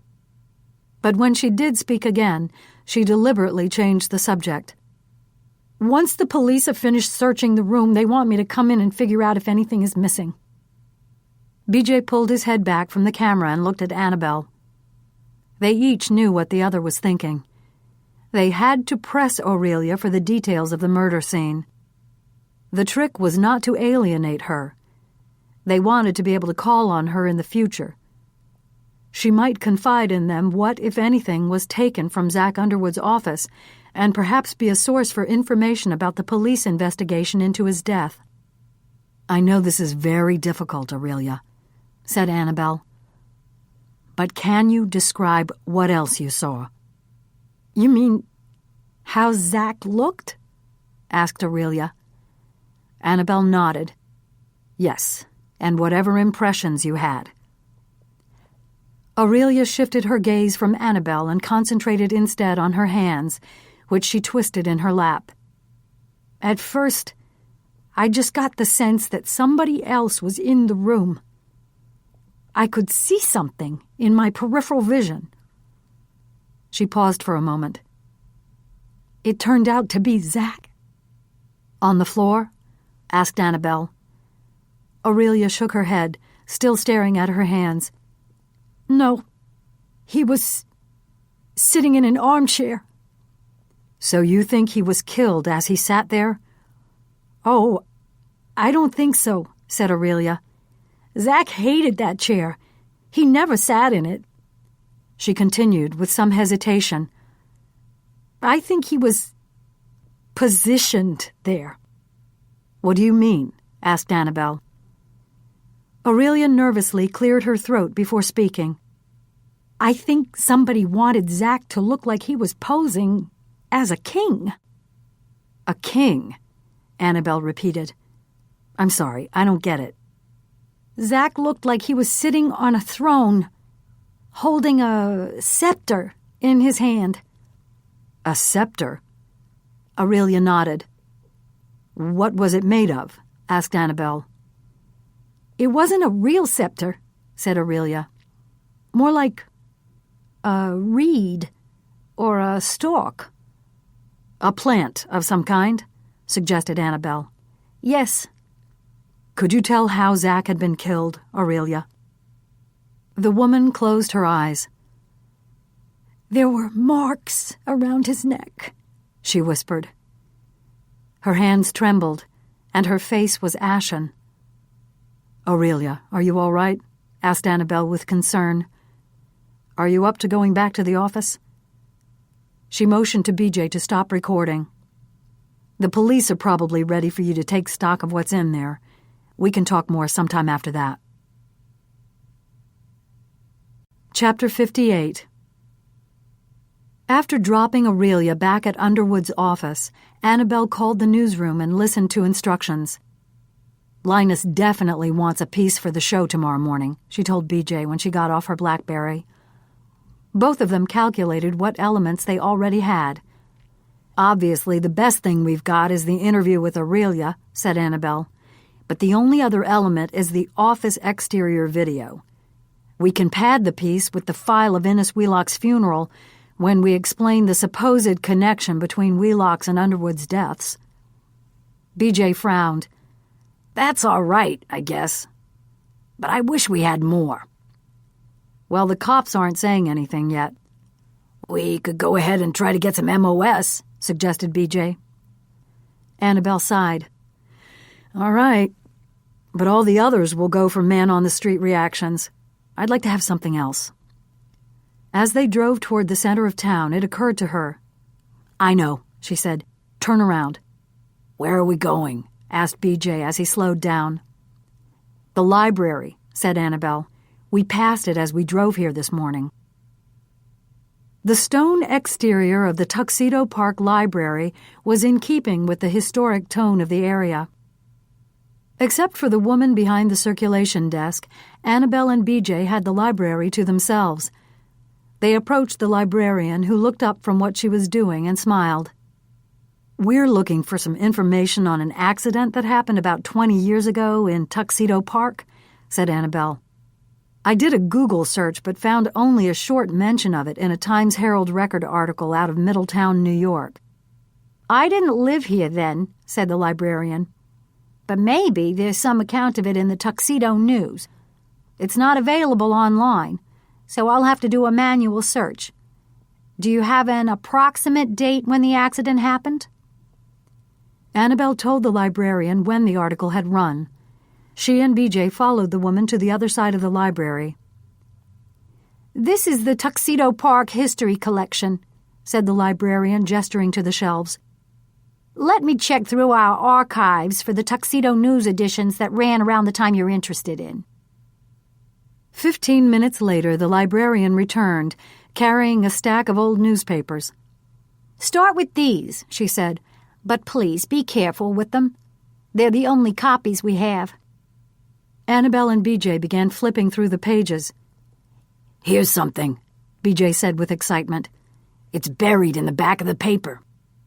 "Read it out loud," said Annabelle. BJ cleared his throat. "A blue Ford Mustang convertible was found, abandoned and badly damaged, on an isolated stretch of West Lake Road. A search of the area found no possible driver or passengers. Authorities are investigating to find out the owner of the car. Officer Clay Vitale responded to the scene after a passing motorist alerted Tuxedo Park police." "Good," said Annabelle. "Now we know to look in the editions after this one." The following edition featured a bigger story right on the front page. Annabelle read it aloud. "The crushed blue Mustang convertible found abandoned on a secluded section of Westlake Road in the park last week has been identified as belonging to 31-year-old Martin O'Shaughnessy, a town resident employed as a landscaper for many Tuxedo Park estates, among them the house of Innes and Valentina Wheelock. Mrs. Wheelock is widely considered a favorite in the next gubernatorial election. Police are looking for Martin O'Shaughnessy, but so far have been unable to find him." Annabelle could find only one more article. It ran the following week. "Police may be near to closing the case of the mysterious abandonment of a car on West Lake Road 2 weeks ago. Tracing the car to Martin O'Shaughnessy, a landscaper and village resident, police now suspect that O'Shaughnessy has fled to Ireland. Martin O'Shaughnessy's brother, William, told police his sibling had been dissatisfied with his work situation. He also said Martin had been talking for quite some time about going to live in Ireland, the country from which their parents had emigrated. Officer Clay Vitale stated that since no real crime was committed, other than abandoning the car in a ditch, authorities are satisfied and do not plan to pursue matters further." Annabelle removed a reporter's notebook from her bag and opened to a clean page. Taking her pen, she began writing notes as she spoke. "Wrecked car found. Car belongs to Martin O'Shaughnessy. O'Shaughnessy isn't found. Police call off inconclusive search." "Sounds fishy," said BJ. "You think?" said Annabelle. "Let's make copies of these articles and bring them back to Eliza." Chapter 59. Aurelia Patterson was in tears when she finished taking inventory of Zach Underwood's ransacked office. She handed the short list of missing items to Chief Vitale. Then she wanted to go home and lie down. Vitale assigned one officer to drive her and another one to follow along in her car. "You're in no condition to drive, Mrs. Patterson," said Clay. "Thank you for your help today. And needless to say, it would be best if you didn't tell anyone any details." Aurelia was afraid to mention that she'd already told the key news people what she'd seen. As soon as he could get to a location where no one would hear his conversations, Clay took out his cell phone to make 2 phone calls. He said the same thing to both people. "We have to get together and talk. The 3 of us have a lot to figure out. Things are busting wide open." Chapter 60. Eliza was in her office talking with Margot Gonzalez when Annabelle and BJ arrived. They recounted what Aurelia Patterson had told them. "Zach was positioned like a king on a throne?" Eliza asked uncertainly. "Sounds more like a mock king," said Margot. "If the killer was staging things," said Eliza, "what was that supposed to mean?" "I don't know," said Annabelle, "but let me show you what we found at the library." She handed the Tuxedo News articles to Eliza. When she finished reading the 3rd article, Eliza made 2 connections. First of all, Officer Clay Vitale mentioned here in the article is Chief of Police Clay Vitale now. He was one of the honorary pallbearers at the funeral. "And the one who was unhappy with you taking those pictures in the greenhouse?" asked BJ. "The very same," said Eliza. "The other thing that strikes me is that Martin O'Shaughnessy's brother was named William. The bartender at Tuxedo Park who told me about the accident is Bill O'Shaughnessy. I'd say he's in his 50s, so that would line up with having a brother who would now be 51 or 52. But if Bill's brother was the owner of that abandoned car off Westlake Road, why didn't Bill tell me about it when he told me about the accident?" "He's hiding something," said BJ. "Or maybe it's a painful memory," suggested Margot. "Whatever his reason," said Annabelle, "it would be interesting to confirm that Martin is his brother, and if so, whether he ever had any contact with his brother again. Want me to try to get a hold of him?" Eliza thought about it for a moment. If Bill O'Shaughnessy omitted mentioning his brother's involvement, he has his reasons. We phone him, and we might upset him or give him a chance to come up with some sort of story if he doesn't want us to know the truth. I just have a hunch it might be better to talk to Bill O'Shaughnessy in person. How he reacts when confronted with our suspicions will tell a lot, perhaps even more than what his words express. Let's see what he has to say when he has no warning. "All right," said Annabelle. "But how are we going to catch Bill O'Shaughnessy by surprise? Find out where he lives and stake out his house?" "We're in luck this time, dear members of the Sunrise Suspense Society, since it seems we have another case to solve." Eliza smiled. "I'll have the perfect chance to speak to Bill O'Shaughnessy when I go up to Tuxedo Park this weekend. But I'm going to give Chief Vitale a call right now." Chapter 61. He had tried to put her off, evading her questions or giving her vague and incomplete answers, but she was determined to find out what had happened on Westlake Road. She wanted to begin by seeing the police report. If he wouldn't fax it to her, she said, she'd stop by the station when she came up this weekend to take occupancy of her leased carriage house. Cursing under his breath, Chief Vitale put down the telephone. He didn't like Eliza Blake trawling for information on the old accident. He didn't need this aggravation. Well, she can't see what doesn't exist. Clay found the old case file and fed it into the shredder. Chapter 62.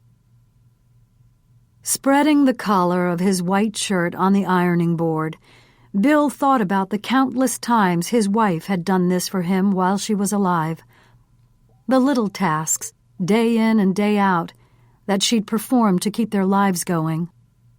Clipping supermarket coupons and searching for sales, figuring ways to get 3 different meals from a single roasted chicken, keeping the thermostat as low as they could stand it all through the cold winters.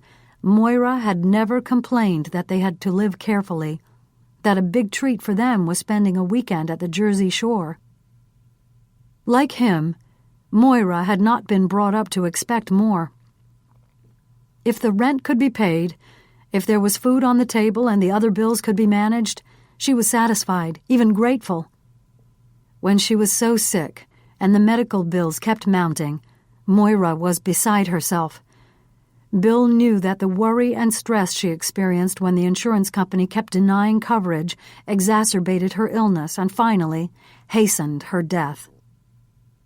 He took the can of spray starch and shook it hard. Every time he let his mind travel to the months of fighting with the insurance company, he felt both enraged and helpless. But he hadn't let Moira down. At least he could comfort himself with that. He had worked out payment plans with all the doctors and the hospital. Though he would be paying off the bills for the rest of his life, and maybe they wouldn't even be paid off then, he had the satisfaction of knowing that Moira had gotten the treatments that had given her the best chance of recovery. As he slid the hot iron back and forth over the white cotton, Bill's mind turned to the subject he'd been trying to push from his thoughts since this morning, when everybody was talking at the deli he went to for his morning coffee and hard roll. Zach Underwood was dead. Bill had just the day before told Zach about the accident on West Lake Road. He hadn't told him everything. He wouldn't dare to do that. But after all these years, he didn't think it would do any real harm to tell Zach something. The accident was no secret. What had happened to the owner of the car was. But when Eliza Blake had asked the same question Zach had, Bill knew that it was more than a coincidence. Now, with Zach's murder, Bill was terrified he'd said too much. As he buttoned up his shirt and finished dressing for work, Bill realized the only times he'd been this frightened were when his doctor had told him that there was nothing left to be done for Moira, and 20 years ago, when Officer Clay had told him what would happen if he continued pressing for answers about his missing brother, Marty. Chapter 63. The tennis house, with its white columns and piazza, was a gracious, enormous old building fronting on Tuxedo Lake. With its myriad courts and rooms, it provided the privacy needed for the meeting. Peter Nordstrut led the way down the long corridor to the back of the building and into the enclosed racket court. There were no windows to let in any of the fading October light. Peter knew where the light switch was and flipped it on as the heavy, solid steel door closed behind them with a haunting thud, the sound echoing through the chamber. "This place gives me the creeps," said Clay. "It's like a big old crypt."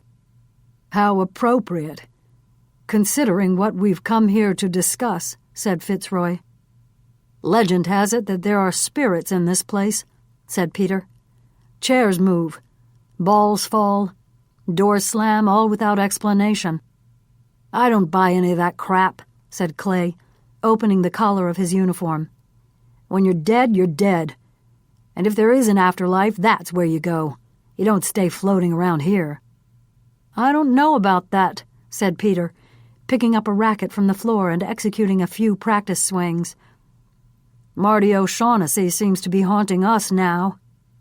Fitzroy nodded solemnly. "I always knew this would catch up with us." "It hasn't caught up with us yet," said Clay, "and we have to make certain that it never does. Eliza Blake called today asking questions about the accident. When I asked her why Key News was interested in a local story that happened 2 decades ago, she told me about some numbers that were found in the Pentimento greenhouse, numbers that mapped out the spot on West Lake Road. She already knew about the accident, but she wanted more details." "What did you tell her?" asked Fitzroy. "What do you think? Nothing," Clay declared. "Do you think I was going to tell her that I staged the whole thing? That I smashed the Mustang into that tree? Of course I told her that I couldn't tell her any more than she already knew." "How'd she take that?" asked Peter. "She didn't buy it," said Clay. "She wanted to see the police report, which I promptly destroyed, but I'm sure she's not going to give up on trying to find out what happened. And with all the resources of Key News behind her, she very well could," said Fitzroy defeatedly. "Not if we take steps to make sure that she, or anyone else for that matter, doesn't find out," said Clay. "But what worries me most is that Innes, after his big religious epiphany, may have decided to come clean and make it right with God before he stabbed himself. If he left those numbers at Pentimento leading to the crash site, what's to say he didn't leave clues leading to what you guys did too?" Peter and Fitzroy were silent as they digested the thought. "And let me tell you this," said Clay. "According to his secretary, the only things missing from Zach Underwood's office were the architectural renderings and an album cataloging the work done at Pentimento. What if Innes had decided to leave the world one last giant puzzle and used Zach Underwood to help him design it?" "Well, Zach is dead now," said Peter, "so he's not going to be revealing any of our secrets." "What do we do?" asked Fitzroy, his face ashen. "We wait and watch," said Clay. "But each of us has skin in this game. If one of us goes down, we all go down. Nobody can find out what happened back then." Chapter 64. After dinner, Russell went back to his Columbia University residence hall and called his mother. With no more funeral preparations to make, and the deluge of condolence calls down to a trickle, his mother would have time to think about the enormity of what had happened. "How's it going, Mother?" Russell asked, stretching out on the single bed. "All right, Rusty," Valentina said listlessly. "The new maid started today." "How is she?" "She's not Eunice, but she's good enough for the time being. She's helping me get some things in order. I'm actually thinking of going away next week," she announced. "Where are you going?" "Italy." "Do you think that's a good idea?" asked Russell. "Why wouldn't it be?" "Because it's so soon, and it will remind you of Father so much." "Everywhere reminds me of him, Rusty. And besides, with all that's happening around here, I want to get away. Before I leave, I can make arrangements to have Eunice's body shipped to Trinidad when the medical examiner's office releases it. I don't want to wait around for the autopsy results. I just want to escape for a while and get my bearings." "The funeral's over now, Mother. Things will be quieter," said Russell. "Didn't you hear?" "Hear what?" asked Russell. "I've been in classes and at the library all day. Zach Underwood was killed." "My God, what happened?" "Somebody came into his office last night and murdered him," she said. Russell could hear the sound of Valentina swallowing something. He would bet it was vodka. "What do the police think?" asked Russell. "Have you talked to Clay?" "No, I haven't talked to Clay," said Valentina. "I don't know what the police think, but I think it has to have something to do with your father's death." "Do you want me to come home tonight, Mother?" asked Russell. "I can be there in an hour." "No, dear," said Valentina. "It's sweet of you to offer, but the most important thing you can do is stay there and pay attention to your studies. But I would appreciate it if you came home this weekend. I miss you, and I love you, and I worry about how all of this is affecting you, too." Russell's eyes moved over the words in the political science textbook, but he wasn't comprehending anything he read. Innes's death, the way he'd done it to himself, The funeral, Eunice's death, and now Zach Underwood's murder. It was all too much. Realizing that he wasn't going to get any work done, Russell closed the book. He went to the bathroom and splashed cold water over his face. He felt the need to go out and have some fun. There was nothing wrong with that, he told himself. Innes was dead, but he had to go on living. Taking the subway just 2 stops south, Russell got out of the train and climbed the stairway to the sidewalk. He walked for 2 blocks, looking into windows and doorways as he went. When he came to a place that felt right, he entered. The Broadway dive on 101st Street was dim and noisy. Russell maneuvered his way through the crowd and leaned against the bar. "I'll have a Rolling Rock," he told the bartender. As he drank his beer, Russell surveyed the room. Satisfied that no one he knew was there, he concentrated on picking out a likely woman to approach. At a booth near the back, 3 attractive young women were laughing. The brunette was really pretty, but Russell decided against going over. He didn't want an audience judging him as he tried to pick her up. He ordered another beer, drank it, and was about to leave for some other place when the petite blonde came through the front door. Chapter 65. It was Janie's last evening before going off to Hershey with the Cohens. Though her daughter would be away for just 2 nights, Eliza couldn't help but be anxious. Janie, on the other hand, seemed only excited. Mrs. Garcia had packed a small suitcase for Janie, which Eliza checked. "What about Zippy?" asked Eliza, holding up the bedraggled-looking stuffed monkey. "Do you want to take him with you?" Janie cocked her head as she considered it. No, I think it's all right if I leave Zippy here. I might be getting too big to take Zippy with me. "All right," said Eliza, touched by her daughter's attempt to be grown up, but not really certain that leaving behind her nightly bed companion was a good idea. Maybe Eliza would ask Mrs. Garcia to wrap him up when Janie was at school tomorrow and give him to Susan Cohen to keep in the trunk of her car in case Janie ended up wanting him. After Janie had taken a bath and brushed her teeth, Eliza settled in bed next to her daughter. Janie handed her The Poor Man of Assisi. "We just read this last night," said Eliza. "You want to read it again?" Janie nodded. As Eliza opened the book, it occurred to her that in the not-too-distant future, Janie wouldn't want to be read to at night. Her baby couldn't be a baby forever. Together they took turns reading the text and talking about the pictures that illustrated the life of St. Francis.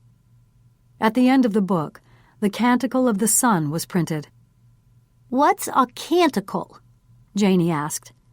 "It's a song," said Eliza. "Should I read the words to you?" Janie nodded as she pulled the covers closer. Eliza began, "Most High, all-powerful, all-good Lord, all praise is yours, all glory, all honor, and all blessing. To you alone, Most High, do they belong. No mortal lips are worthy to pronounce your name. All praise be yours, my Lord, through all that you have made, and first my Lord brother Sun, who brings the day, and light you give to us through him. How beautiful he is, how radiant in all his splendor. Of you, Most High, he bears the likeness. All praise be yours, my Lord, through sister moon and stars. In the heavens you have made them bright and precious and fair. All praise be yours, my Lord, through brothers wind and air, and fair and stormy, and all the weather's moods, by which you cherish all that you have made.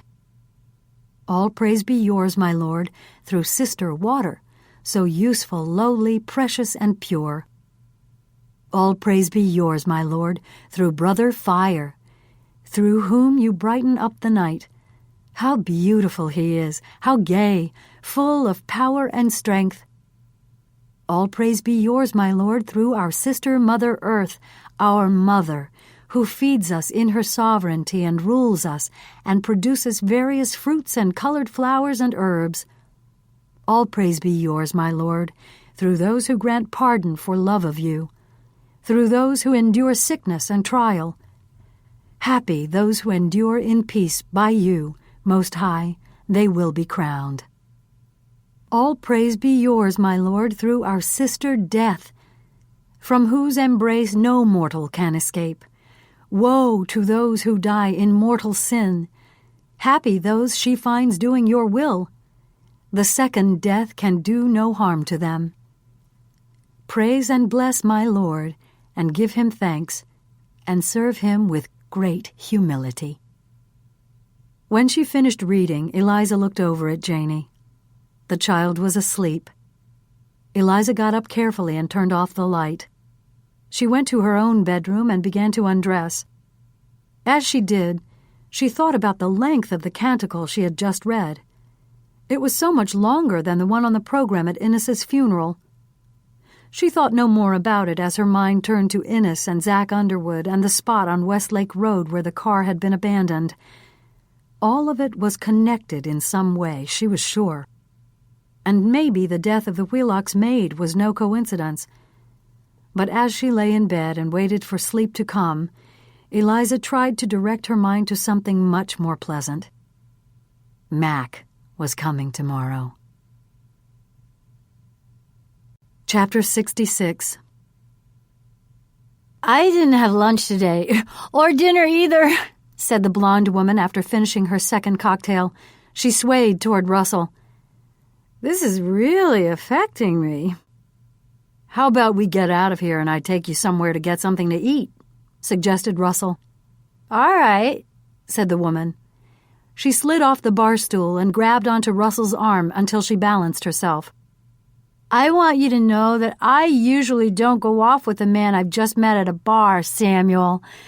But you're so clean-cut and polite. I just get the feeling that you're safe. When they came out of the bar, they stood on the sidewalk together. She looked up at him. I like tall men, she said. Russell took her arm and began guiding her west. Where are we going, anyway? She asked after they walked a few blocks. There's a little place I know in Riverside Park. It's got the greatest view of the Hudson River. They also make a good burger. I didn't know there was a place like that this far north, said the woman, her speech slightly slurred. Good, said Russell. I'll be showing you something new. He took off his jacket and draped it around her shoulders. The coat looked enormous on her. It's gotten cold, but we're almost there, he said. They entered the park and followed the path that sloped downward toward the river. A man walking a dog passed them, then a jogger. The woman strained to get a view of what was up ahead. I don't see anything, she said. Just a little bit farther, he said. I don't like this, said the young woman, pulling away from him. I want to go back. Come on, urged Russell, holding on to her tightly. We're almost there, you'll see. Let go of me, cried the woman, reaching out and clawing at his face. Just then another dog walker came into view, and Russell decided to let the woman go. Chapter 67. One of the things that never ceased to amaze Clay was that Tuxedo Park residents didn't bother locking their doors or taking the keys out of the ignitions of their cars. He didn't understand that sort of trust and confidence. In his world, it was always necessary to be on guard. The conversation with Eliza Blake had made him nervous. It was essential to keep track of what she and her friends were doing, what they knew. He let himself into the carriage house. Searching the rooms with a flashlight, Clay determined the place he would put the listening device. Chapter 68. Each laminated page of the turquoise leather photo album taken from Underwood's office had to be carefully studied. Interiors and exteriors, close-ups and long-distance shots. Photo after photo cataloged the myriad details that made Pentimento unique, a showcase, a masterwork. Not everything that was photographed, however, would be a key to the mystery. If that were the case, the puzzle would have too many pieces and could never be solved. But surely some of the pictures in the album illustrated clues to Innes Wheelock's puzzle and his plan to reveal what shouldn't be revealed. The proud new owner of the photo album turned to the pictures taken at the greenhouse, and there it was. Clue number 1. A crystal-clear shot of the flower pot, the numbers appearing dark and distinct against the terracotta. What was clue number 2? There were so many pages, so many architectural details, so many possibilities at Pentimento, but none of them leaped off the page as a clue. How could you find the next clue if you had no idea what you were looking for? So many needles hidden in a turquoise haystack. One thing was comforting, though. The album wasn't in Zach Underwood's office any longer. It was safe and sound in its new home, and no one was going to find it. Nobody else would be studying its contents and trying to figure things out. Along with the final page came a chest-pounding realization. This album wasn't the only record of the clues to the Pentimento puzzle. Below the last photo in the album, the photographer identified herself. Aurelia Patterson had proudly taken the pictures at Pentimento, and she advertised the fact on a yellow post-it note addressed to her boss, explaining that she would be willing to print out other copies if needed. Did she know what she had? There was a good chance she didn't realize, at least not yet. But given time, she could begin to, just as Zach Underwood had. Friday, October 9th. Chapter 69. In the moments after the alarm clock sounded, Eliza moved from grogginess to full awareness and excited anticipation as she remembered what was going to happen today. As much as she had some anxiety about Janie's weekend away, Eliza was relieved that Mac and she would finally have some time alone together. She felt strongly that it wasn't right for Mac to stay overnight when Janie was home. It would give the child the wrong signals. Eliza and Mac had already split up once, over an indiscretion of Mac's. Janie had been confused when she was told that Mac wasn't going to be coming around anymore. As glad as she seemed to be that Mac was part of their lives again, she was still a little girl, unsophisticated and emotionally vulnerable. Until Eliza was certain that she and Mac were making a permanent commitment to each other, he wouldn't be staying over at the house in Hohokus. Eliza's assignment last month to interview Carla Bruni, the glamorous wife of French President Nicolas Sarkozy, had provided an opportunity for Mac and Eliza. Mac came to Paris to meet her. It had all been very romantic, holding hands as they walked along the Seine, dining amid the flickering, sparkling lights at the Eiffel Tower, 2 incredible nights at a luxurious hotel off the Place Vendôme. This weekend would be different, but she hoped wonderful in its own way. She and Mac would have some of the time and privacy they desperately craved. They'd be all alone in the carriage house in Tuxedo Park. Eliza went into the bathroom and turned on the water in the shower, testing the temperature before she got into the stall. She shampooed her hair and let a deep conditioning lotion remain on her head as she shaved her legs. While she was rinsing out the conditioner, she thought about what was coming up at work. She had to get in there and get the narration done on the latest developments in the Innes Wheelock story. She was sure that BJ had done a rough cut, recording the narration himself and then editing the video over his own voice. There was a better-than-even chance that everything wouldn't sync up when Eliza recorded her version.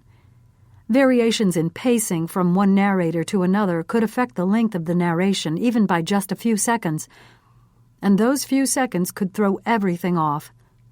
BJ was one of the most skilled and fastest editors in the building, but it wasn't fair for her to come in late and make him rush to re-edit if it could be avoided. She selected the blue cashmere sweater that Mac had given her and took a straight black skirt from the closet. Pulling the towel off her head, she dressed and ran a comb through her hair. Styling and makeup would be done when she got to the broadcast center. She turned off the lamp in the bedroom and walked out into the hallway. It was dimly lit by the light that filtered up from downstairs. Eliza knew that Mrs. Garcia was already in the kitchen and that she would have coffee brewing. Tiptoeing into Janie's room, Eliza leaned over and kissed her child on the forehead.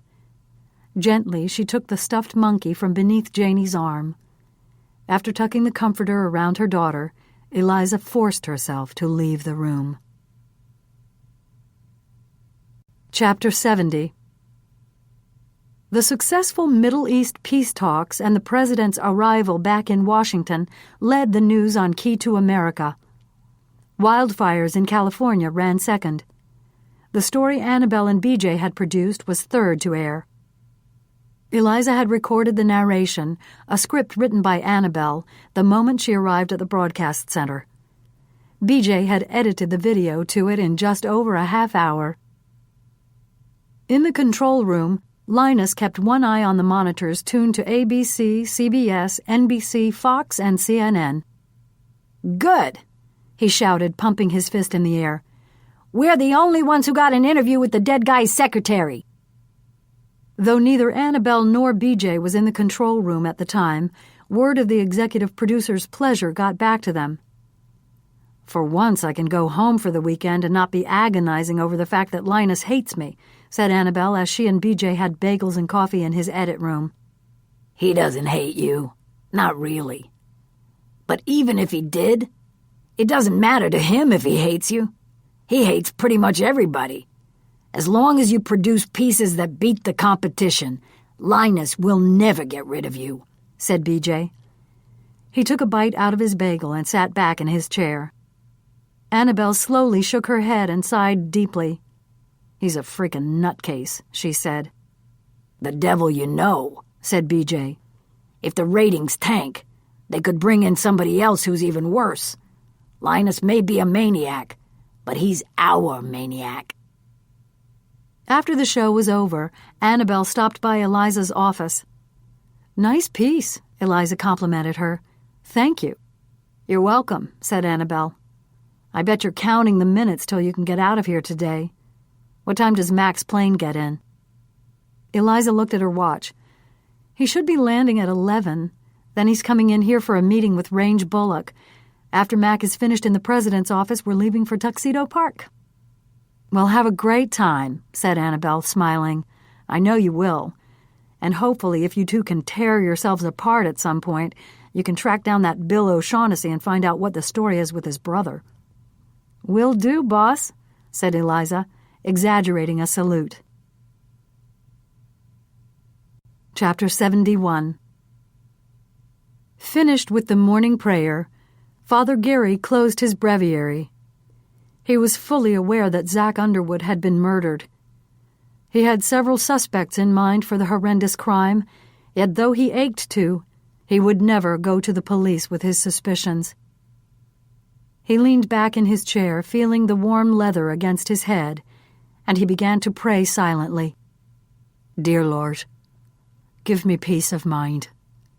I know I can't break the seal of confession, but so many people might get hurt if I remain silent. Find some other way, Lord, to keep everyone safe." Innes Wheelock had confessed everything before he killed himself. Father Gary knew what had happened 20 years before, things that had haunted Innes all that time, especially after his years in Italy. His devotion to St. Francis had gotten Innes to obey his conscience. It had also taken him too far. Religion had pushed Innes over the edge. Innes wasn't the only one who had something terrible to confess, but Father Gary could never, would never, tell another living soul who else had been involved in the murder of Marty O'Shaughnessy and the cover-up that followed. Chapter 72. Knowing that he'd already blown off his 9 o'clock class, Russell turned over in bed and decided he wasn't going to his 11 o'clock either. It would be a waste of time. He wouldn't be able to concentrate. He was emotionally and physically spent. He lay there for a while but couldn't drift back to sleep. He wasn't happy with the way things had gone last night, but it was probably all for the best.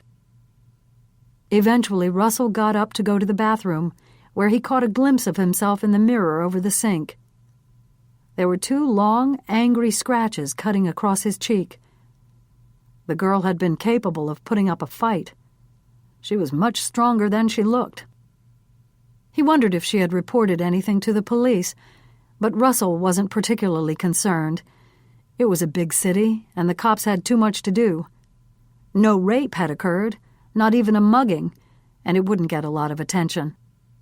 Russell doubted very much that anything he'd said or done last night would lead the police to his door. He was smart enough to know how not to get caught. Chapter 73. Doubting that Aurelia Patterson was going to call and volunteer the information about what was missing from Zach Underwood's office, Annabelle decided to take the initiative. The woman answered on the second ring. "Oh," said Aurelia when Annabelle identified herself. "I was hoping it would be the police with some news." "I'm sorry to disappoint you," said Annabelle. "I know how anxious you must be." "I didn't sleep at all last night," said Aurelia. "I just kept thinking about poor Zach and the way he looked when I found him."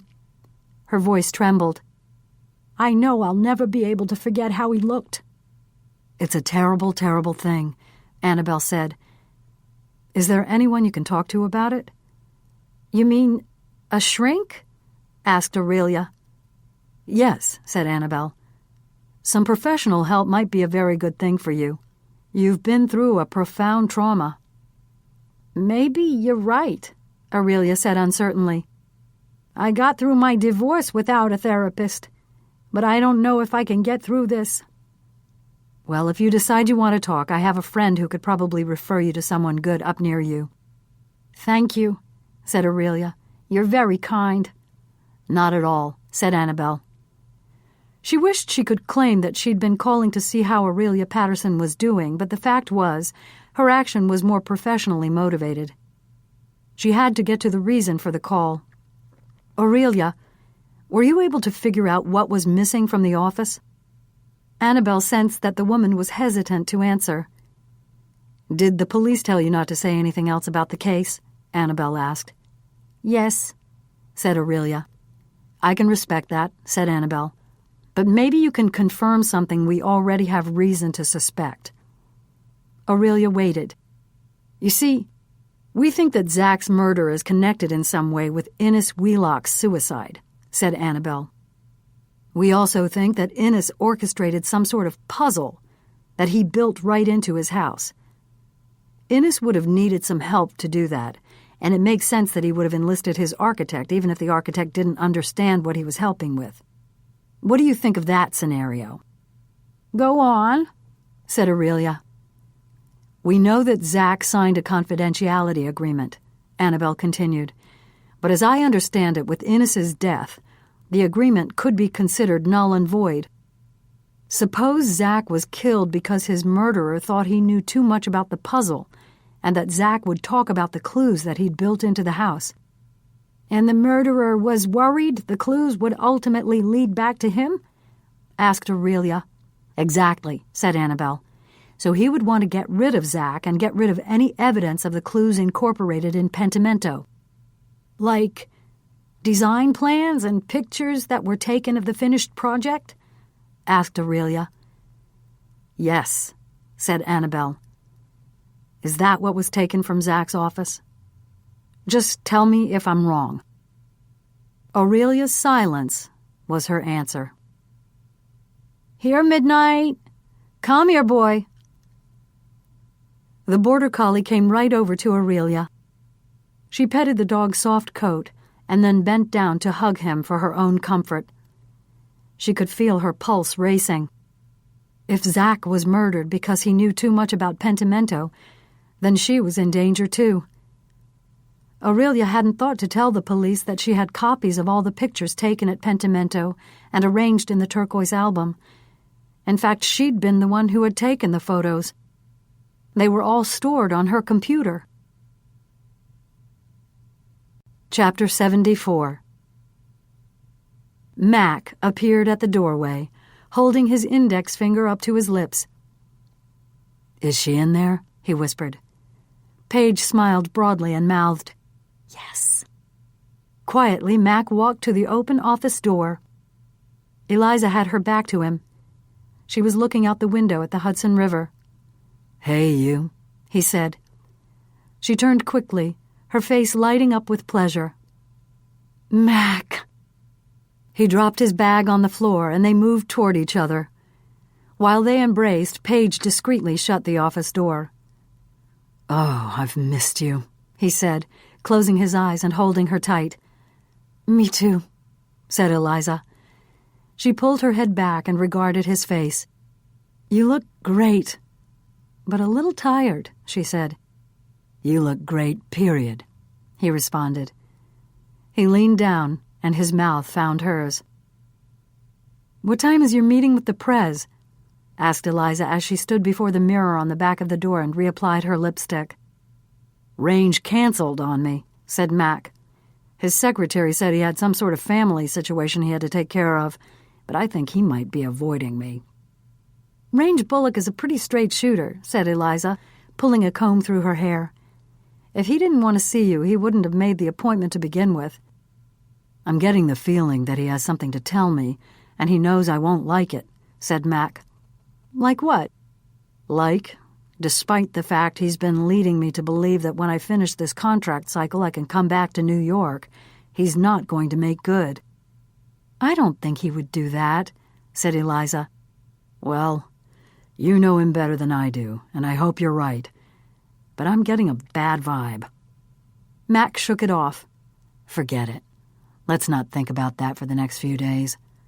Let's not let it ruin our time together."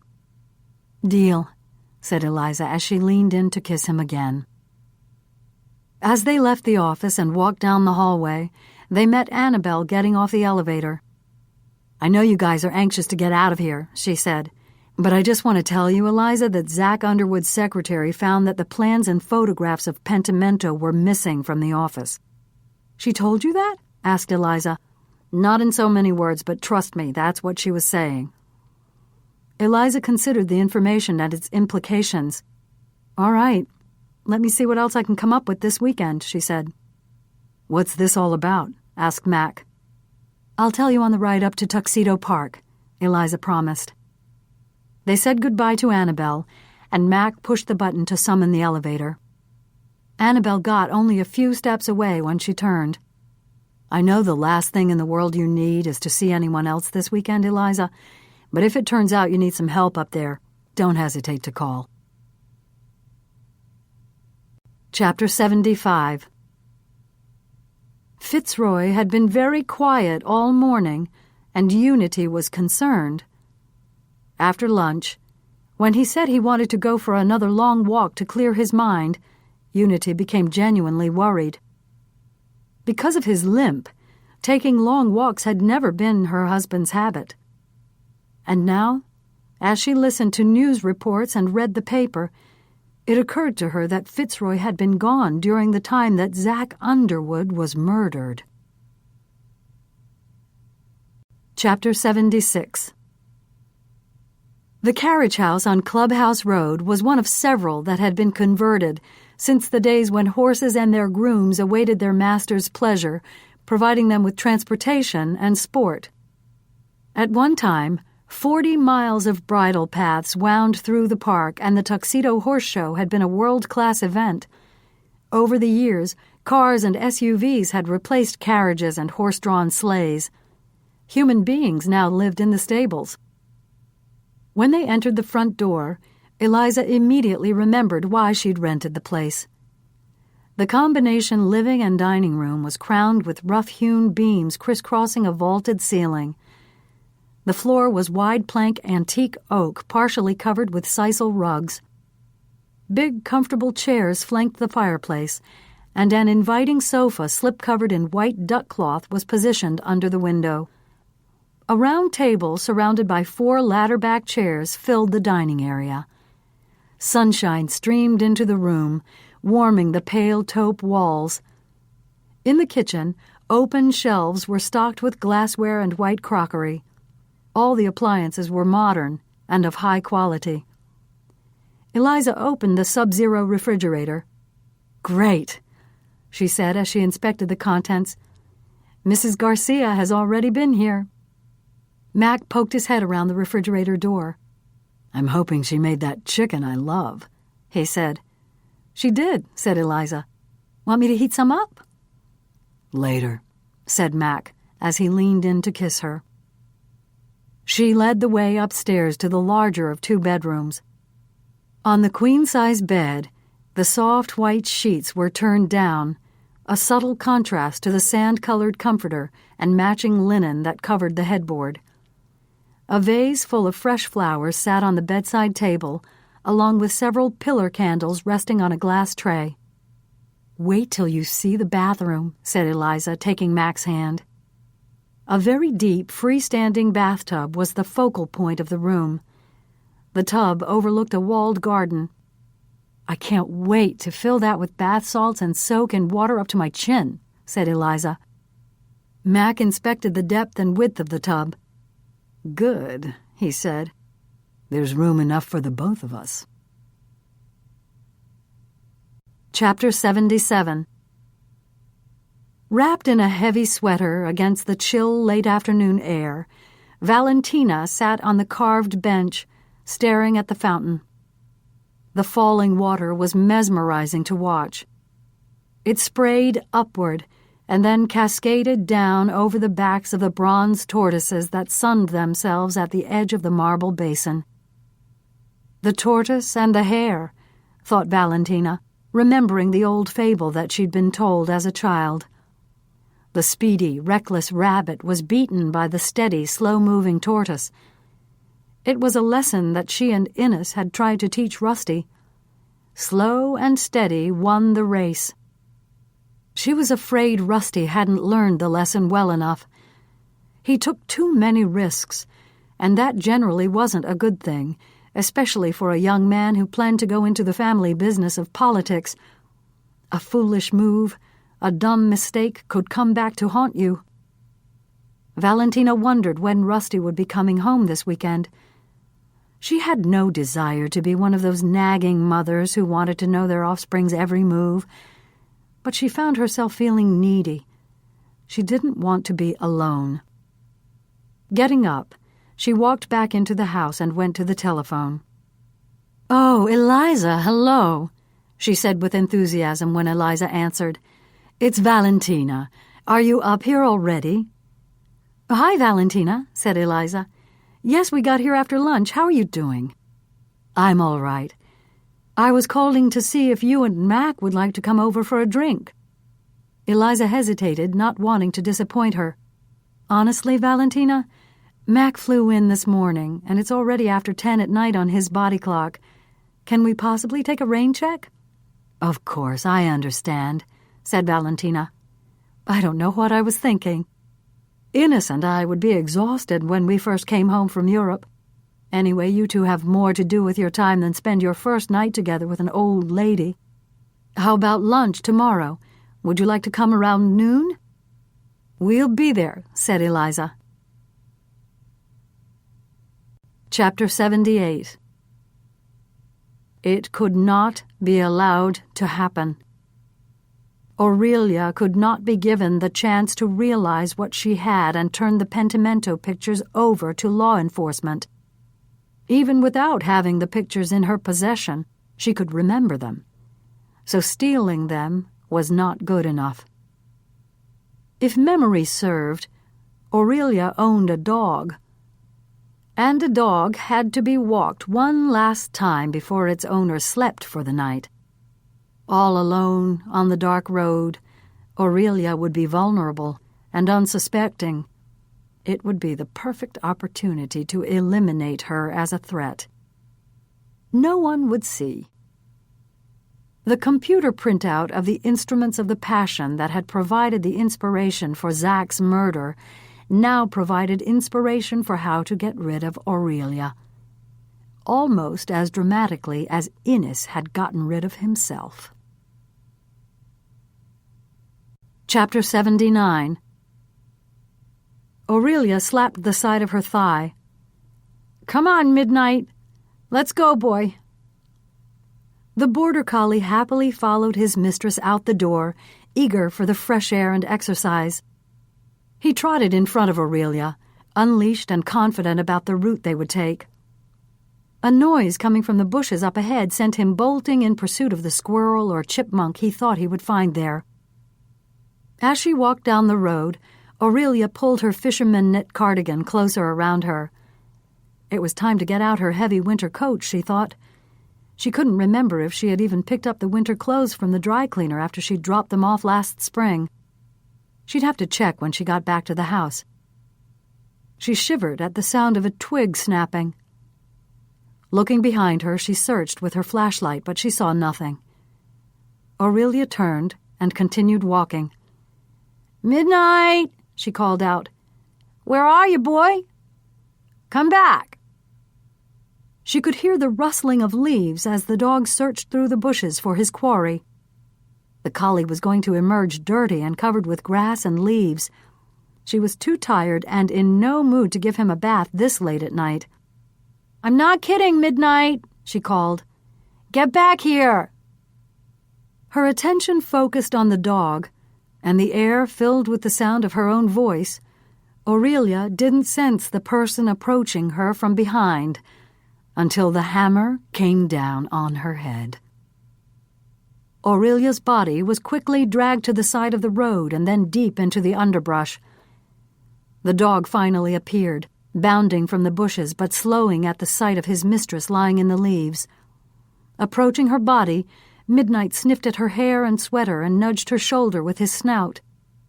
When he got no response, he licked her face with his long tongue, and a moment later he stretched out next to her, placing his head on her warm, still chest. It was a short walk to Aurelia Patterson's house. The laptop computer was sitting on the kitchen table. It didn't take long to find the digital camera in the hall closet. The killer walked out of the house with both of them, the sole owner of the images of Pentimento. Saturday, October 10th. Chapter 80. Slipping from bed as quietly as she could, Eliza put on her robe and went downstairs. She set a pot of coffee brewing and turned on her computer to check the news of the morning. Satisfied that nothing big had happened overnight, she poured herself a cup of coffee, opened the French doors, and went out onto the slate patio. The morning air was bracing. Eliza inhaled deeply, reveling in the sights and scents of autumn in the country. Colorful leaves lay scattered on the ground. An old stone fence surrounded the rear of the property, cordoning off a well-tended garden. She detected the faint aroma of lavender, the vestige of the plants the owner had placed near the foundation of the carriage house. As she sipped the hot coffee, Eliza wondered how Janie was doing with the Cohens. She was tempted to call and see, but she decided to wait until later. "Don't hover," she told herself. Going back inside, she heard Mac descending the stairs. "Sleep well?" asked Eliza after they kissed. "Like a baby," said Mac. He looked mischievously into her eyes. "I wonder why." "I have no idea," she said with mock innocence. She pulled away and went to pour some coffee for him. "What do you want to do today?" she asked, handing him the cup. "More of what we've been doing would suit me just fine." Eliza nodded, smiling. "And after that, I have a place I want to show you." "This is great exercise," said Eliza. "Yeah, but not nearly as good as the exercise we just had," said Mac, putting his arm around her shoulder and kissing her on the forehead. As they walked around the road that circled Tuxedo Lake, Eliza filled Mac in on all that had been happening and the details she knew so far. "I went to the spot on Westlake Road, but there was nothing out of the ordinary," she said. "I want to go back there with you and see if I missed something." "Another set of eyes at your service," said Mac. "That's Pentimento," said Eliza as they walked by the imposing Italianate mansion, the Wheelock place. Mac whistled softly through his teeth. "You've got to be in a pretty sad state if living in a place like that doesn't make you want to stick around." "That's the operative word, isn't it?" said Eliza. "Innes Wheelock had to be very sad to do what he did." "Or he just got carried away with his obsession with religion and St. Francis," said Mac. They continued walking, past a few more massive houses until the road straightened out and there were no buildings on either side. "This is certainly a nice long stretch where a car could gather speed," observed Mac. "If you drank too much or were distracted by a pretty woman in the car with you, it would be easy to lose control and crash into a tree." Eliza slowed as they reached the area indicated on the map. "This is it," she said, holding out her arms. They wandered around, kicking through leaves and vegetation, not sure what they were looking for.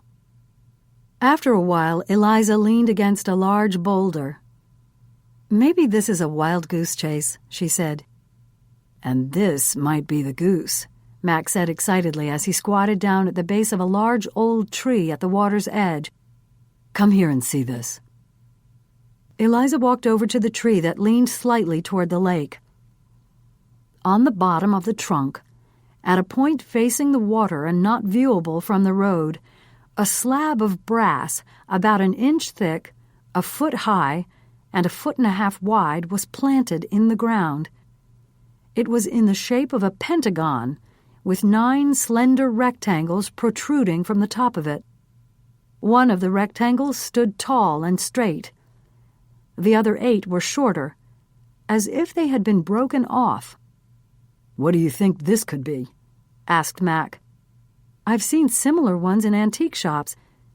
It looks like a large old-fashioned doorstop," said Eliza, "in the shape of a house."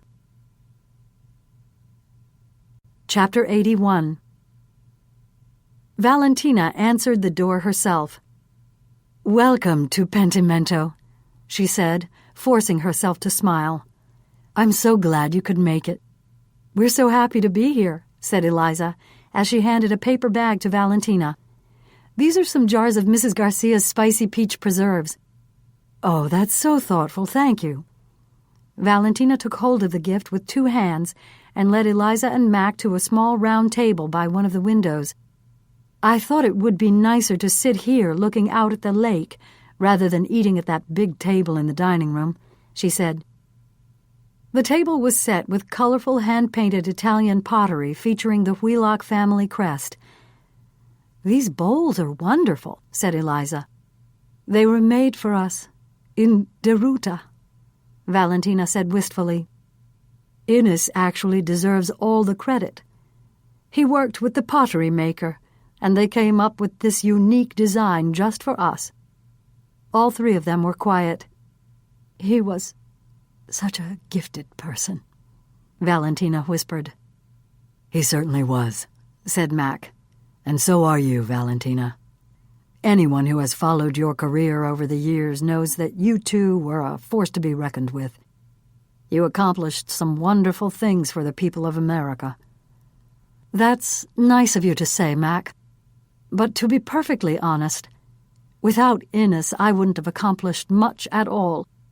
Others helped, too, of course, but Innes called the shots." Bonnie entered the room carrying a tureen. She ladled corn chowder into the bowls and left a basket of fresh-baked bread on the table. "Bonnie here has just been a lifesaver," said Valentina. "She's helping me until I can find a permanent replacement for Eunice, though I doubt I'll ever really be able to replace her." She nodded and smiled at Bonnie. "That will be all for now, thank you." "I'll be out in the aviary for a little while, Mrs. Wheelock," said Bonnie. "I'm going to feed the birds." "Bringing that parrot some grapes?" Eliza asked, smiling.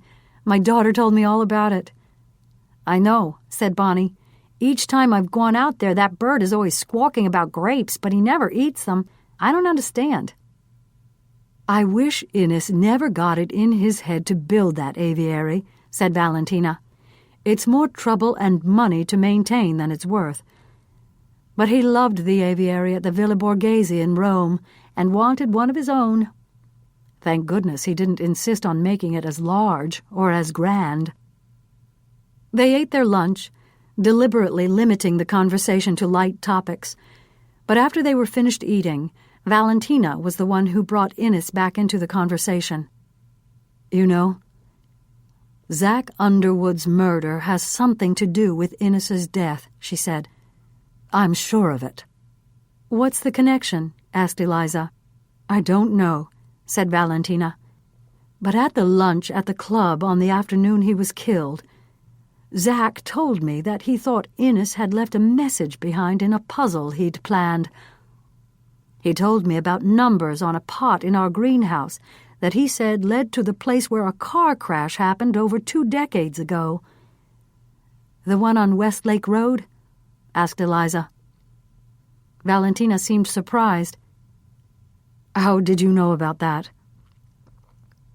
"Someone else actually told me about it," said Eliza, always conscious of protecting her sources. "But Zach and I talked about it at the luncheon, too." "We took a walk to the spot this morning," said Mac. "You did?" asked Valentina. "Yes, and we found something," said Eliza. "We're just not sure what it is." "Describe it for me," said Valentina. "Actually, we brought it with us," said Eliza. "It's in the car." "I'll go get it," offered Mac. "Maybe we should go outside to see it," said Eliza. "It's covered with dirt." Valentina examined the tarnished brass object sitting on the floor of the car. "We were thinking it resembled a house," said Mac. "A house with a lot of chimneys," added Eliza. Valentina straightened. "Why would Innes want to point to that house?" she mused softly. "What house?" asked Mac. "The old Heavener house," said Valentina. 9 chimneys. They went back inside Pentimento. While they had coffee, Valentina told a story. 9 Chimneys was a beautiful, gracious old place that had been in the Heavener family since the early days of Tuxedo Park. It passed from one generation to the next, but unfortunately the family money ran out. Even more unfortunate was the fact that Fitzroy hadn't really been brought up to go out and earn a living.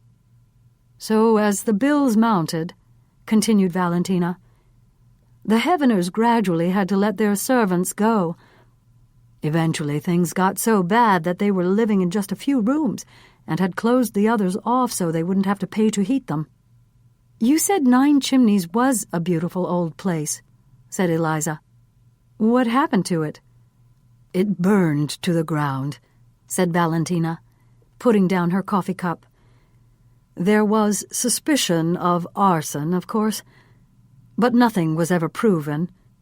Fitzroy and Unity moved into an apartment over the Black Tie Club and have been living off the insurance money ever since." "If Innes is directing us to something," said Eliza, "why point to a house that's not even there anymore?" "What are you all talking about?" The 3 of them turned to see Russell Wheelock standing in the doorway. "Oh, Rusty, you're home." Valentina rose to meet her son and kissed him warmly on the cheek. "I'm so glad you're here, dear." Russell shook hands with Eliza and Mac. They filled him in on the replica they'd found on Westlake Road. Eliza felt comfortable leaving Valentina now that her son was with her. "I'd like to see for myself where 9 Chimneys once stood," she said, "and see if we can't figure out what Innes is trying to tell us." Chapter 82. After thanking Valentina for lunch, Eliza and Mac headed to 9 Chimneys. The road that led to the house was rutted, and the long driveway was overgrown with weeds and twigs. Majestic oak trees lined the drive, their branches and leaves reaching over to create a golden canopy. "It once must have been quite beautiful here," said Eliza as she looked out the window. Boulders and crumbling cement marked the circumference of the enormous foundation. The remains of several stone chimneys could be seen, their walls reduced to rubble scattered at the base. One intact chimney still stood erect. "Just like the brass model that Innes left," said Eliza. "We think Innes left it," corrected Mac. Ivy and tall grasses had taken over, covering the ground. Eliza and Mac trudged through the growth. A brown rabbit appeared out of nowhere, startling Eliza as it hopped past. "I don't know why I'm so jumpy," she said, shaking her head. "You've got to admit, it feels kind of creepy up here," said Mac. Eliza nodded as she took his hand. "You can imagine the kind of life that must have been lived here, but now it's all gone." They walked around the foundation, finding broken glass, animal droppings, beer cans, and faded magazine pages lying in the dirt. Mac shrugged. "I don't get it," he said.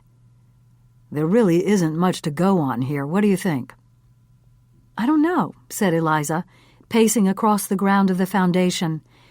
"If Innes has left some clue to his puzzle, I don't see it. Let's try to put ourselves in his mind. If you were trying to hide something here, where would you do it?" "He could have buried something anywhere," said Mac. "That's right. And the area is just too big for Innes to think anyone would find it," said Eliza. "He'd plant the clue somewhere unique, somewhere that would stand out yet not be easily seen." At the same time, both of their heads turned toward the only completely unbroken chimney. Mac bent over and twisted his head around, trying to look up into the chimney stack. He put his arm inside and reached up. Eliza cringed. "Be careful. There could be something alive and nesting in there." His fingers felt something smooth protruding from the rough inner wall of the chimney. Mac awkwardly grasped at the edge of the flat surface and tried to jiggle it free. "Got it," he said as he lowered his arm. "What is it?" "A box of some kind." Mac slowly raised the lid. Inside, there were 5 wooden cubes. He held one up. The letter C was carved into one of the 6 faces of the cube. On the exact opposite face, a small, raised turtle appeared. "These look almost like children's blocks," said Mac, as he took the others out of the box. Eliza studied the cubes. There was something familiar about them, but she couldn't tell what. C, E, R, T, Y. She recited each of the letters on the respective cubes. "What does that mean?" "Nothing, as far as I know," said Mac. Eliza tried other combinations, moving the blocks around. R-E-T-Y-C, T-Y-C-E-R, E-R-Y-C-T. None of them meant anything.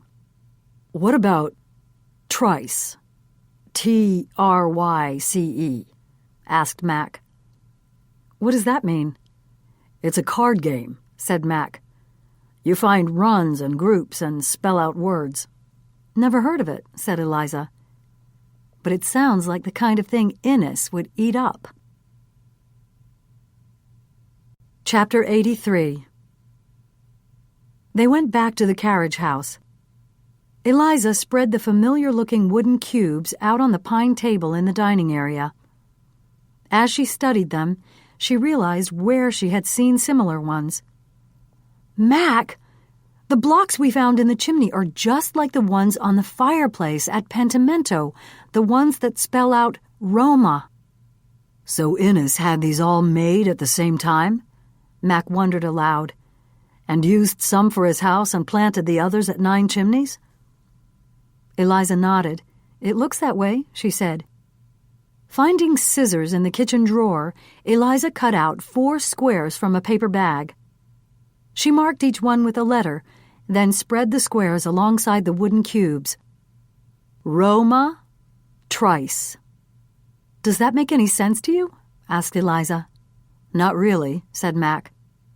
She began rearranging the letters. Marty, CEO. "Marty CEO?" asked Mac. "Marty was the name of the man who owned the car left at the side of Westlake Road," said Eliza. "What about the CEO?" said Mac. "You said he was a landscaper. Was it his own business?" "Even if he owned his business, I doubt that Innes Wheelock would call him a CEO."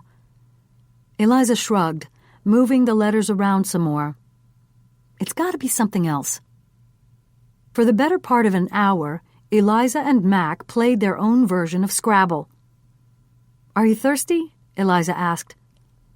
"I can't believe I've been at this game all this time without a scotch in my hand. Do you have any?" Eliza got up to check.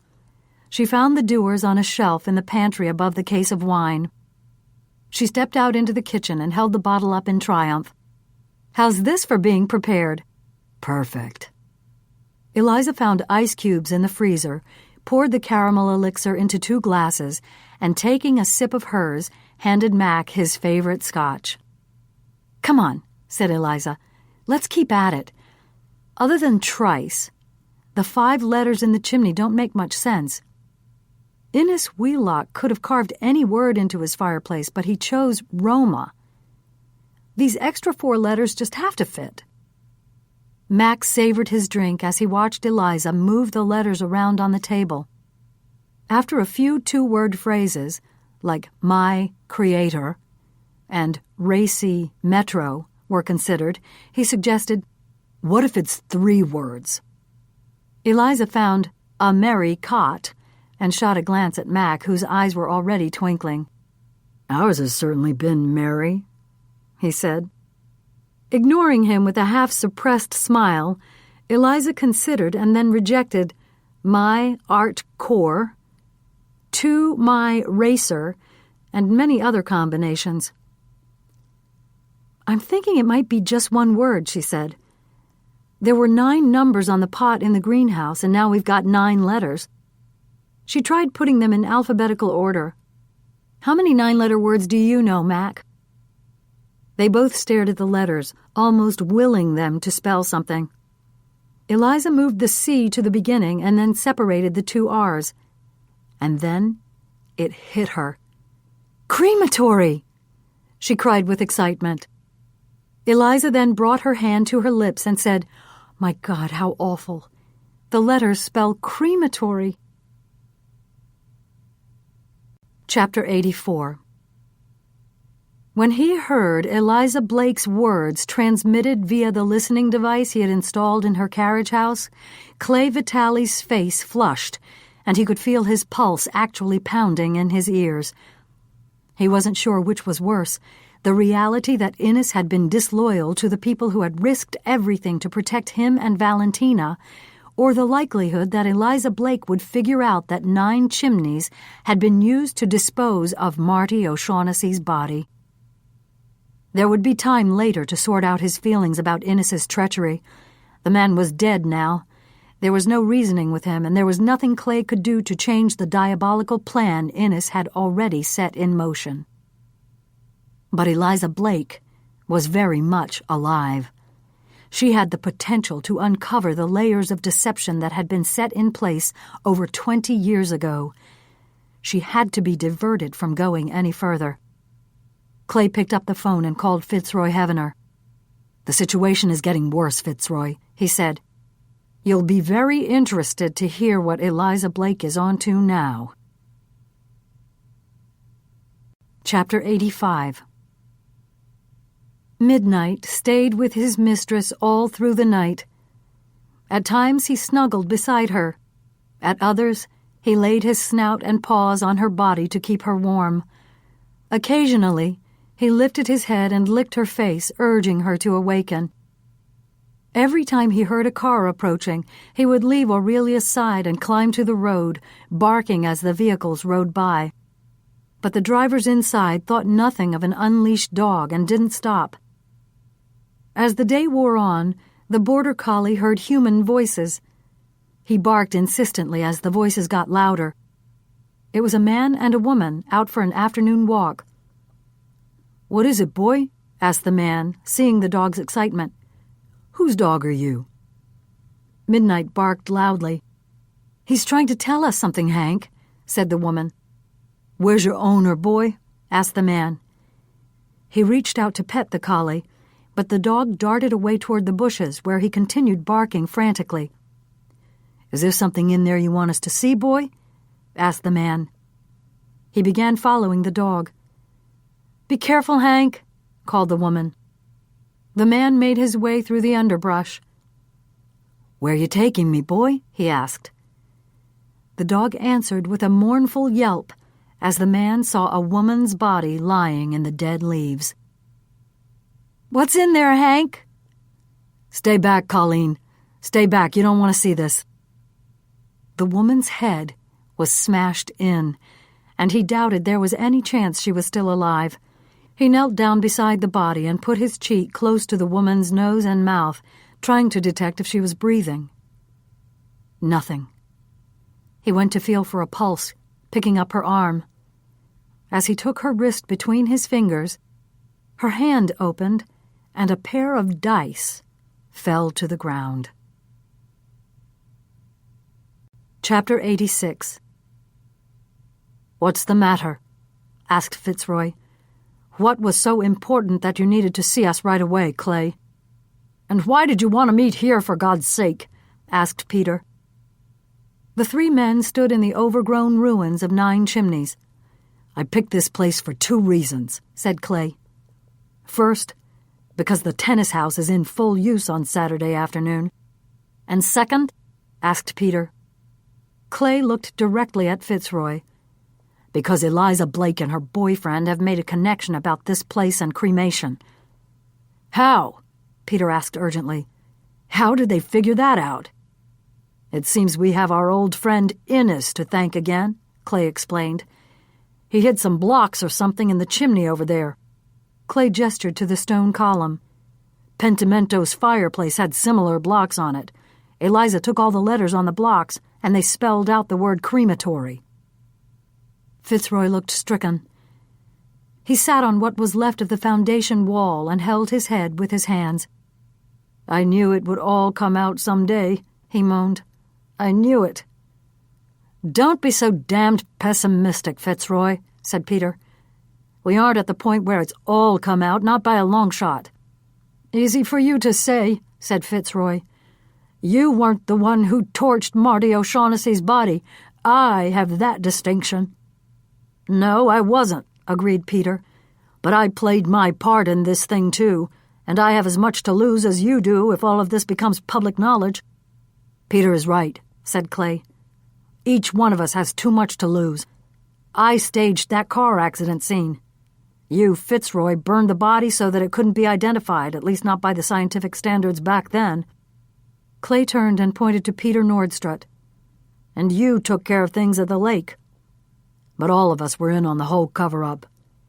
If what happened back then comes to light now, we're all going to pay for it." Chapter 87. Eliza called the Cohens to see how the trip was going. Janie got on the phone and enthusiastically recounted the things she had seen and done. "We went on the rides, and you know what, Mom? The lights on the street look like chocolate kisses." "I can't wait to hear all about it when you get home, sweetheart." "Okay, Mom. I can't wait either. I'll see you tomorrow." Eliza felt pangs of pride and relief. Janie was fine, and well enough emotionally to enjoy herself away from her mother. As they drove out of Tuxedo Park on their way to dinner, Eliza called Annabelle and told her what she and Mac had found at 9 Chimneys, and what the letters spelled when combined with the ones on the fireplace at Pentimento. "You think the place was used to burn bodies?" Annabelle asked skeptically. "I don't know what to think," said Eliza. "But will you see what you can find out about the fire at 9 Chimneys? There was some suspicion that it was arson, that Fitzroy Heavener might have said it to get the insurance money. "All right," said Annabelle. "I'll see what I can dig up.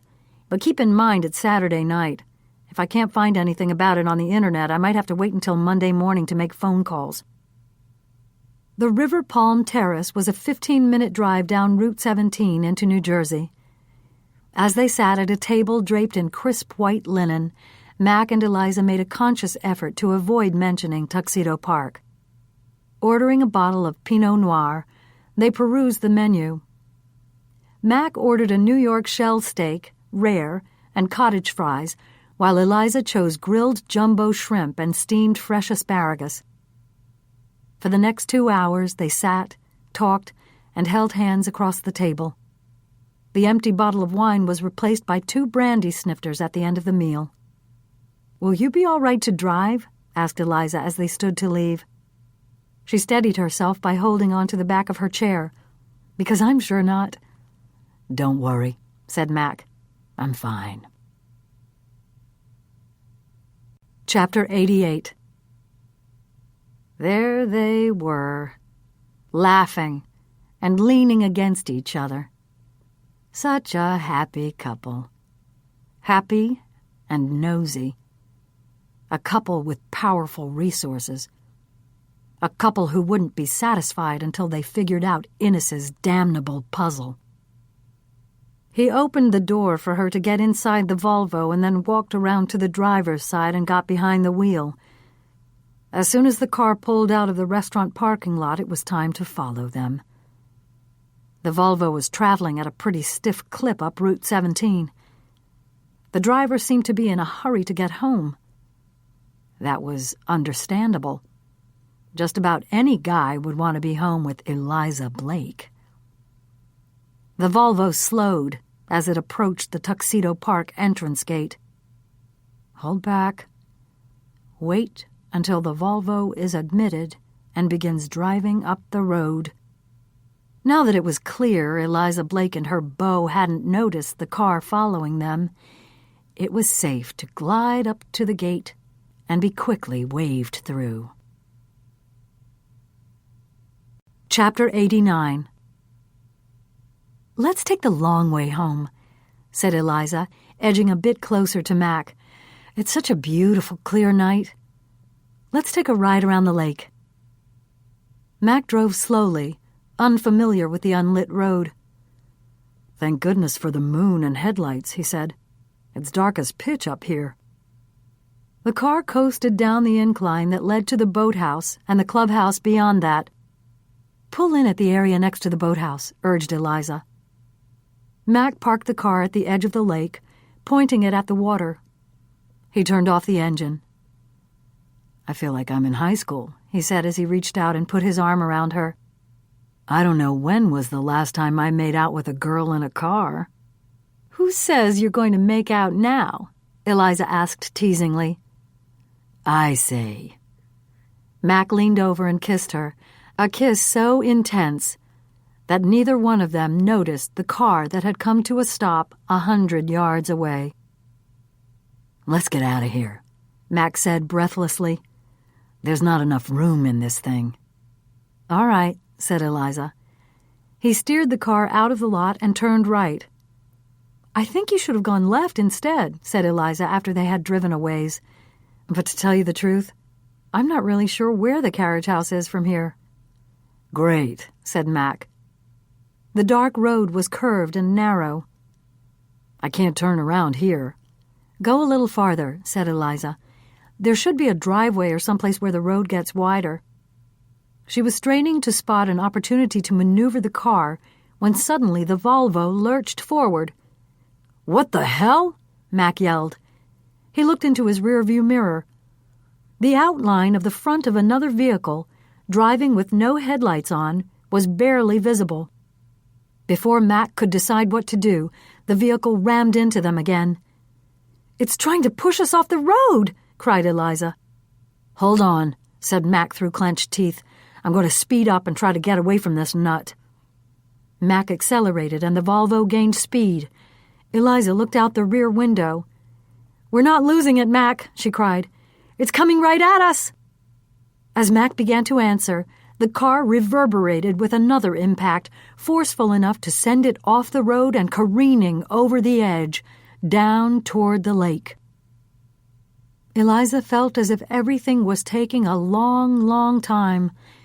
The tumble down the hillside, the crash into the tree, the inflating of the airbags, the minutes spent in shock, staring straight ahead, not quite sure what exactly had happened. Was she all right? She told her brain to move her arms and legs. They did as they were commanded. She couldn't identify anything hurt, didn't think she was bleeding. "Mac," she called out, reaching toward the driver's side of the car.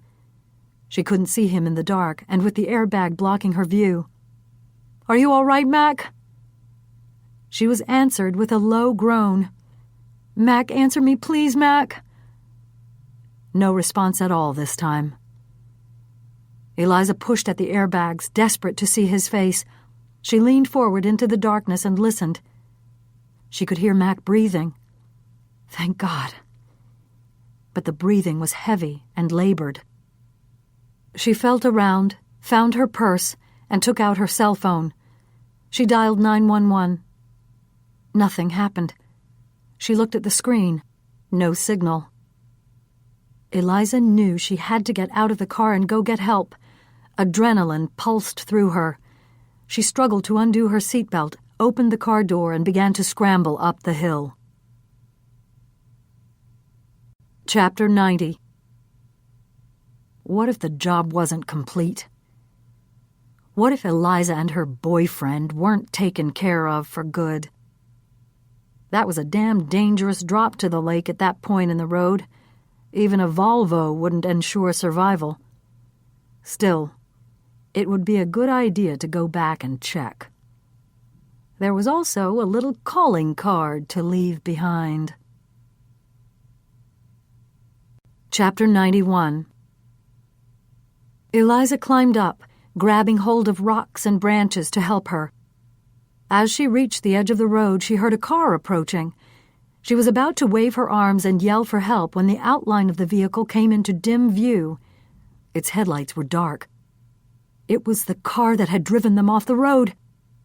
Looking around desperately for someplace to hide, Eliza dived behind the trunk of a tree.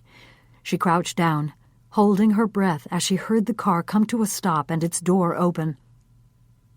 Her heart pounded as she listened to the footsteps on the macadam. Was whoever it was going to climb all the way down to the car and find Mac there, alone and helpless? The driver's aim had obviously been to kill them. What would happen if Mac were found alive but unconscious, unable to defend himself? Eliza, still somewhat dazed, didn't know what to do. Chapter 92. The moonlight reflected off the roof of the Volvo. It was apparent that nothing was moving down there except the steam rising from the hood. The darkness on the road was suddenly pierced by two beams of light in the distance. A decision had to be made quickly. Stay and risk someone seeing the car and wondering what it was doing there, or leave right now and take the chance that the occupants of the Volvo were still alive. Eliza and her boyfriend, if not dead, had to be injured. Nobody would find them tonight, and maybe not tomorrow either. With a little luck, it would be too late whenever the car was discovered. Even if they did survive, they would be smart enough to realize they'd been warned. Just to make certain, so there would be no doubt. Silver coins were hurled into the air, and the sound of metal showering down on the Volvo's roof echoed in the eerie autumn silence. Chapter 93. Crouched in the darkness, Eliza heard strange pinging sounds, metal against metal, hard objects raining down on her car. Then she heard a door slam and the vehicle drive away. She crawled out from behind the tree and clawed her way up the rest of the hill. When she got up to the road, she began running. Sunday, October 11th. Chapter 94. Sitting alone in the waiting room at Good Samaritan Hospital, Eliza looked down at her hands, noticing for the first time that they were covered with dried blood. She wasn't quite sure if it was Mac's blood or her own. She had cut herself while clawing her way up from the crash site, but Mac's head wound had bled profusely. Eliza closed her eyes. Mental images of his body being dragged up the hill on a backboard filled her with dread. He had lain there so perfectly still that Eliza was sure he must be dead. But Mac wasn't dead. He was having emergency surgery. Internal injuries, the doctor had said. It's going to be a while. At the sound of the voice, Eliza opened her eyes and saw a nurse standing in front of her. "Can I get you anything?" the nurse asked. "Would you like to freshen up?" Realizing that the question was really a suggestion, Eliza shuffled down the hallway, wearing the loafers given to her by the woman who'd stopped her car when she saw Eliza running barefoot down the road. In the ladies' room, she washed her hands. Looking in the mirror above the sink, she almost didn't recognize herself. Her face was colorless except for the dirt smudged across her cheeks. Her hair was tangled and messy. But it was her eyes that were most unfamiliar. They stared back at her, the dark pupils wide, almost eclipsing any blue. There was an anxious, fearful look in them, the look of someone who was deeply frightened. The thought that she might lose Mac now that she'd finally allowed herself to love again was more than Eliza could allow herself to fathom. She had already gone through losing John almost 8 years ago.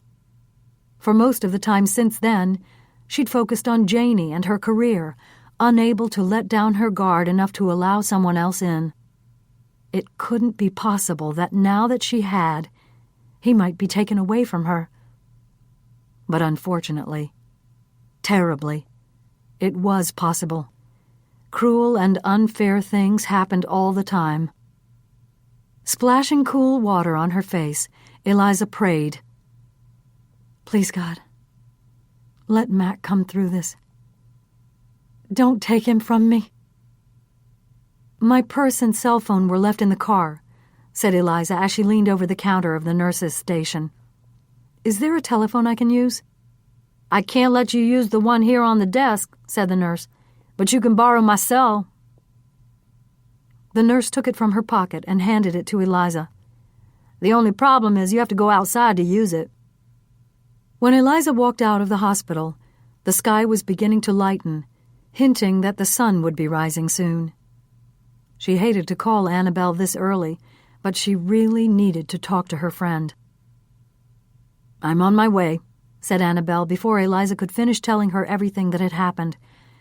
"I know it's Sunday and I hate to impose on you like this, but—" Eliza was cut off in mid-sentence. "Stop it," said Annabelle firmly. "I'll be there in about an hour, and I'll have my cell phone with me. Call me if you need to talk to me about anything before that."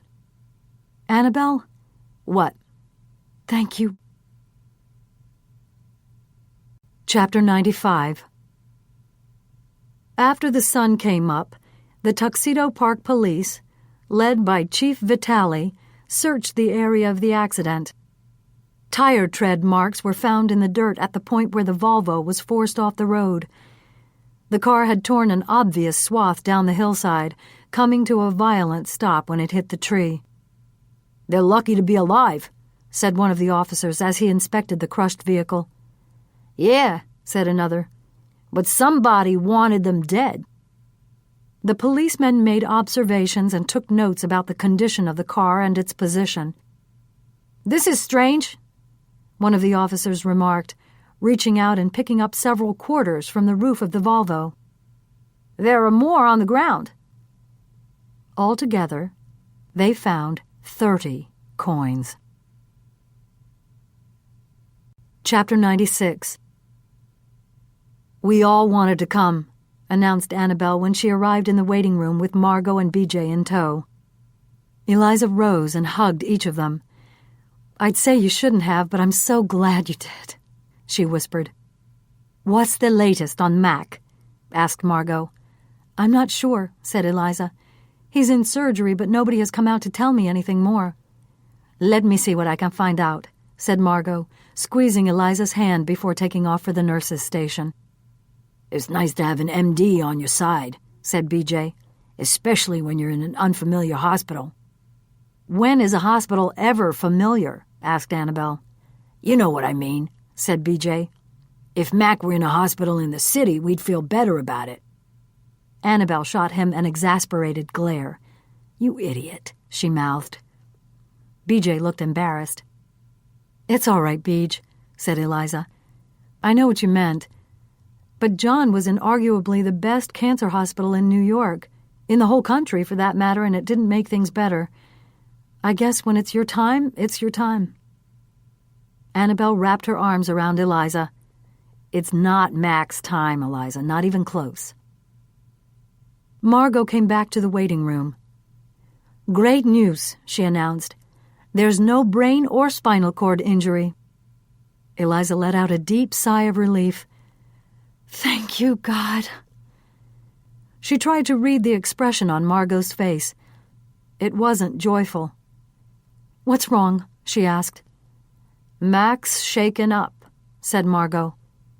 "He fractured some ribs, one of which punctured his lung. His spleen was torn badly enough that they had to remove it. His liver was lacerated as well, and they're working on stitching that up now." BJ let out a low whistle. "Mac's going to be all right, though, isn't he, Margot?" asked Eliza. Margot looked directly into Eliza's frightened eyes. "I'm going to be honest with you, Eliza," she said. "Mac has some very serious injuries, and the coming days are going to be hard and painful for him. But he's got youth and good health on his side. Barring complications, he should probably be fine." Probably was not definitely, thought Eliza as she wrapped her arms around herself for comfort. How was it that Mac was so badly injured, and she had walked away practically unscathed? She was responsible for getting him involved in what had become a deadly situation. But who was responsible for this nightmare in the first place? "Do you want to talk about what happened, Eliza?" asked Annabelle when all four of them sat around a table in the hospital coffee shop. Eliza shook her head in bewilderment. "I don't know," she said. "We had just come back to the park after a wonderful dinner. We stopped to look at the lake. When we started for the carriage house, we went the wrong way, but before we could turn around, this car came up behind us and started ramming us." "What kind of car was it?" asked BJ. "I don't know. It was pretty dark and the car didn't have any headlights on." "So you couldn't see the driver?" asked Annabelle. Eliza shook her head. I could kick myself now for not getting a look at his face when he came back." "He?" asked Margot. "You know it was a man?" "No," said Eliza. "I don't. I'm just assuming it was." "What do you mean, when he came back?" asked Annabelle. Eliza recounted how she had climbed up the hill to get help and had hidden when their attacker returned. "I think he just wanted to make sure that he'd finished the job, and I wonder what he'll do when he finds out he didn't." Annabelle went outside, ostensibly to get some fresh air. She really wanted to make a phone call but didn't want to take the chance of upsetting Eliza. She identified herself, her affiliation with Key News, and her friendship with Eliza Blake. "I would like some information on the accident last night," she said. "Wish I could help you, ma'am, but I'm not at liberty to divulge any information on an ongoing investigation." "Give me a break, will you?" asked Annabelle. "Somebody tried to kill the host of Key to America and almost succeeded in murdering another Key News correspondent. I demand to be given information." Even as Annabelle spoke, she realized she should have alerted Range Bullock and Linus Nazareth about what had happened. They would be furious when they learned that they hadn't been called right away. The police officer responded to the determination in her tone. "Captain Vitale is the only one who is able to give out the kind of information you want," he said. "Then please let me talk to him." "He's not here right now, but if you give me your number, he'll return your call as soon as he can." Annabelle recited her phone number, but she knew damn well that Chief Vitale wasn't going to call her back. The president of Key News answered the phone. "Bullock," he said brusquely. Annabelle explained what had happened the night before. "Eliza's fine," she said, "but it looks like Mac has some serious injuries." "I'm coming out there," said Range. "But the first thing I'm going to do is arrange for security details to guard Eliza and Mac." Chapter 97. Clay came home to grab a cup of coffee and a shower. He was cold and dirty after tramping around the crash area. As he watched his daughter standing in the living room, swinging her tennis racket and talking to herself, Clay felt that everything was coming apart at the seams.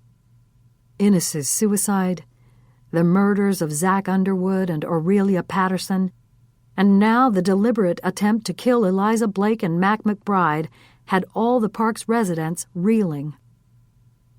The mayor was calling repeatedly and pressing for information on the investigation, and Clay's job would be in certain jeopardy if he didn't come up with some answers. The Board of Trustees had held an emergency session, and as a result, an official message had been posted on the village website announcing stricter security measures in the park. Residents were reminded to take special care about their safety and were urged not to walk alone, to lock their doors, to remove keys from their parked cars, to ensure that all children were accompanied both to and from school, and to immediately report anything suspicious. Tuxedo Park residents weren't going to stand for the threat and disruption to their sheltered world. They would find somebody else who could keep them safe if Clay didn't. While his immediate reaction was to stonewall the press, that wasn't going to work any longer. Once it got out that Eliza Blake had been attacked, every imaginable news outlet would be demanding facts and details, demands that complicated an already escalating and tangled situation. He simply had to release some information. Otherwise, it would look like he had something to hide. Chapter 98. The surgeon finally emerged. "Mr. McBride has made it through surgery.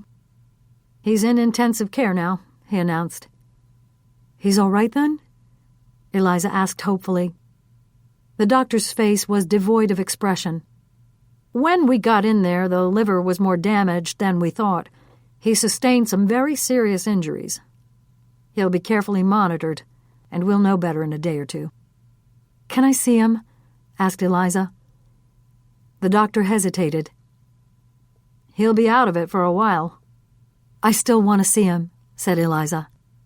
"All right," said the doctor, aware of who she was and hearing the determination in Eliza's voice. "But brace yourself. It's not going to be pretty." After Annabelle, Margot, and BJ watched Eliza leave the waiting room, Annabelle spoke first. "What kind of answer is that?" she asked. "An honest one," said Margot. "We will know better in a day or two. Mac is in for a rough ride."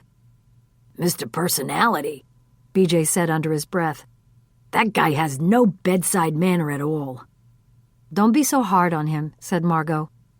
"You don't want a doctor who can win a personality contest. You want one who knows what he's doing." Eliza swayed as if struck when she saw him. His face, so tanned and healthy-looking as they'd sat at dinner just hours before, was gray, almost white. A breathing tube protruded from his mouth. His hands lay limp and motionless against the cotton blanket beneath which his chest barely moved. She steadied herself, grabbing hold of the bed railing. A nurse was studying a beeping monitor. When she noticed Eliza, she smiled feebly. "Try not to worry," she said. "Sometimes it looks worse than it really is." "Is this one of those times?" asked Eliza as she reached over to take Mac's hand. The nurse either didn't hear or pretended she didn't, because she didn't answer Eliza's question. Chapter 99. She'd been so excited she hadn't been able to sleep all night. Still, Susanna wasn't the least bit tired when she arrived at the tennis house. She was exhilarated and hopeful. There really was no reason for her to be there so early. The caterers weren't scheduled to arrive for at least another hour, and the volunteers Valentina had recruited wouldn't get there until another hour after that. But Susanna relished the time alone and the chance to walk around the deserted outdoor tennis courts.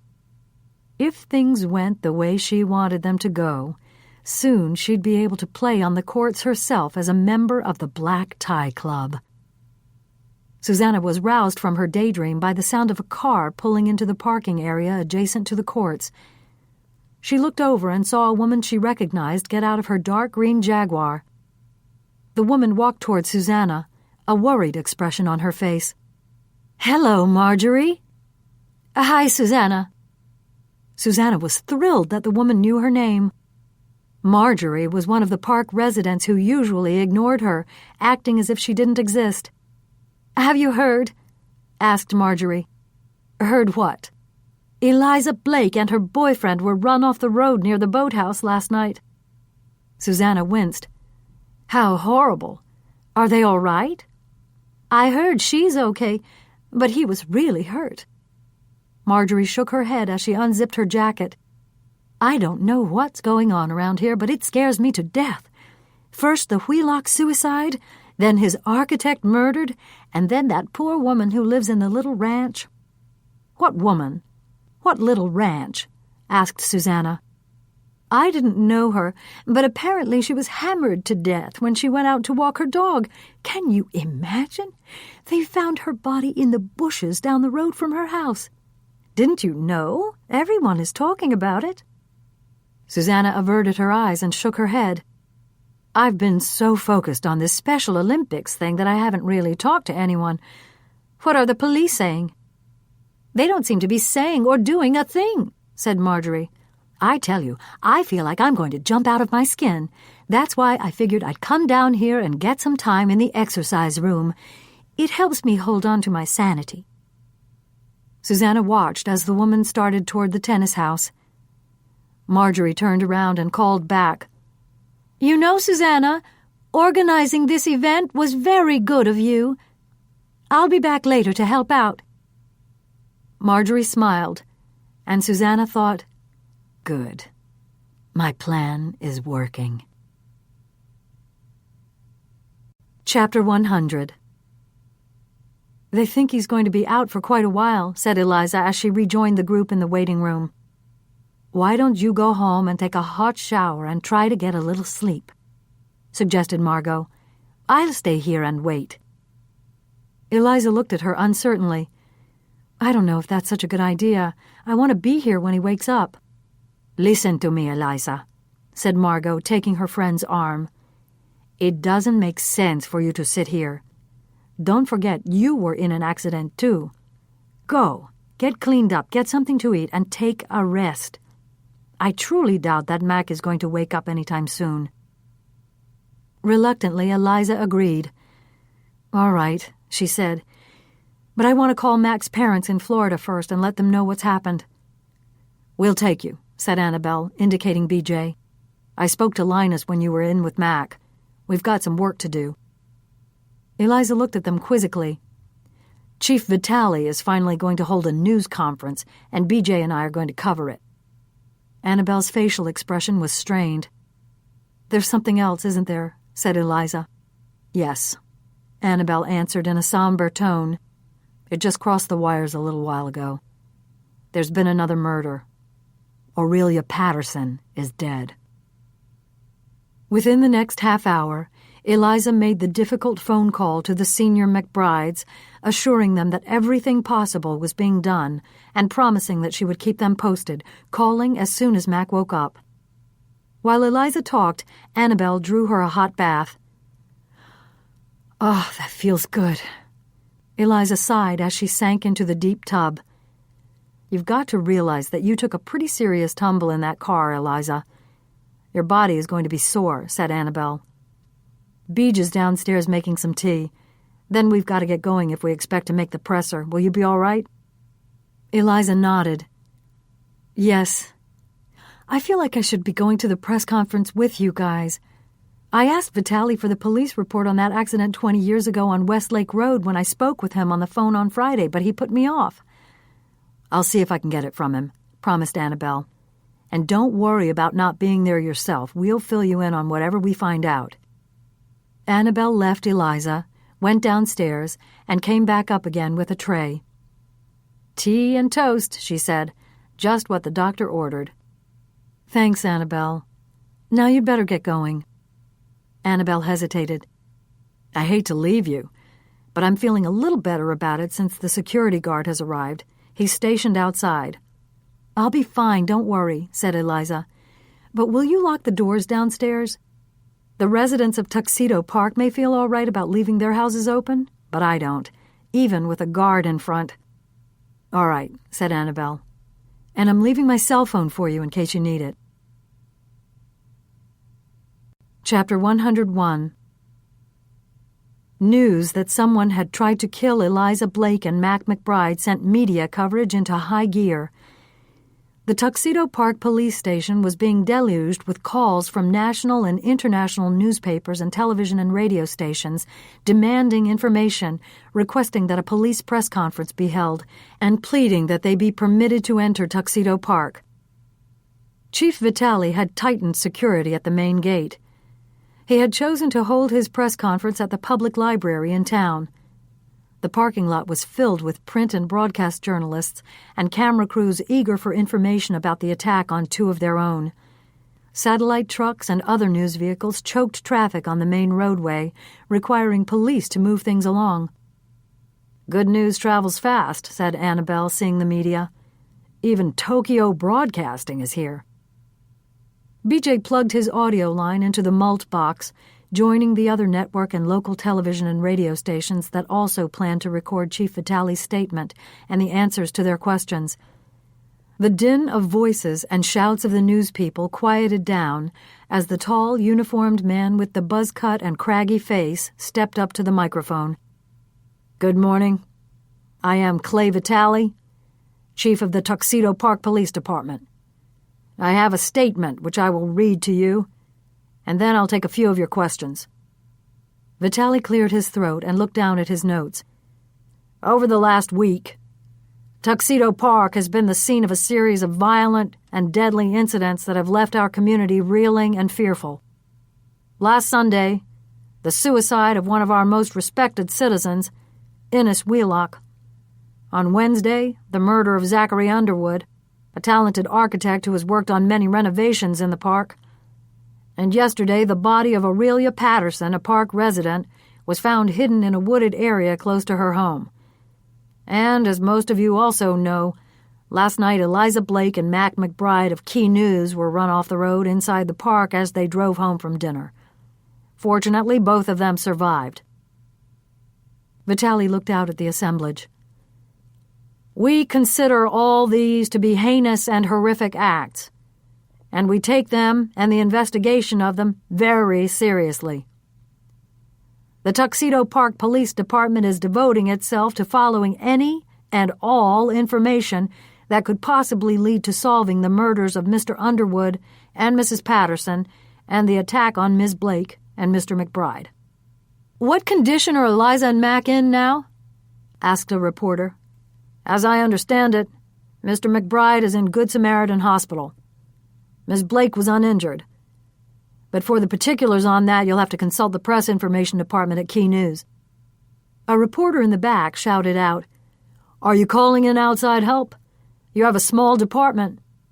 "We are working with the Tuxedo Police on the Underwood murder, since it happened outside the park itself, but any crime committed on park grounds will remain exclusively under Tuxedo Park Police jurisdiction." "What details can you give us about Aurelia Patterson?" asked a CNN producer. "Mrs. Patterson worked as a secretary for Mr. Underwood. She lived alone. We think she was murdered while walking her dog on Friday night. Her body was discovered by a couple who were taking a stroll on Saturday afternoon." "How was she killed?" "Blunt force trauma to the head," said Chief Vitaly. "Do you know what kind of instrument was used?" "We suspect it was a hammer." There was a momentary pause in the questioning as the journalists digested the information. "Was there anything outstanding or interesting about the way the body was positioned?" Annabelle called out. Chief Vitale looked up sharply. He didn't answer right away. "Beyond the fact that her head had been bashed in?" he asked sarcastically. "I'd say that was pretty outstanding." Annabelle was undeterred. "Let me be more specific, Chief. Had the killer staged the murder scene? Had he moved the body so as to suggest that he was trying to send a message? Had he left any sort of calling card?" "No comment," said Vitale. Annabelle broke away from the crowd, following Vitale as he left the microphone. "Chief," she called out, "wait." Vitale turned and looked at her with irritation. "I'm Annabelle Murphy with Key News. Eliza Blake asked you for an old police report, the one on the Westlake Road accident. I'd like to get it from you and bring it to her." "And I'd like to be a millionaire, but that ain't gonna happen," snapped Chief Vitale. "Are you kidding me? My department has much more important things to work on than pulling old police reports and worrying about something that happened 2 decades ago. We've got life and death situations right now." Chapter 102. Easing herself out of the bathtub, Eliza dried herself carefully. Her body ached all over. Her neck was stiff, her legs and arms felt heavy, and the palms of her hands hurt from the cuts she'd suffered climbing up the hill. She put on a robe and lay down on the bed, noticing that Annabelle had left her cell phone on the table. Eliza picked it up and called Margot, who told her that Mac was still asleep, but assured her that everything was going as well as could be expected. A security guard was posted outside Mac's room. "You should close your eyes and try to sleep too," said Margot. Eliza knew she had some Advil in her purse, but she'd left that in the car. For the first time, she thought about her wallet and the credit cards and driver's license that she needed to get back. The keys to her house in Hohokus were also in the bag. Worried and vulnerable, Eliza got up and went back into the bathroom, where she found a bottle of aspirin in the medicine cabinet. She took 3. But deep and satisfying sleep wouldn't come as she lay down again on the bed. She kept drifting in and out of wakefulness. Images of the accident ran through her mind. The terror of being pushed over the hillside, the fear of losing Mac, her flight to get help, hiding from the person who had attacked them so viciously, crouching in the darkness, unsure of what to do, and the sound of metal raining down against metal. What was that noise? Then the visions switched. Innes, with the stigmata wounds, and Zack, strangled and sitting in a chair, holding a reed scepter like royalty. There was something that connected them. But what? A sharp knocking on the door downstairs startled Eliza. She got up and slowly descended the staircase. Before opening the front door, she looked out the window. Valentina Wheelock was standing outside with the security guard. "I heard about what happened, and I've been trying to reach you, but there's been no answer," said Valentina, frowning. "That's because I left my phone at the scene of the accident. It wasn't getting any reception there." Valentina shook her head in disgust. "We have to have something done about that. Cell service is so spotty up here. Maybe now that there's been an accident where people's lives were at stake, we can demand better service." Valentina's voice softened as she asked, "Are you all right?" "I'm fine," said Eliza, opening the door wide for her to enter. "It's Mac we have to worry about."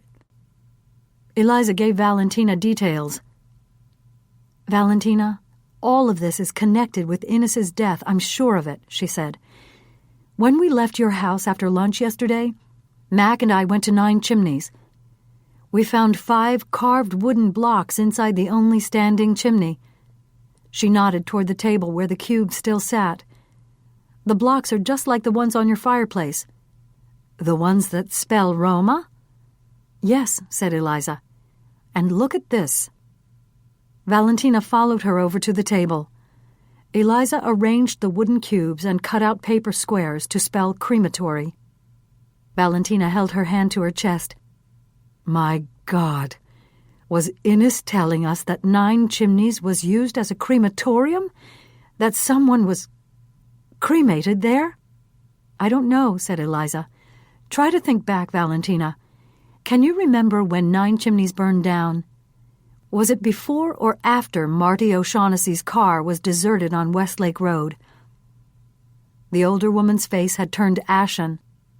It was several years before, she said slowly. Let me see, she said, her brows furrowing as she searched her memory. Yes, I remember that I was pregnant with Rusty when the car was found, and Fitzroy and Unity had already been living in the apartment over the clubhouse for several years by then. Well, that's a relief, said Eliza. Valentina glanced at her watch. I'm sorry, dear, but I have to get going to that Special Olympics thing. Eliza closed her eyes. Oh, I completely forgot about it. And understandably so, said Valentina. If you can wait for a few minutes, I'll go upstairs and throw something on, said Eliza, starting for the stairs. Valentina took hold of her arm. No one expects you to come, dear, she said.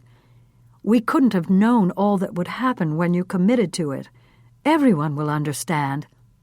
I'll just go for a little while, said Eliza. People are expecting me, and I don't want to disappoint them.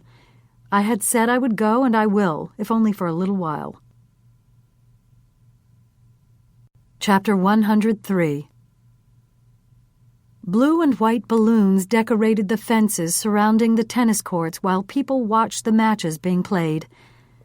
Even the weakest serves and the shortest volleys elicited rousing cheers as the spectators rooted enthusiastically for the challenged yet determined athletes.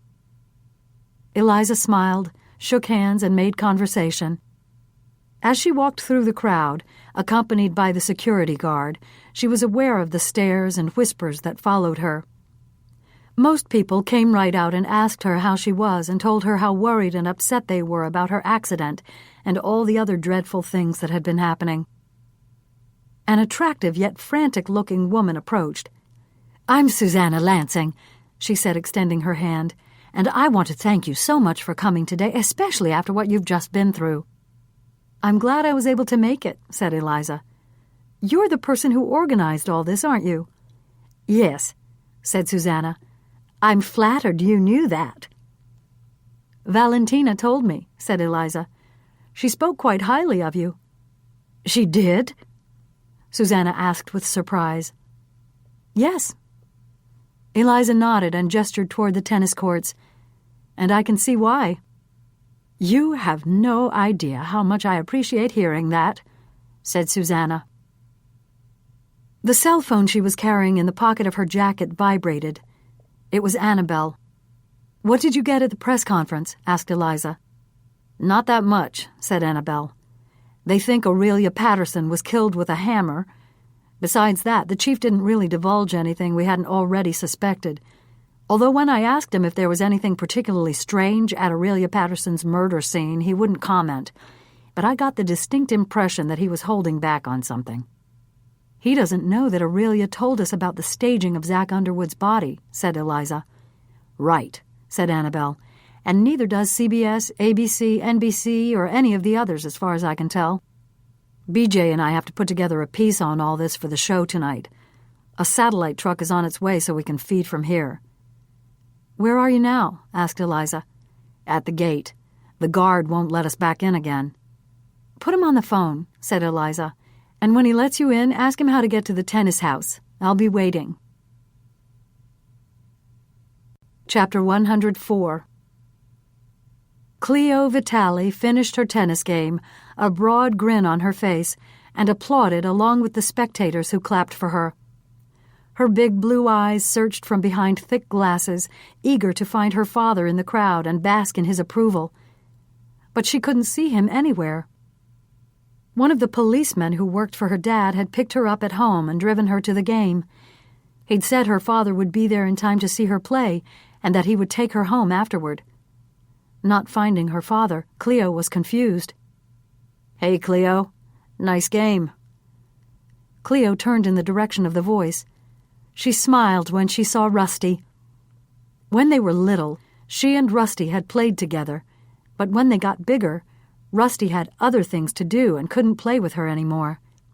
She still liked him. She missed him and wished she saw him more. "Hi, Rusty," she said shyly. "You did a great job out there, Cleo." "Thank you." She cast her eyes downward. "Where's your father?" asked Russell. "I don't know," she said. "He's supposed to be here." "Let's see if we can find him." Russell held out his hand, and Cleo eagerly took it. Chapter 105. Eliza was tired, sore, and having a hard time keeping a pleasant smile on her face. She couldn't wait for Annabelle and BJ to arrive so they could take her back to the hospital to be with Mac.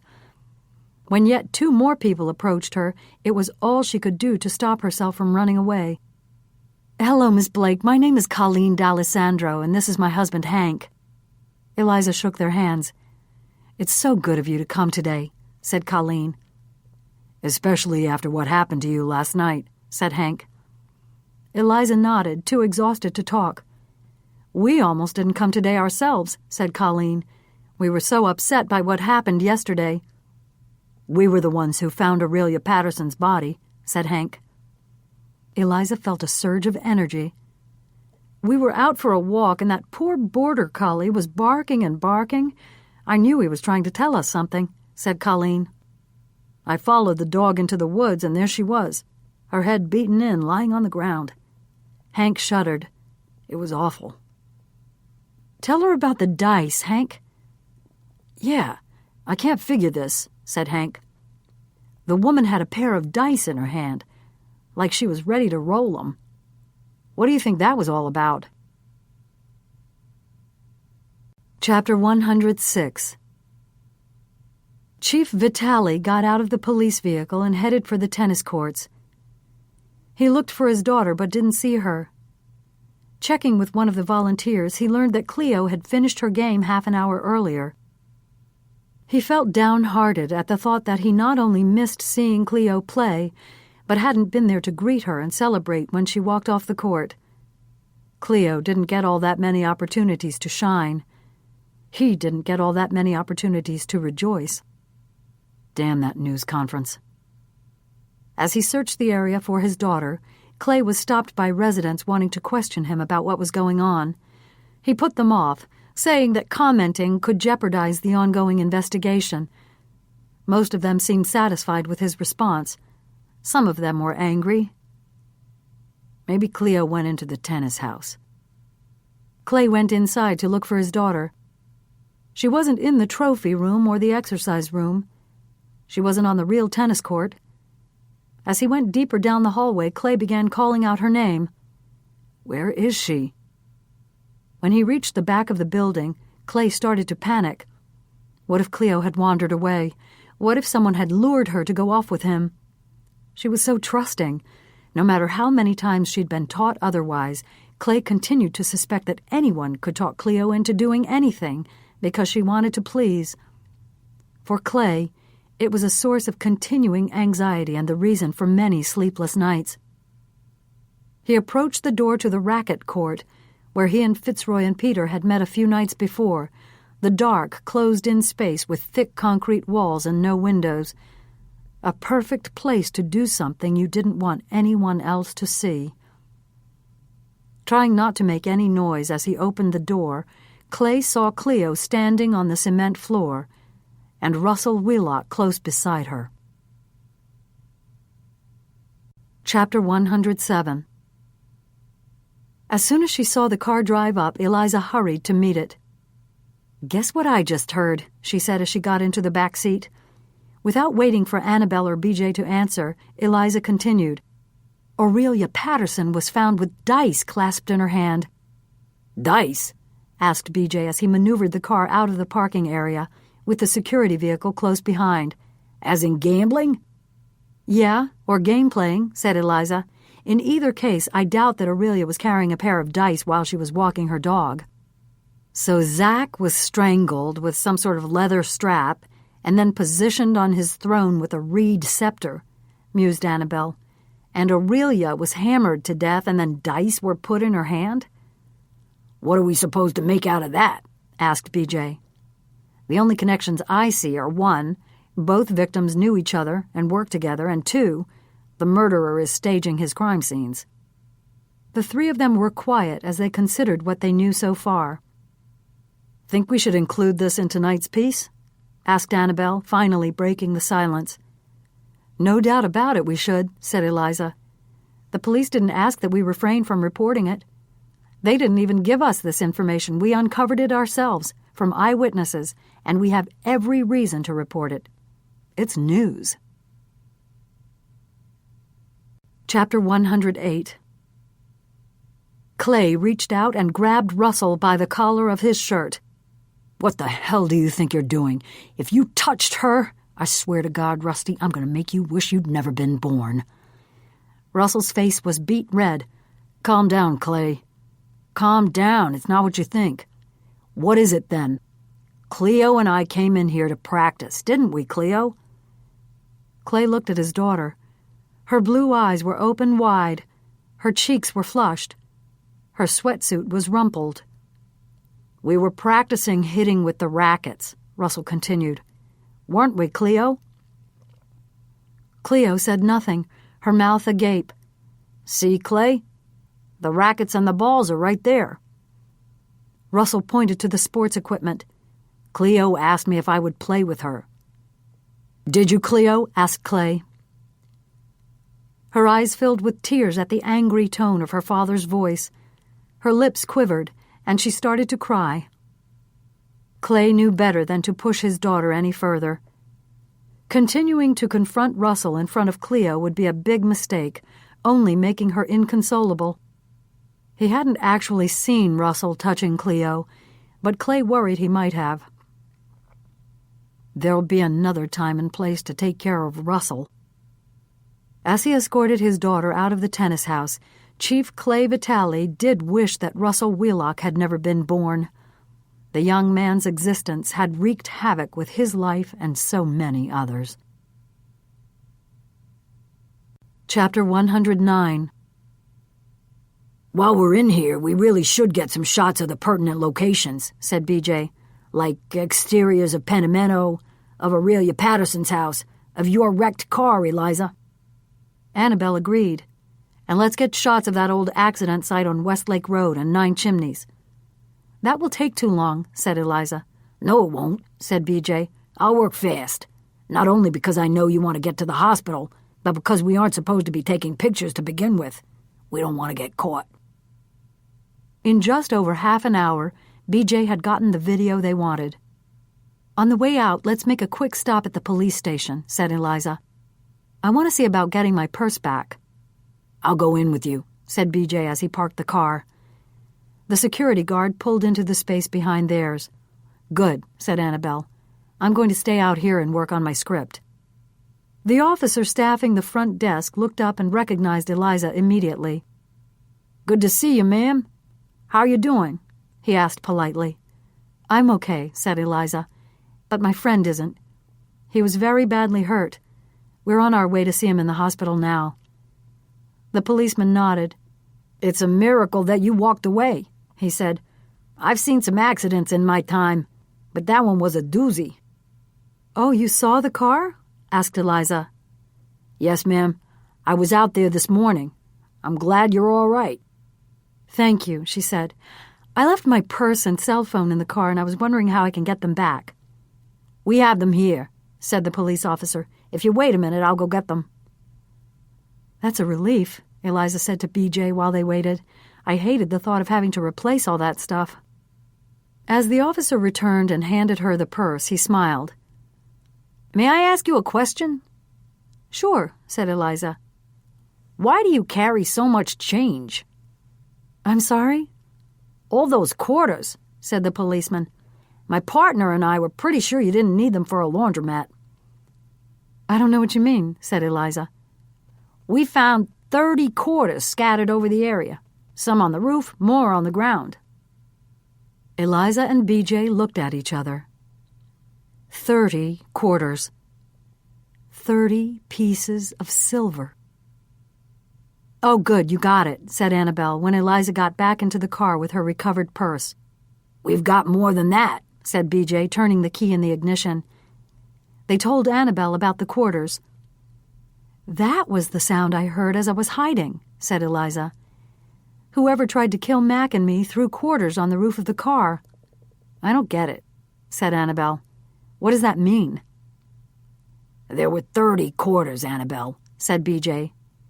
"What does that make you think of?" Annabelle thought. 30 quarters, she said aloud. 30 pieces of silver? BJ said impatiently. "Like what Judas betrayed Jesus for?" asked Annabelle. "Exactly," said BJ. "And think about it, Annabelle," said Eliza excitedly. "Remember that Jesus was whipped with some kind of leather scourge on the way to Calvary, and the people who mocked him put a reed in his hand as a scepter because he claimed to be king of the Jews? And that the soldiers who guarded him threw dice for his robes?"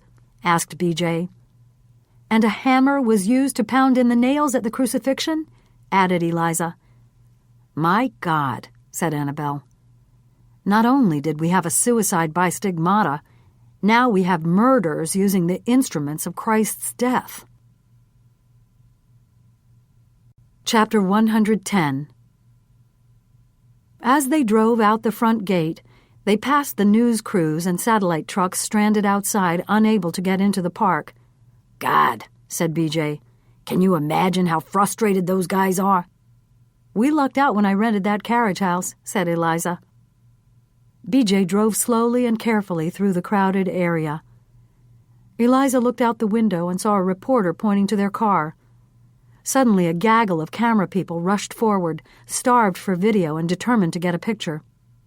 "Should I get out and say something?" Eliza wondered aloud. "No way," said Annabelle.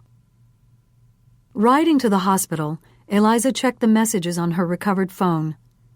Range Bullock, Linus Nazareth, Harry Granger, and Paige Tintle had been trying to get in touch with her, unaware that she'd been without her cell. There was also a message from Susan Cohen saying that they would be back from Hershey with Janie at about 8 p.m. "Now you sure you don't need me to record that track?" asked Eliza as Annabelle and BJ dropped her off at the entrance. "No, Bruce Harley came out with the truck. He'll do the narration, and we'll shoot a stand-up of him at the park gates or someplace more creative if we can come up with one." "Maybe we should go into the Catholic Church in Tuxedo and see if we can have Harley stand under a crucifix. The more graphic the depiction of Christ's crucifixion, the better," suggested BJ. "You are a sick man," said Annabelle. "Truly and deeply sick." BJ smirked. "Nowhere near as sick as our murderer." More newspeople were staked out in front of the hospital. Eliza forced her way through the crowd. Key News President Range Bullock was sitting with Margot when Eliza walked into the waiting room. He stood up and hugged her. "Thank God you're all right," he said. "I'm fine," said Eliza. "Sore but fine." She immediately turned to Margot. "How is Mac?" she asked. "Stable, but still out of it," said Margot. "The doctor was just in there a little while ago and checked him."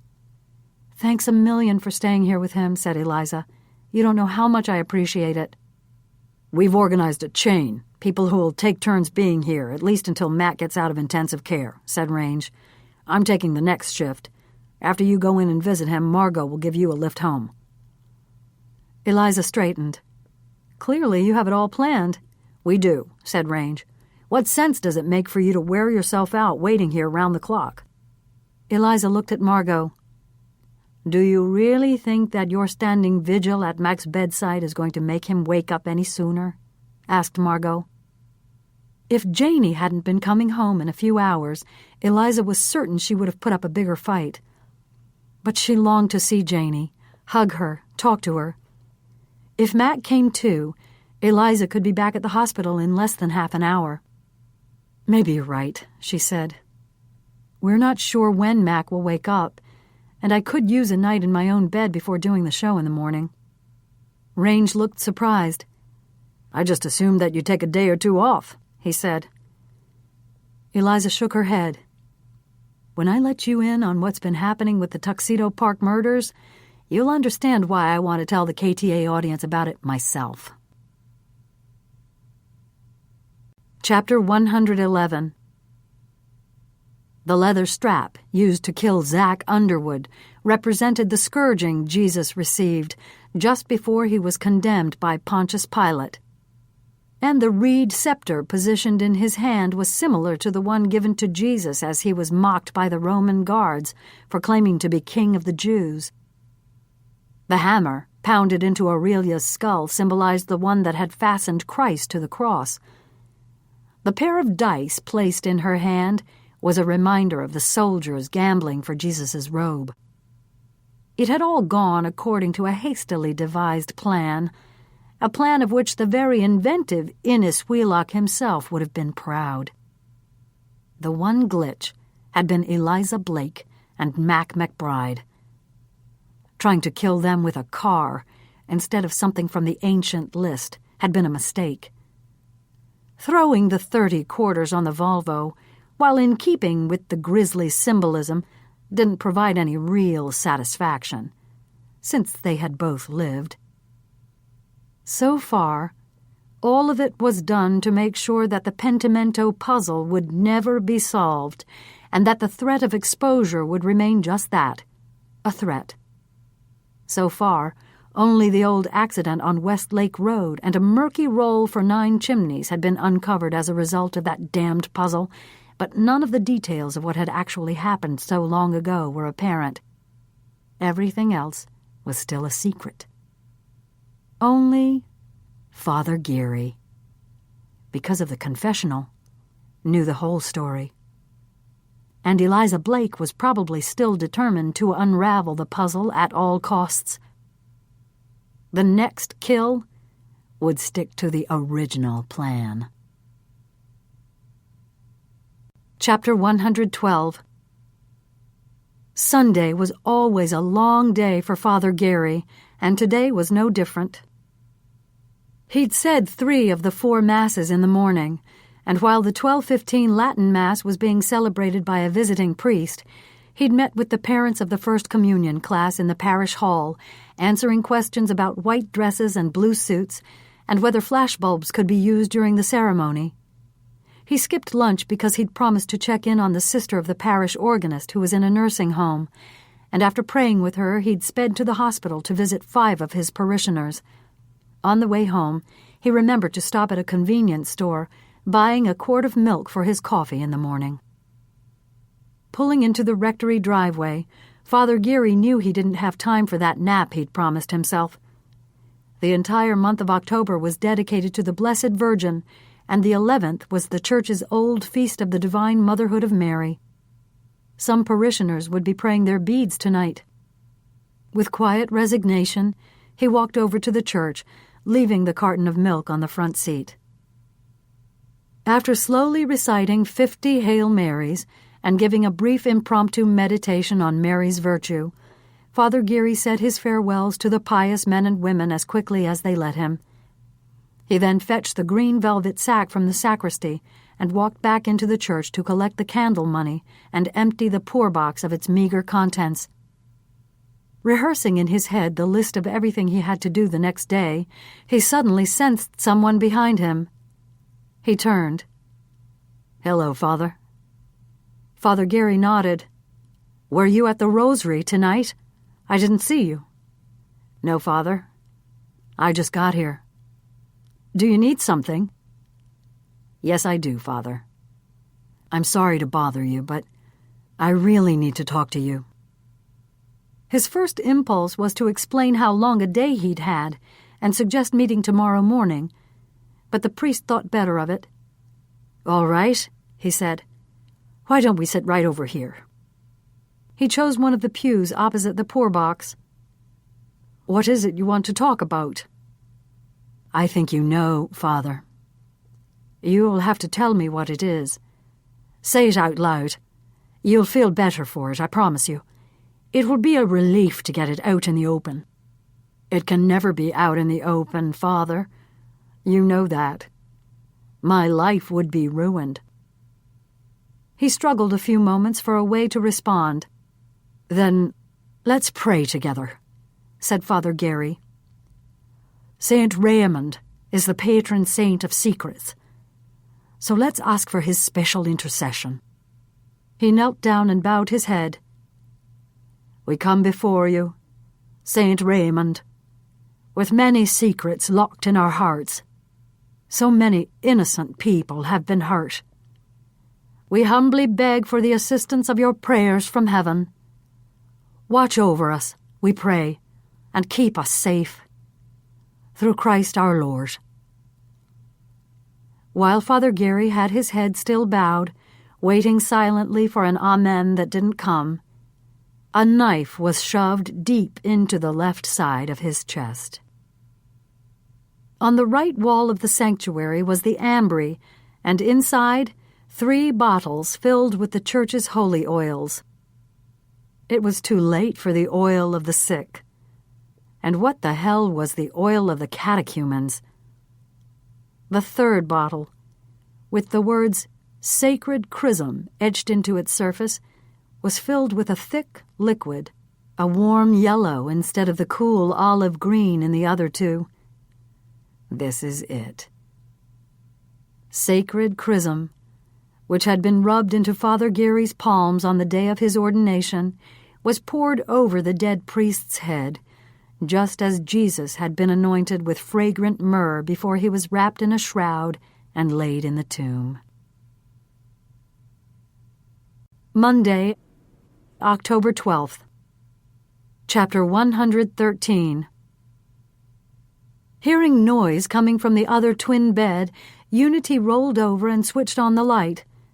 She squinted as she read the numbers on the clock. "It's after midnight, Fitz," she said. "Why are you still awake?" "Don't worry about me, Unity. Go back to sleep." "Are you crying?" she asked incredulously. She took her glasses from the bedside table, put them on, and leaned closer to see his face. "You are. You're crying. What's wrong?" He ran his fingers through his white hair. "I don't know how long before it's going to be exposed. Before I'm going to be exposed," Fitzroy answered, his voice cracking. Unity closed her eyes as she decided how to respond. "Let me tell you something, Fitz," she finally answered. "There isn't anyone around here who doesn't know that you burned down 9 Chimneys for the insurance money. I've never asked you about it, and you've never told me, but believe me, everybody knows. I never mention it to you, they never mention it to us, but everybody knows. So don't worry about being exposed now." "That's not it," said Fitzroy. "What then? What else could it be that has you so upset?" His words came pouring out. "After 9 Chimneys burned, several years after the insurance company completed its investigation without proving any wrongdoing, I did something wrong. Much worse than setting fire to a house." His shoulders shook as he began to sob. Unity threw back the blanket and got out of bed. She joined Fitzroy on his bed and sat next to him. "What?"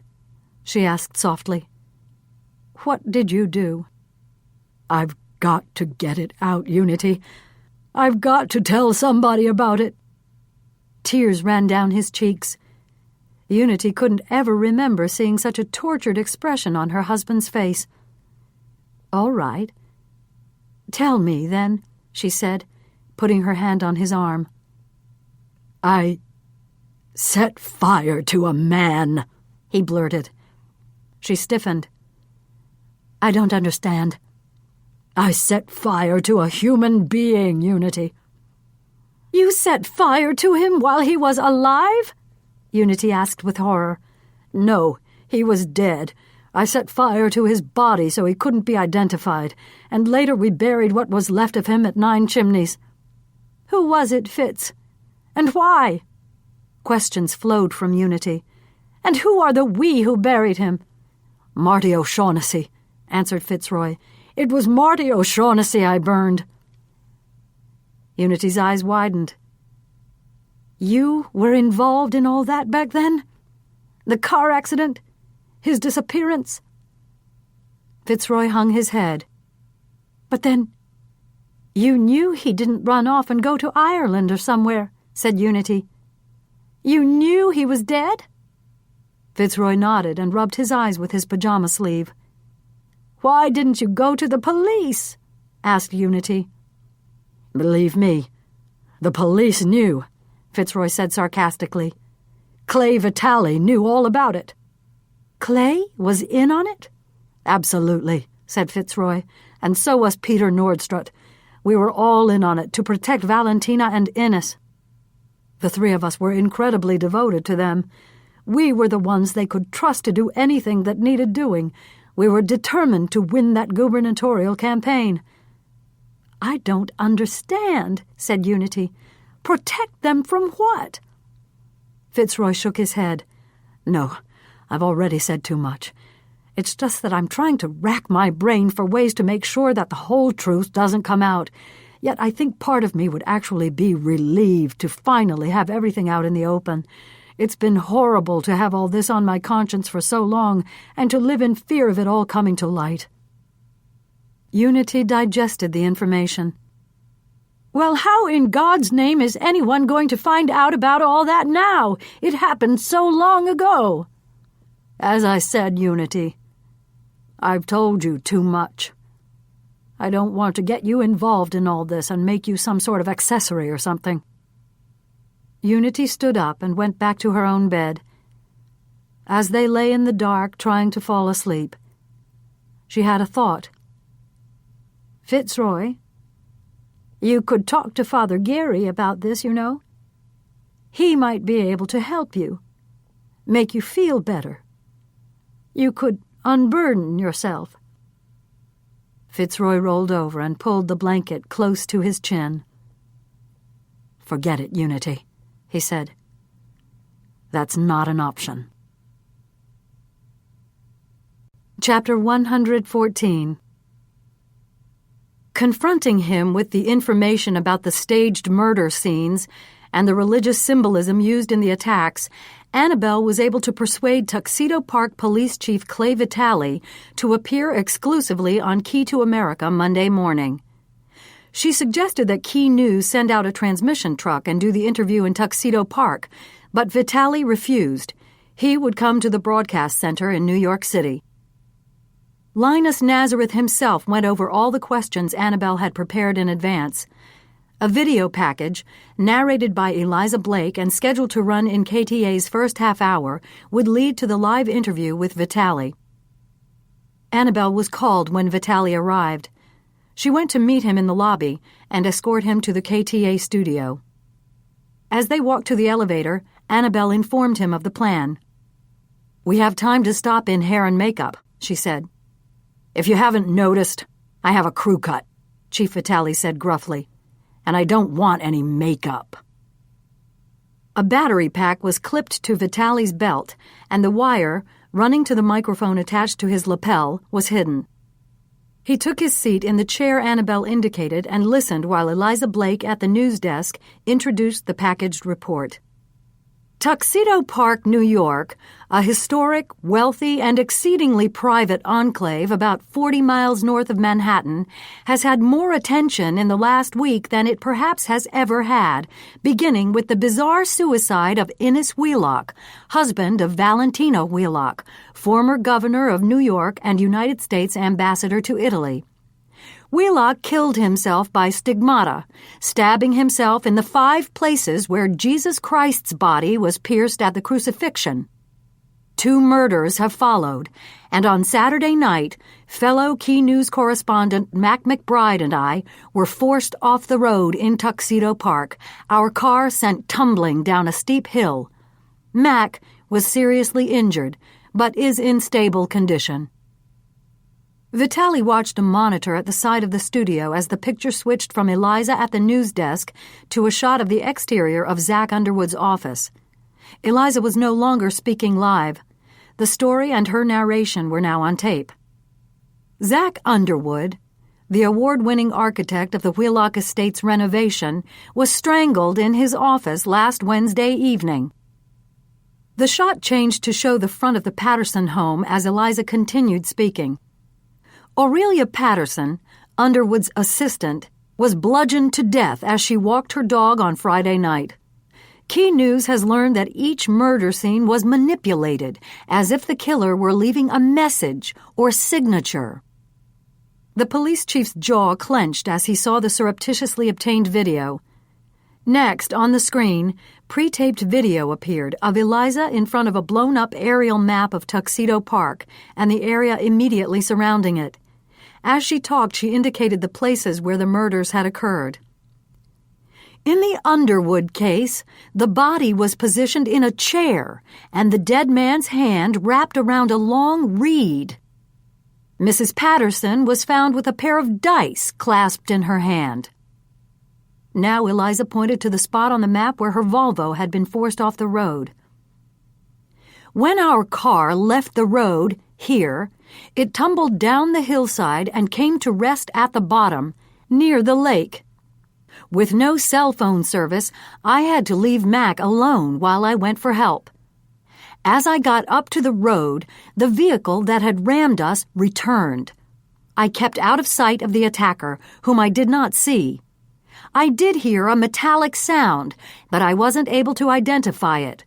Then the attacker drove away, and I ran to summon help. Pictures of the badly damaged Volvo appeared on the monitor. In the investigation at the crash site, police officers found quarters strewn on the car's roof and scattered on the ground around the car. Altogether, 30 quarters were counted. Finally, a graphic appeared, showing illustrations Annabelle had found on a religious site on the internet to illustrate the story. The first third of the screen showed an image of Jesus Christ, scourged and holding a reed in his hand while being mocked by his tormentors. The middle third showed an image of Roman soldiers gambling for Christ's garments, and the last third showed Judas Iscariot and his change purse filled with 30 pieces of silver. Clay Vitale observed the graphic while Eliza left the news desk and took her place in the chair across from his. He looked angry now as the last lines of narration were heard. The manner of each of the attacks has a clear association with the suffering and crucifixion of Jesus Christ. While Innes Wheelock's death was suicide by stigmata, Tuxedo Park is being brought to its knees by someone inflicting violence and death of a grotesquely blasphemous sort. The taped piece ended. A two-shot of Eliza and Clay appeared on the screen. Clay Vitale, chief of the Tuxedo Park Police Department, is with us this morning, said Eliza. Thank you for coming in, Chief. Clay nodded curtly. What is the latest news on the investigations, Chief Vitale? She asked. I really must say, I think the story you just showed was an irresponsible piece of work, said Clay. Really? Asked Eliza. In what way? I don't know where you're getting your information. Those details were not released by our department. Are you saying they aren't true? She asked. I'm saying that you have no right scaring the public, in particular the residents of Tuxedo Park, without official corroboration. There are other channels of information, Chief Vitale, said Eliza. And, in fact, we did get some of the information from one of your own officers. Clay's eyebrows rose. Name him, he said. You know I'm not going to do that, Chief, Eliza admonished. But let's move on if we can.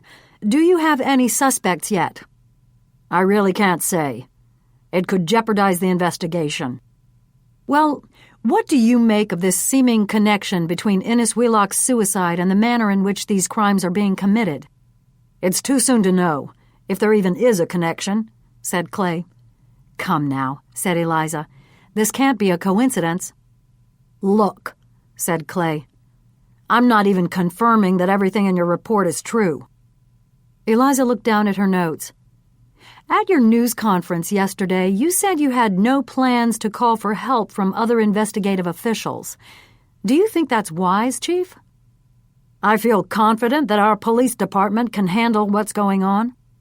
2 murders in less than a week, and what was certainly a murder attempt on Mac McBride and me would seem to be too much for such a small police force, said Eliza.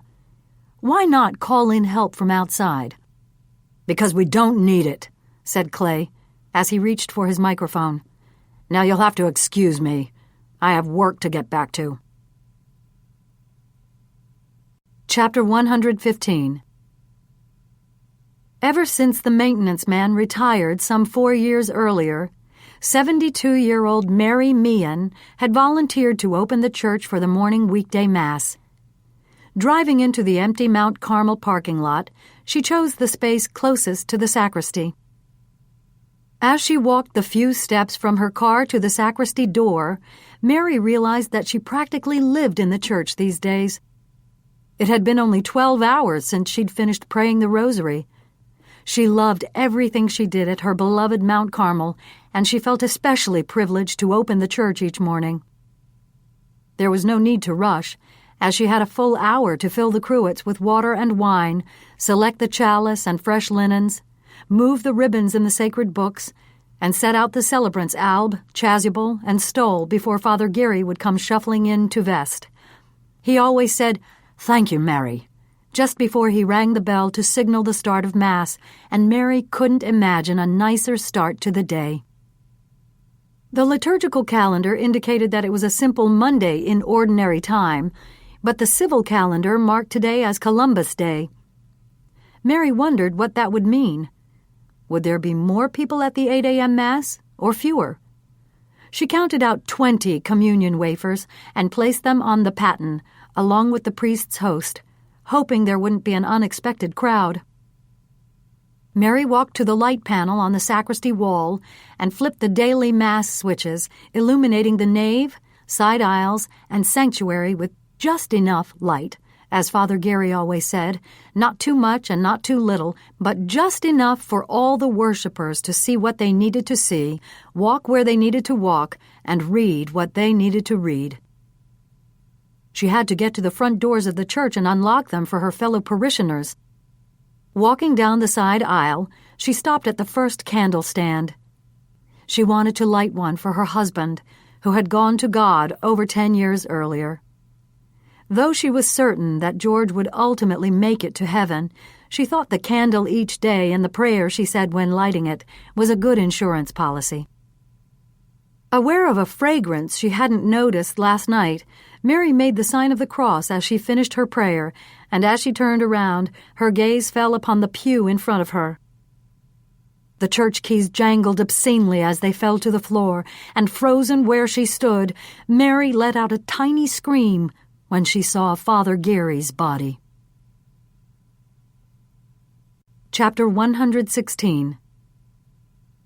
With minutes to go before the broadcast concluded, the story crossed the AP wire. Father Michael Geary had been killed. Eliza could hear the voice of Linus Nazareth in her earpiece, reciting the basic information in the wire story and instructing her to ad-lib.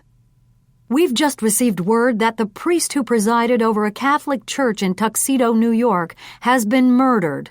Father Michael Geary's body was found this morning by a female parishioner of Our Lady of Mount Carmel Church. Father Geary, the priest who presided at Innes Wheelock's funeral mass last Wednesday, had been stabbed. This makes the 3rd murder in the Tuxedo Park area in the last week. Of course, we'll be following this story. More news tonight on the key evening headlines and tomorrow morning here on KTA." As soon as the stage manager signaled they were off the air, Eliza quickly got up from the news desk. "I want to go out there with Annabelle and BJ," she told Linus as he emerged from the control room.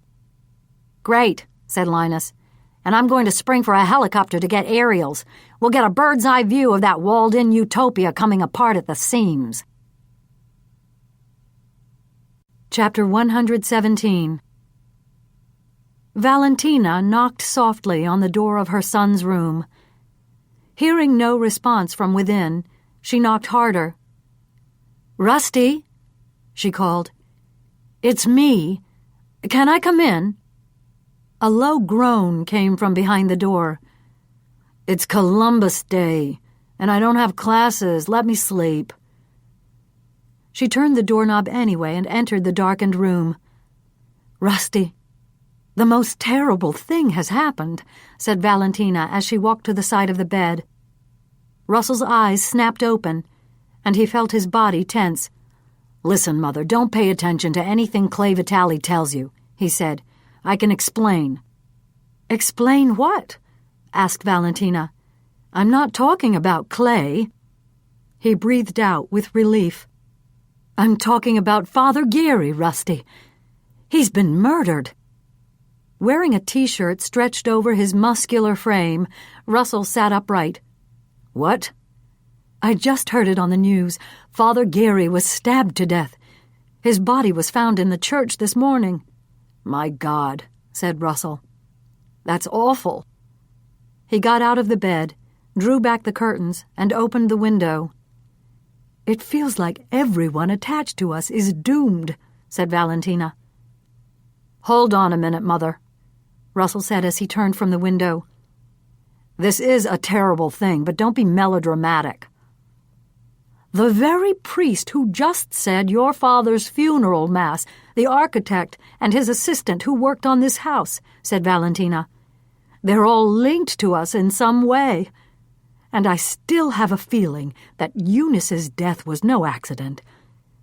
We're all living in some kind of nightmare." "Stop it, Mother," he said, walking toward her. "Father Geary knew hundreds of people around here. So did Zach Underwood and Aurelia Patterson. We're not the only people they were connected to."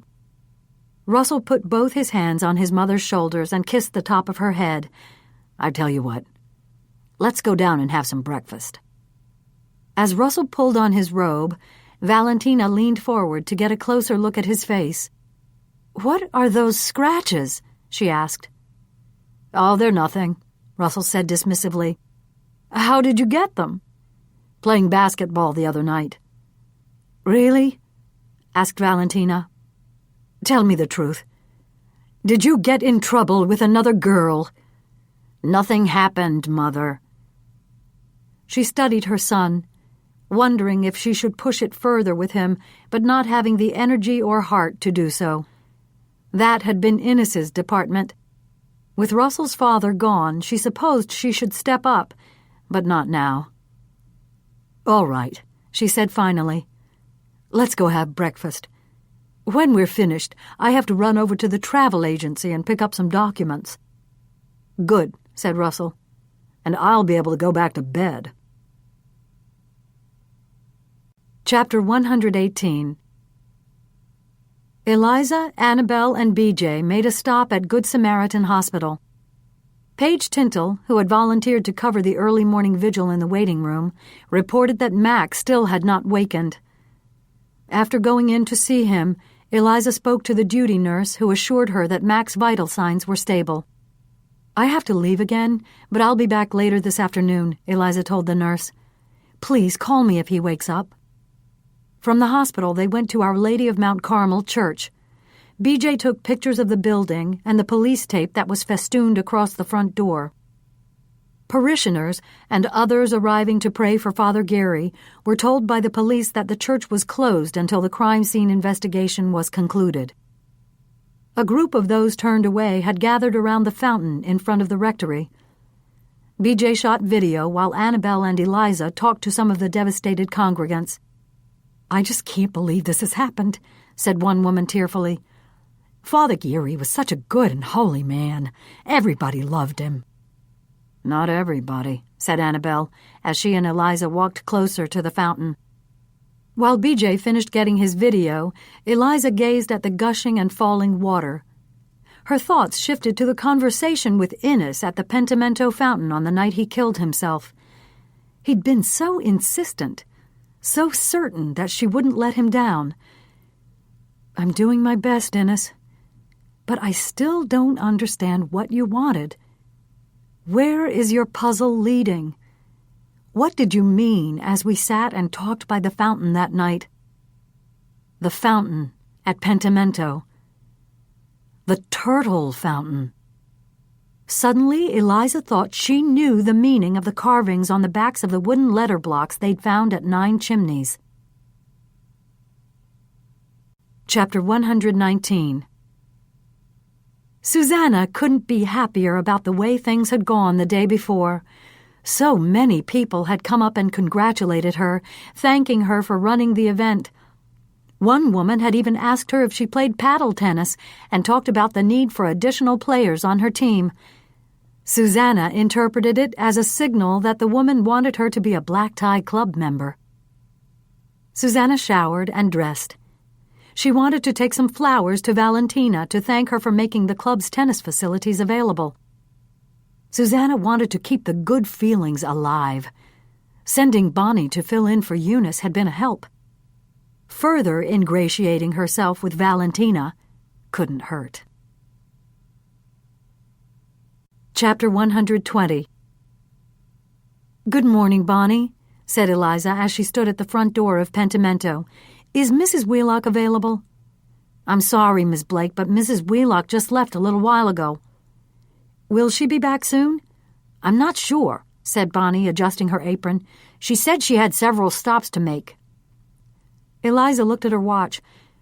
"As usual, my colleagues and I are pressed for time. I was going to ask Mrs. Wheelock if we could take a look at the fountain in the garden." "I don't think Mrs. Wheelock would mind if you did that," said Bonnie. "Tell them to come in." "Thanks, Bonnie," said Eliza, "but we can just go around to the side of the house." Eliza walked over to the continually present security car and asked the guard if he would mind going to the carriage house and seeing if everything was secure there. "I'll be fine," she said. "I'm not alone here." Eliza signaled for Annabelle and BJ to get out of the car and led them to the garden. The replica of Bernini's well-known fountain was the focal point of the space. "How delightful is that?" asked Annabelle, smiling at the bronze turtles caught climbing into the fountain's bowl. "I remember reading that the one in Rome was recently restored. I'd defy anyone to tell the difference between this one and the original." "Let's dispense with the art appreciation class," said BJ, "and get to the point." He walked around the fountain, studying it, looking for a clue of some sort. "I hope you see something," said Eliza, "because I don't." "Me neither," said Annabelle. "Hold on," said BJ. "Hold on. Did you expect Dennis Wheelock to leave a clue out in the open, where it would be easily found?" They continued to examine the fountain, inspecting the base, the spout where the water sprayed out, and the basin that caught it. They looked about the garden immediately surrounding the fountain, but they found nothing that could be interpreted as a clue. "A turtle was carved into each of the letter blocks," said BJ. "Not a fountain. Maybe we should concentrate on the turtles." He reached out and touched one of the bronze turtles. The shell on the turtle's back moved. "Look at this," he called excitedly. Chapter 121. It was a glorious Indian summer day, clear and warm. Susanna's arms were filled with the flowers she'd brought for Valentina. She had to put them down so she could use the heavy door knocker. Then she picked them up again, imagining the impression she would make when the door was opened. Lady Bountiful, with her beautiful bouquet. When Bonnie told her that Mrs. Wheelock was out, Susanna was disappointed as she handed the flowers to her maid. Susanna hadn't really expected Valentina to answer the door, but she was hoping that Valentina would at least be home. She wanted to talk more with Valentina about her impressions of Sunday afternoon's event, but she also just wanted to have the opportunity to talk to her, period. Walking away, Susanna heard voices coming from the side of the house, and a horrible thought crossed her mind. Bonnie wouldn't lie, would she? What if Valentina really was home? What if she's home, but avoiding me? Susanna didn't recognize the dark sedan parked in the driveway. It was not one of the Wheelocks' cars, she was sure of that. Was Valentina entertaining some of her club friends and didn't want Susanna bothering them? Feeling compelled, Susanna walked toward the voices. Chapter 122. Eliza and Annabel gathered around BJ as he manipulated the bronze shell hinged to the body of the turtle. With minimal effort, BJ lifted it. On the underside of the shell, there were markings. "What are those?" asked Eliza. "Dots and dashes," said BJ. "Like Morse code?" asked Annabel. "Exactly," said BJ. He went to the next turtle, and the next, and the next. Each of the 4 opened, and each one had a different series of dots and dashes etched into the underside of its shell. "I recognize this one," said BJ. 3 dots, then 3 dashes, then 3 more dots. SOS. Eliza looked at the other turtles. Then the markings in these could spell out something as well. "Too bad I don't remember more of my Morse code from Boy Scouts," said BJ. "Somehow, I can't imagine you starting a fire by rubbing 2 sticks together," said Annabel. She held up her BlackBerry. "Lucky for us, we've got the internet at our disposal." They worked as a team. Eliza called out the series of dots and dashes from the undersides of the turtle shells. Annabel, straining to see the website with the directory of Morse code that she'd pulled up on the tiny screen of her handheld, called out the corresponding letter, and BJ transcribed the code, letter by letter, in his reporter's notebook.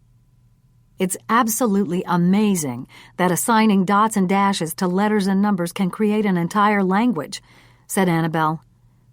Together they worked until they'd figured out the clue hiding inside each turtle. The first shell contained the message SOS. The dots and dashes under the second shell spelled out GUV. The third set gave up the word DOCK. The last one, PIX. As they called out each discovery, they were unaware that someone else was listening to everything they said. Chapter 123. From Pentimento, Eliza, Annabel, and BJ drove to the rented carriage house to eat something, talk about the clues on the turtle shells, and decide how to proceed. Eliza opened the refrigerator, took out cold cuts, and started heating up some tomato soup on the stove. SOS, Gov, Doc, and PIX, said BJ. What did Innes mean by these? Well, SOS is obviously the code for help, said Annabel. Gov could refer to Valentina, couldn't it, because she was governor of New York? All right, that makes sense, said Eliza as she stirred the soup. And PIX is short for pictures. Do you think Doc refers to the dock on Tuxedo Lake? Asked Annabel. That's as good a place as any to start, said Eliza. SOS, Gov, Doc, and PIX, BJ repeated. We don't know if there's any particular order for these, a way in which Innes wanted them to be read. Eliza carried over the mugs of soup and placed them on the table. True, she said. But SOS tells me that Innes either wanted help or was signaling that someone else needed help. And of all the clues, the only one that actually indicates a place where we can go to investigate anything is Doc. I say we should start with that. They hastily finished eating. Annabel and Eliza cleared the table while BJ sat still. Hey, chauvinist, said Annabel. We're not your slaves. It would be nice if you helped. What the hell? BJ said as he looked up. The others followed his gaze. BJ held his index finger to his mouth and gestured with his other hand toward the beamed ceiling. He rose to get a closer look, his jaw dropping at what he saw. A thin black wire protruded from the side of the wrought iron chandelier. He motioned silently to Eliza and Annabel to keep talking naturally. Well, I guess we'd better get going, he said. Come on, we've got work to do. Once outside, BJ said, Somebody could hear everything we were talking about. I wonder how long it's been there, said Eliza. She thought back. If the bug was there when Mac and I discussed the crematory clue, that could help explain why we were run off the road on Saturday night. Yeah, said Annabelle. And it means that whoever is listening knows we're on our way to the dock right now. We should have the entire place swept for bugs, said BJ. All right, said Eliza, but let's leave whatever is there in place. We don't want whoever is listening to know we're on to him. Chapter 124. Columbus Day was a big campaigning day. There were parades to attend, crowds to greet, hands to shake. Peter Nordstrom followed the candidate he was being paid to guide through his first congressional race. A high school band played Born in the USA as the would-be congressman marched behind, waving and smiling. The guy was a natural, thought Peter. He actually seemed to be enjoying himself, and the spectators were responding to his energy. He had performed well in the town hall meetings and nursing home events and diner stops that Peter had insisted he make to court voters. Only 3 weeks remained until Election Day, and Peter was feeling confident that his man would be going to Washington, D.C. in January. Halfway down the parade route, Peter felt his phone vibrate. He broke off from the marchers and answered. "Hello," he shouted over the din. "It's Clay, Peter." "What's up?" "Eliza Blake and her friends are on their way to the dock. Innes, damn him, left another clue. It's going to lead them to your part in all this." "They'd have to dredge Tuxedo Lake, Clay. Even then, it's been so long I don't think they could prove anything." "Don't be so cavalier, Peter. We all played our part. We're all in this together. If one of us goes down, we all go down." Chapter 125. There were several boats floating in the water at the dock maintained by the Black Tie Club. BJ steered the Key News car into the parking area, and Eliza's ever-present security pulled into a nearby spot. Annabelle and Eliza walked toward the water's edge while BJ took his camera out of the trunk. "Try to be inconspicuous with that thing, will you?" suggested Annabelle.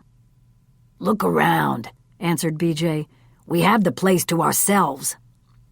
He began recording video of the area. Eliza was studying the scene. There were 3 sailboats and 4 pontoons, flat-bottomed and tethered by electrical cords to charging stations on the shore. "I remember Valentina telling me that no gas motors are allowed on the lake," said Eliza. "Too noisy." "And look at this," said Annabelle as she leaned in to look inside one of the pontoons. "They left the keys in the ignition." They walked to the wooden boathouse, which was long, low, and painted a dark green. Inside, single sculls and rowboats were stored on racks. Stuffed wildlife specimens, caught, shot, or trapped by club members, hung on the walls, and beneath the carefully preserved animals and fish were pictures of the hunters and fishermen who had snagged them. "I abhor taxidermy." Annabelle shuddered. "Look at the poor, beautiful red fox. I hope he never knew what hit him." "Hey, get a load of this," said BJ, stopping in front of one of the photographs. "Bingo!" Annabelle yelled as she studied the photograph and read the brass plaque affixed to the wall just beneath it. A young Innes and Valentina Wheelock were standing on the deck of a large sailboat. Innes was smiling and holding up a fish he'd caught. The name inscribed on the stern of the boat was Gov. "Gov," whispered Eliza. They named their boat for their dream of Valentina's becoming governor. She squinted to read the shiny plaque beneath the photograph. "Sunken Dreams," she said. But why would the caption for this picture be Sunken Dreams? Their dream came true. BJ looked more closely. "This is a new plaque," he said. "It's replaced an older one, see? You can tell it's slightly smaller than the one that was originally there." "You're right," said Annabelle. Eliza moved to look at the fish mounted on the wall above the photograph of the Wheelocks. It was on the small side with spiny fins. The brass plaque beneath it was also shiny and new. It was inscribed, "Feathered Perch." "I've heard of freshwater perch," said BJ. Not feathered perch. That makes no sense. Let's look at our clues from the turtle fountain again, said Eliza. SOS. Help, answered Annabelle. Gov, said Eliza. The name of the Wheelock's boat, answered BJ. Pics, said Eliza. That would be the pictures on the wall here, said Annabelle. Innes wanted us to see this particular photo and notice the perch he caught too because he replaced that plaque as well. And Doc, said Eliza, is the clue that brought us here in the first place. But where is it all taking us? Asked BJ. Sunken dreams, feathered perch, mused Eliza. We've got to figure out what Innes meant by that. What's our next step? Asked Annabelle. Eliza considered their options for a moment. In all the craziness of the weekend, she remembered, I never did get a chance to go over and talk to Bill O'Shaughnessy. Since he's the brother of the man who seems to be at the center of Innes's puzzle, maybe he can help us figure it out. Chapter 126. Directory assistants provided the number for William O'Shaughnessy. He answered on the second ring. Eliza identified herself and asked if she could talk with him in person. About what? He asked. Your brother, Marty, said Eliza. I don't think that's such a good idea, said Bill. He's been gone a long time, and there's no sense dredging all that up again. Whether we like it or not, Bill, all that is being dredged up again, and we suspect that the 3 murders in the last week are somehow related to what happened back then. Anyone who knows anything that could help has a responsibility to stand up before anyone else gets hurt. There was a pause on the phone. All right, Bill said finally. But let's talk outside the park, at my house. I have to work later, so now's a good time for you to come over.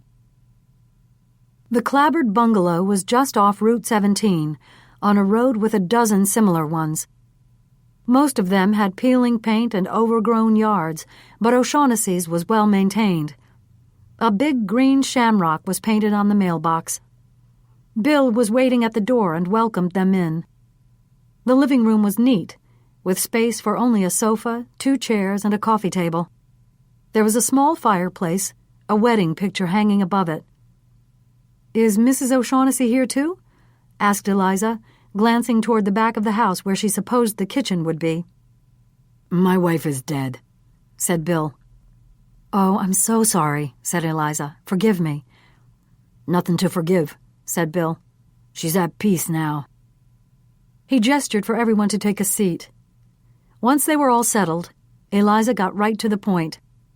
When you and I talked on the day of Innes Wheelock's funeral, you told me about the accident on West Lake Road all those years ago, but you didn't mention that it was your brother's car. Eliza looked expectantly at Bill, waiting for him to explain. I just don't like to talk about what happened to Marty, said Bill. I never have. I can understand that, said Eliza. But what happened to your brother is influencing what's happening today. We believe that Innes Wheelock devised a puzzle before he died, and the first clue led to Westlake Road, and therefore to your brother. But somebody doesn't like the idea that the pieces of the puzzle are being put together. Have you figured out any more of the puzzle? Asked Bill. Eliza thought quickly. Perhaps she had to give some information to get some. Well, we found something at Westlake Road that led us to the old Heavener place, said Eliza. 9 Chimneys, added Annabelle. Bill nodded. I remember the place, he said. It was beautiful before it burned down. It was at 9 Chimneys that we found another clue, said Eliza. Some lettered blocks that, when put together with similar ones at Pentimento, spelled out the word crematory. Bill's head fell forward. Oh, dear God, no, he said softly. Don't tell me that bastard burned my brother. Annabelle went into the kitchen and returned with a glass of water. Bill's hand trembled as he took it from her. Can you continue, Bill? Asked Eliza. Yes, he said, shaking his head in disbelief. That miserable, evil bastard." "Who?" asked Eliza. "Clay Vitale," said Bill. "The great protector of the people. That son of a bitch. And I'm no better. In fact, I'm worse. I let him get away with it." "What do you mean?" "I mean that I didn't raise a ruckus back then, didn't scream bloody murder to find out what happened. I should have fought for my brother, but I didn't. I just kept my mouth shut when Marty went missing, like Clay Vitale told me to." "There must have been a reason you did that," said Eliza. "Clay told me if I didn't drop the whole thing with Marty, something might just happen to Moira." Bill looked beseechingly at Eliza. "You have to understand. Even then, Clay was very connected. There was no telling what he could make happen. I really believed he might hurt my Moira, or worse."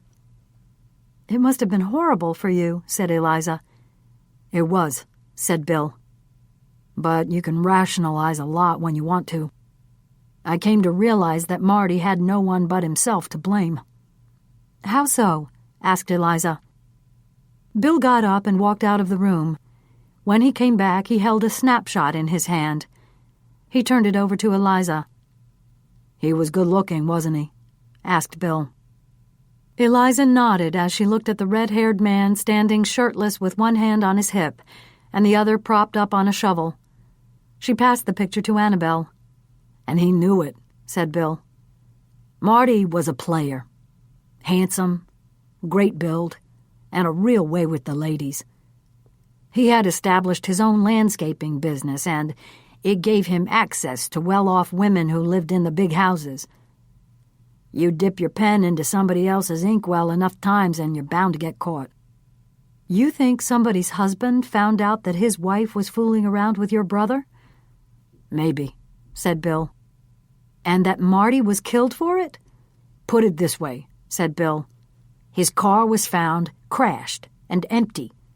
He was never seen or heard from again."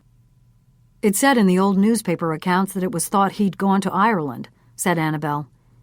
"If that was the case, don't you think we would have heard from him again after all this time?" asked Bill.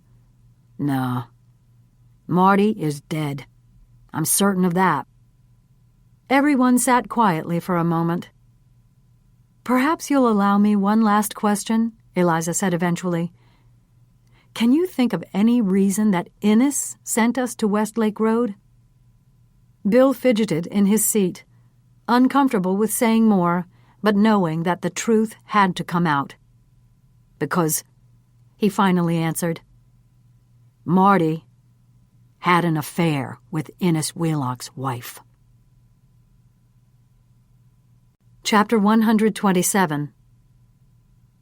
A walk along the water's edge, a close examination of the boats, a slow and purposeful stroll through the boathouse, all of it was necessary in order to figure out what Innes had meant with his clue about the dock. Had Eliza Blake and her cohorts figured it out? "Sunken dreams" below the picture of Innes and Valentina aboard the Gov was a very fitting caption.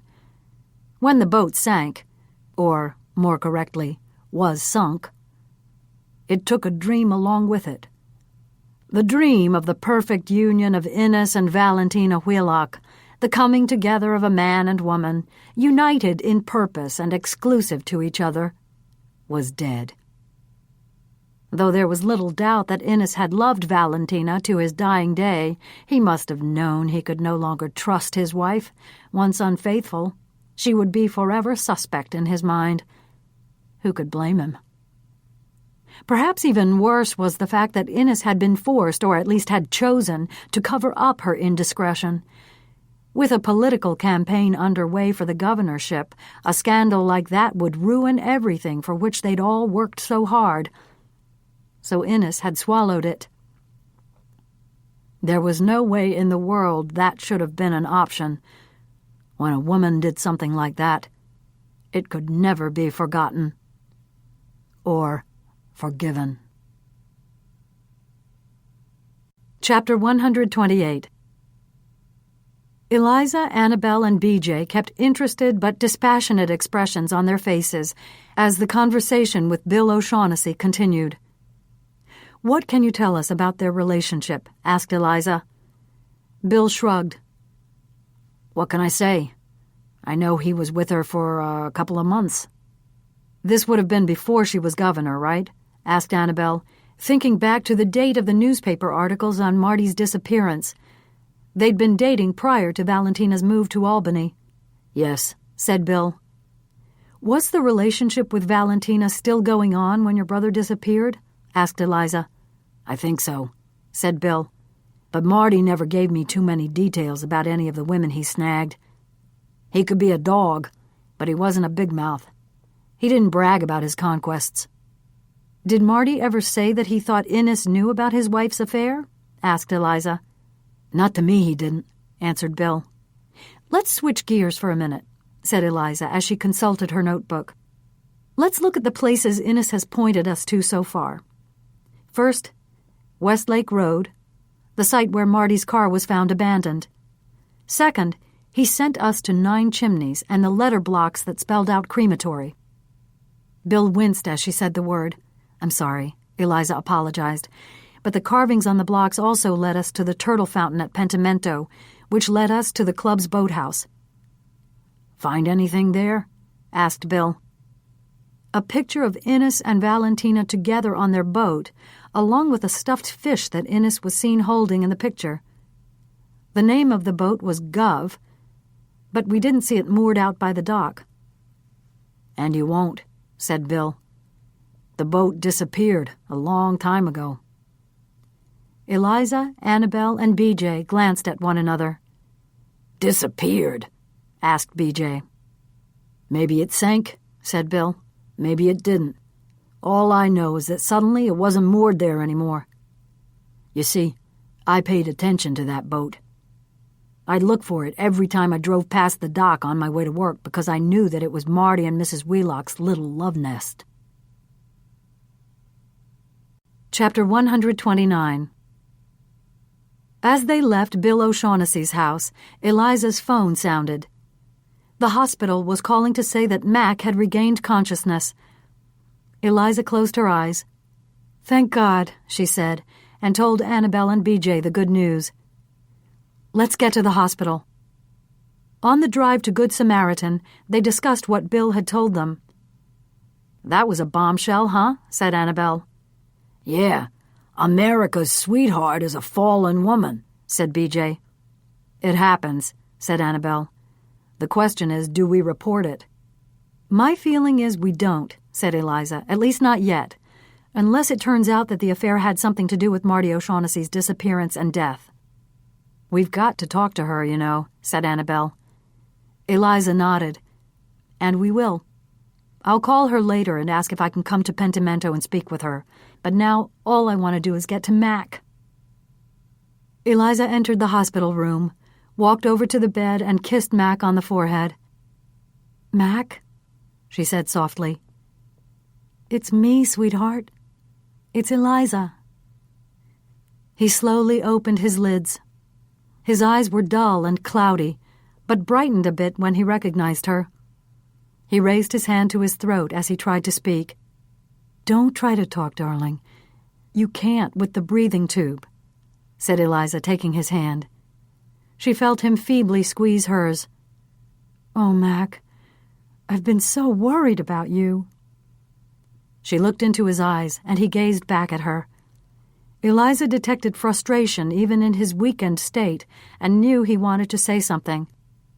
"How about you blink once for yes, twice for no," she suggested. Mac blinked once. "Great," said Eliza. "There's more than one way to communicate, isn't there?" She brought his hand up to her lips and kissed it. There was so much she wanted to tell him, but all she could do was hang on to him and pray he was through the worst of it. Pale and helpless as he lay in the hospital bed, Mac tried to stay awake. "Go ahead, sweetheart," she said. "You have to rest. Let yourself fall asleep." He blinked once and closed his eyes. When she felt confident he was going to be out for a while, Eliza stepped out and spoke to one of the nurses. The nurse told her there was no predicting how long Mac would sleep, and that even when he awoke, it was best that he rest quietly. "Can the breathing tube be removed?" asked Eliza. "Not yet," said the nurse. "The doctor wants to leave it in for a while. He's not out of the woods quite yet." Chapter 130. After she left the hospital, Eliza called Mac's parents and gave them an update. Then she called Valentina and asked if she could come and talk to her about something. They agreed that Eliza would come to Pentimento tomorrow morning after she signed off on KTA. Eliza, Annabelle, and BJ conferred and agreed they would hold off on reporting their discoveries at the fountain and in the boathouse until the meanings were clearer. They also agreed not to tell anyone about Valentina Wheelock's affair, at least not until Eliza had a chance to talk with her. "All right," said Eliza as she got into the security car. "We're all on the same page. We won't be reporting any of this on the show tomorrow morning." "Got it, boss," said BJ. "Me too," said Annabelle. When Eliza got home, Janie burst from the front door and ran down the driveway to meet her. "Mommy, I missed you," she said, wrapping her arms around her mother. "I thought you were going to come home early since I had no school today." "Well, I'm home now, monkey," she said as she hugged her child back. "The rest of the day is just for us." Janie stretched and twisted along with Eliza as she did her yoga exercises. They played Scrabble Junior and multiple hands of Go Fish before dinner. While Janie took her bath, Eliza called the hospital. Mac was asleep and resting comfortably. "What do you want to read tonight?" asked Eliza as Janie got ready for bed. "My St. Francis books," said Janie. "Good idea," said Eliza. "And let's see if we can come up with some plans for your Halloween costume from the pictures." They snuggled beside each other and read about the poor man of Assisi, the man who wanted his life to be a perfect imitation of Christ's. They read about his vow of poverty and aid to the poor, his caring for the lepers, his love of nature, his sermon to the birds, his taming of the wolf, his prayer, his fasting, his manual labor. "I don't think I could ever be as good as St. Francis," said Janie, her eyelids growing heavy. "He was a saint, Janie," said Eliza. "Not many people grow up to be saints, but you can just try to be the best person you can be." When they got to the end of the second book, Janie insisted that Eliza read her the Canticle of the Sun. By the 5th stanza, Janie was nodding, and by the 10th, the child was asleep. Eliza read the last stanzas out loud anyway. She closed the book, wondering not why Innes Wheelock had chosen St. Francis's beautiful song for his prayer card, but rather why he had chosen only 4 of the 14 stanzas. Quietly, Eliza slipped out of Janie's bed, switched off the lights, and tiptoed from the room, carrying the book with her. She went down the hall to her own bedroom and retrieved Innes's prayer card from her purse. She read the stanzas and compared them to the ones in Janie's book. Not only had specific stanzas been selected, but they were not listed in the same order as in the original Canticle of the Sun. "All praise be yours, my Lord, through our sister Earth, our mother, who feeds us in her sovereignty and rules us, and produces various fruits with colored flowers and herbs." Had Innes been pointing to his first clue, dying in the greenhouse with a clump of earth grasped in his hand, next to a pot that led them to an earthen ditch on Westlake Road? "All praise be yours, my Lord, through brother Fire, through whom you brighten up the night. How beautiful he is, how gay, full of power and strength." Could Brother Fire refer to 9 chimneys? A beautiful home set afire and possibly used as a crematory? "All praise be yours, my Lord, through Sister Water, so useful, lowly, precious, and pure." Did Sister Water point the way to Tuxedo Lake and the dock and the boathouse? Were these the messages Innes was trying to send by selecting these verses? Earth, fire, water. Innes had chosen 3 of the 4 elements when planning the pieces of his puzzle. Eliza looked at the prayer card and read the 4th and final stanza.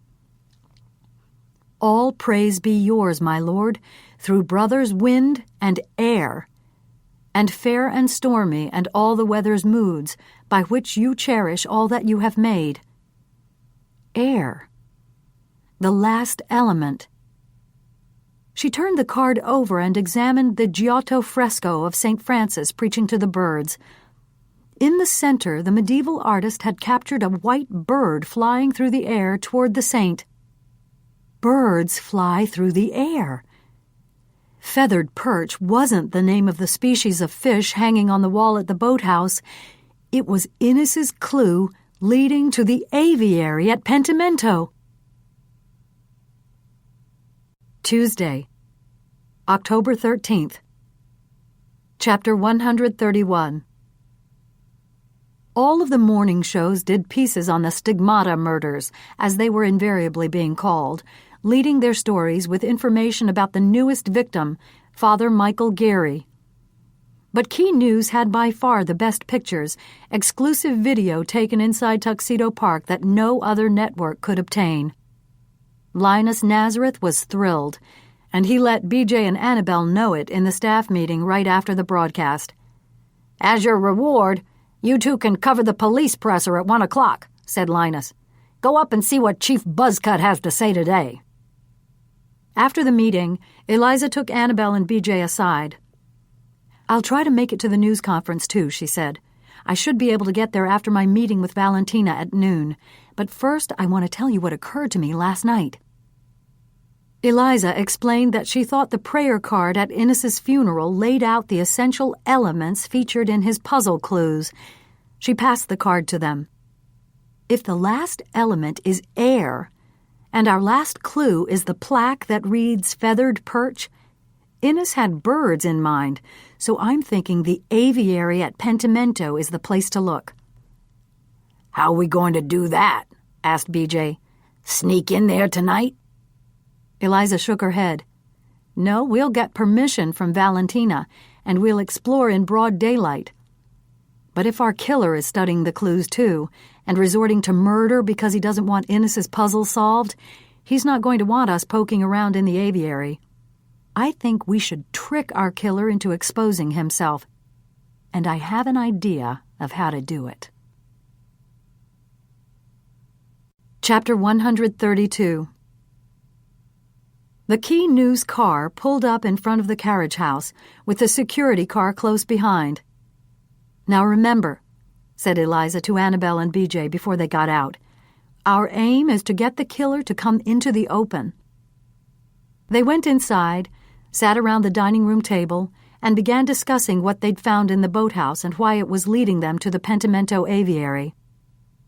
The listening device in the wrought iron chandelier picked up every single word.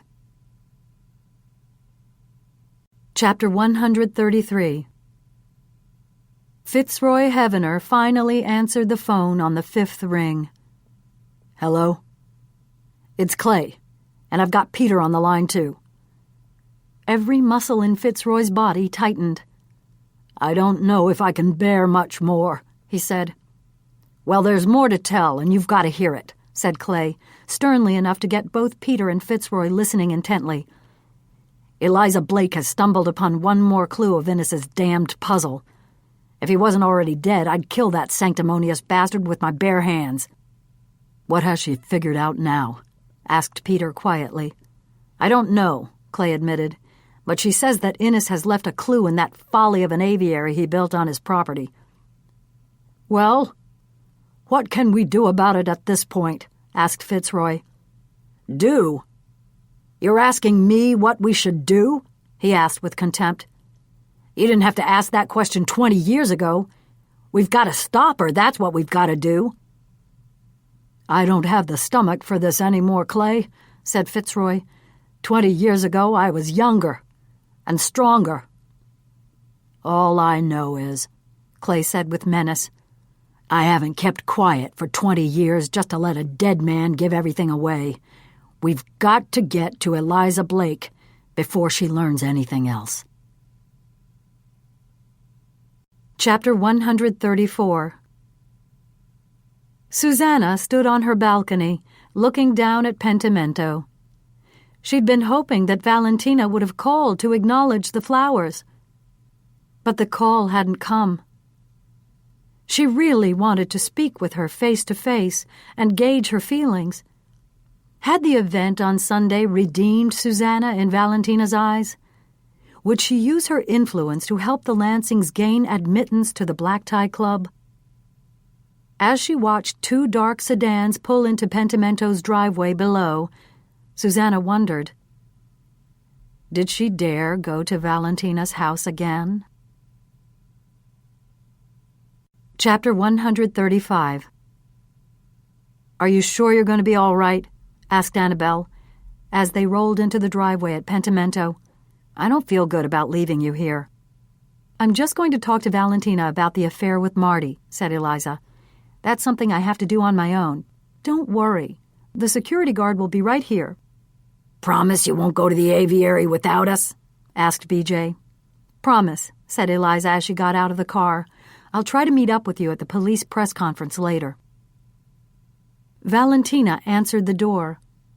She looked tired and drawn. Her hair, usually so perfectly coiffed, was slightly disheveled. I've been waiting for you to get here, Eliza, she said.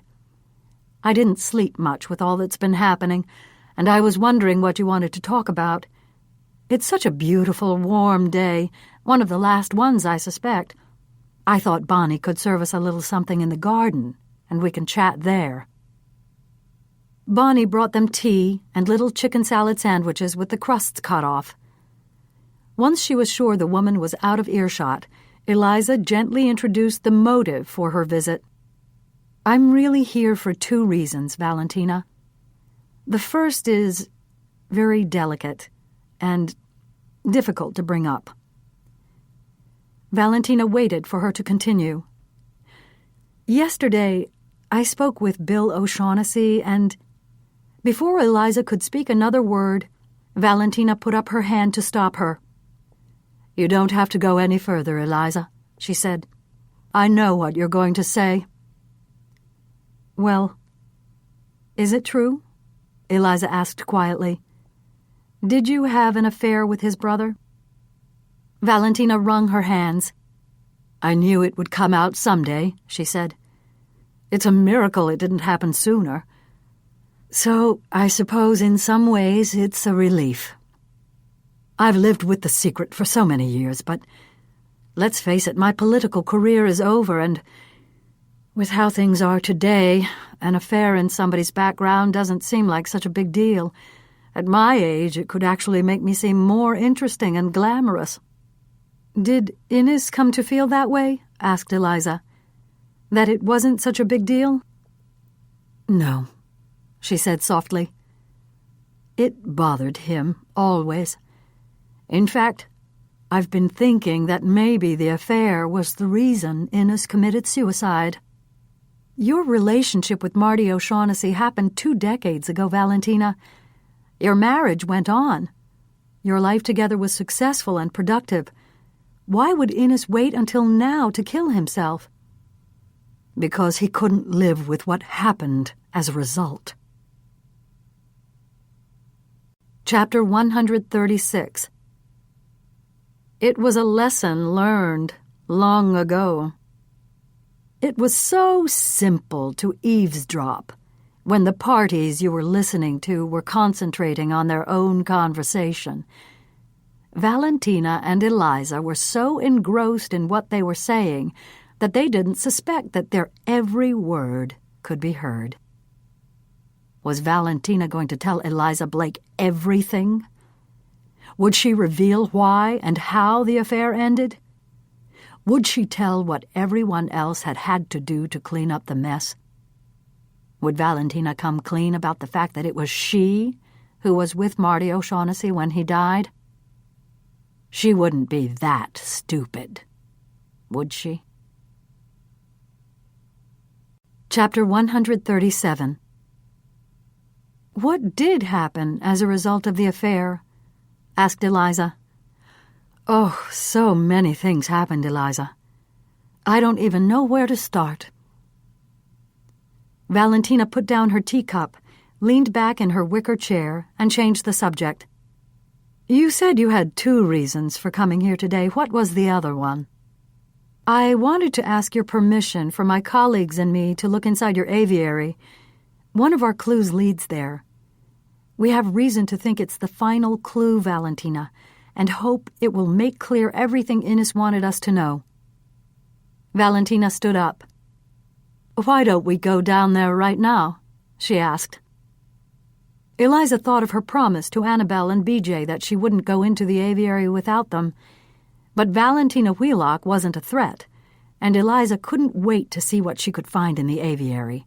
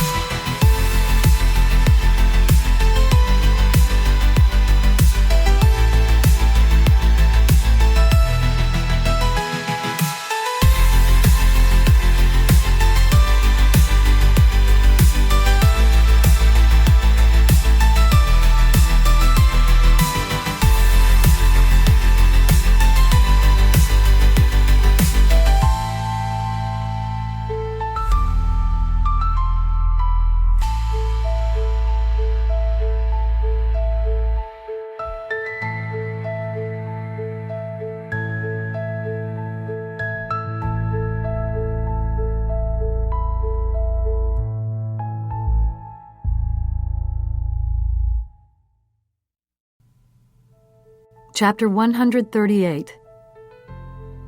Scores of news people waiting in the church parking lot received a 5-minute warning from a young female police officer. Annabelle craned her neck to see if she could find Eliza. She was going to miss the start of the press conference. Annabelle took out her BlackBerry, hit a button, and waited for Eliza to answer her cell phone. But the rings led to Eliza's voicemail. Annabelle was about to leave a message when a uniformed officer in his late 40s strode to the microphones to begin answering questions. It was not Chief Clay Vitale. Chapter 139. The birds chirped and chattered as the door to the aviary opened. "Oh," said Eliza, "it takes my breath away in here." "Yes," said Valentina, looking up and around. "Even though I was against the place being built, Zach and Innes did a great job." The roomy rectangular structure had Italian stone walls and windows inset with a fine wire mesh instead of glass. A large bell-shaped dome was spacious enough for birds to fly up into it. A solid foundation and stone floors ensured that snakes, raccoons, and other wild animals would not be able to gain entrance. The place was filled with exotic plants, flowers, and trees, and with paths for people to walk among them. Bird baths were stationed throughout the aviary, and at various spots there were elaborate cages. But by far the building's most impressive aspect was the floor-to-ceiling fresco on a stretch of wall in between the mesh windows. The painting was a reproduction of the Giotto fresco that had been featured on the front of Innes's prayer card. The image was familiar to Eliza by now, but as she stared at the painting on the wall, she sensed there was something slightly different about this version. She wished she could compare the two right now, but she'd left her bag on the patio. She'd look at the holy card again later. Grapes! Eliza jumped as she heard the screeching sound. Grapes! It dawned on her that it was the parrot that Janey told her about, the one who'd been taught to say the things he liked. Sun! Air! Grapes! "That damned bird drives me crazy," said Valentina. "And to think Innes spent a lot of money and countless hours with a trainer trying to teach that parrot to talk. What a waste that was. Those are the only words I've ever heard him say." Eliza and Valentina had been in the aviary for 15 minutes, walking around but finding nothing that stood out to them as a clue, when Bonnie found them on one of the paths. "Excuse me, Mrs. Wheelock," she said, "but Mrs. Lansing is here again." Valentina closed her eyes. "Oh, I have to go speak with her. She came with flowers yesterday when I wasn't here. I should have called and thanked her, but I didn't get around to it. I can't send her away again." She looked at Eliza. "Will you be all right for a little while by yourself? This shouldn't take long." "I'll be fine," said Eliza. "Take your time." Chapter 140. Where was the clue? Where was it? Eliza walked along the aviary path, stopping to watch the birds flitting around in the wire cupola and alighting in the trees. She spotted finches and parakeets and a couple of cockatoos, but there were many birds she didn't recognize at all. She checked every single perch she could find, in bird cages and out, but nothing of any significance popped out at her. Maybe feathered perch was only meant to get her to the aviary, not to the actual clue. There has to be something more. She looked up again at the fresco of St. Francis preaching to the birds and uttered a silent prayer. "Help me see what's here. Help me learn what Innes wanted me to know." As she stared at the fresco, it dawned on Eliza what was different from the image on the prayer card. St. Francis had a white halo around his head in both versions, but in the one on the wall, there were words in a beautiful medieval script, written along the inside rim of the saint's halo. She stretched to read. "Si trova tutto nel tavolo grande." Eliza cursed herself for not speaking Italian, but she did know that grande meant big or large, and she was pretty sure that tavolo meant table. Big table. She had noticed a beautifully carved wooden table at the back of the aviary, had even noted that it was similar to one she'd seen next to Innes Wheelock's bloody body in the greenhouse. Could the key to Innes's puzzle be in the big table? She started to walk toward the back of the aviary, the sound of the creaking entry door masked by the mad chirping of all the birds. Chapter 141. The police officer had fielded an onslaught of reporters' questions for almost an hour. He'd obviously been adequately briefed beforehand and had been able to describe the heightened security measures in the park, Mac McBride's improved condition, and what was known about the victims. As the press conference came to a close, Annabelle asked herself why the police chief wasn't there to face the media himself. Chapter 142. The table was covered with sacks of seed, pellets, and powdered nectar, and a jumble of plastic toys for the birds. Eliza picked through the collection but saw nothing that might be construed as a clue.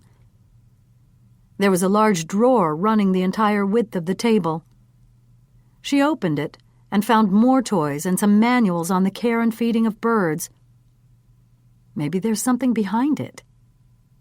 Eliza tried to tug the table away from the wall, but it hardly budged. She repositioned her grasp and pulled again, harder this time. It moved a bit more. At the same time, Eliza heard the man's voice behind her. "Can I help you with that?" Chapter 143. While the news people packed up their gear and filtered away from the press conference, Annabelle ended another frustrating attempt to reach Eliza. "It's still going to her voicemail, Beej," she said. "I don't like it." "All right," said BJ as he slid the camera into the back seat of the crew car. "Let's get back to Pentimento." Chapter 144. Eliza swung around at the sound of the voice, but relaxed when she saw who it was. "Oh, Russell," she said, holding a hand to her chest. "You scared me." "I'm sorry. I didn't mean to." "What are you doing home? Don't you have classes today?" "Nope. Only on Mondays, Wednesdays, and Fridays." "Nice schedule," said Eliza. "It works for me." Russell nodded toward the table. "What are you doing?" "I'm looking for something, a clue to the puzzle that your father left," said Eliza. "I think it's somewhere in or around this table." "Stand back," said Russell. "I'll pull it out from the wall." The table made a scraping sound as he moved it. Eliza leaned around to see the rear side of it. With no drawers, it was flat and smooth. "I don't understand," said Eliza. "Something's got to be here." She went around to the front of the table again, got down on her knees and stretched beneath it. Groping along the underside of the tabletop, her hand felt a protrusion. A small object was affixed to the wood. "There's something here, but I can't get it loose," said Eliza as she pulled at it. "Let me try," said Russell. They changed positions. With a little effort, he was able to snap the object away from the wood. "Got it," he said as he stood upright again. Eliza looked at what was in his hand. "It's a pocket video camera," she said excitedly. "Yes," said Russell. "Well, this is wonderful," she said. "Hit the play button and we can view what's on it." "We don't need to view it," said Russell. "I recognize it. It's my father's, and I already know exactly what we'll see." Chapter 145. The guard at the front gate was having none of it. He wouldn't let Annabelle and BJ enter the park. "We were in here just this morning," said BJ. "We've been coming in and out with Eliza Blake for the last few days." "Well, Eliza Blake isn't with you now," said the guard, "and she didn't leave your names on the list." Chapter 146. "I don't quite understand," said Eliza, fearing that she did. "What do you mean you already know what's on the tape?" "Because I know that Innes surreptitiously taped a conversation we had in his study," said Russell as he moved closer. "If I'd known I was being recorded, I never would have admitted to all that I did." He reached out and touched her face. "You are very pretty. Do you know that?" asked Russell. Eliza backed away. "Don't be afraid," said Russell as he took hold of her arm. "I won't hurt you. Unless you give me a good reason." Eliza broke free of his grasp and started running for the entrance. She could hear the parrot squawking excitedly, and the realization came to her. The bird isn't saying sun, air, grapes. It's saying sun, air, rapes. Chapter 147. Annabelle leaned over from the passenger seat to speak with the security guard at the front gate. "Miss Blake isn't answering her phone," she said, "but we think she's at Pentimento. Would you mind calling there?" Chapter 148. Eliza's heart pounded as she ran through the aviary. She could hear Russell's footfalls on the path behind her, feel that he was gaining on her. She was panic-stricken at the thought that Innes's parrot had been trained to say that the Wheelock son and heir was a rapist. She was reaching for the door handle when Russell grabbed her from behind and pushed her to the floor. Looking up at him, Eliza saw that his eyes were wild with rage. Think. You have to think. Rape was not about sex. It was about power and anger. As he came down on top of her, Eliza pushed back, but Russell was stronger. She felt his hand pulling up her skirt. "Russell, please stop, she said, her voice breaking. "You've got to think what this will mean. Think what this will do to your mother. Your father's dead. You're all she has left." "I don't want to think about my mother," he sneered. "I don't want to think about either of them. Innes Wheelock wasn't my father. And Valentina is a slut." Eliza couldn't believe what she was hearing. "I've known since I was 7 years old, though neither of them suspected I did. I overheard them talking about it one night when they thought I was in bed asleep. My real father is Marty O'Shaughnessy, a townie my mother was banging on the boat while Innes, the weakling, was busy busting his butt trying to make her governor." Keep him talking. "It had to be terrible for you," she said. "Horrible to know all that." "That wasn't the half of it," Russell said through gritted teeth. "How'd you like to know that your real old man wanted to be paid off in cash to keep the whole thing quiet? Or worse, that your own mother killed him?" "Valentina killed Marty O'Shaughnessy?" asked Eliza incredulously. "Yeah. She said it was an accident. But who knows whether the whore was telling the truth. But once again, Innes took care of everything for her, getting his friends to cover the whole thing up.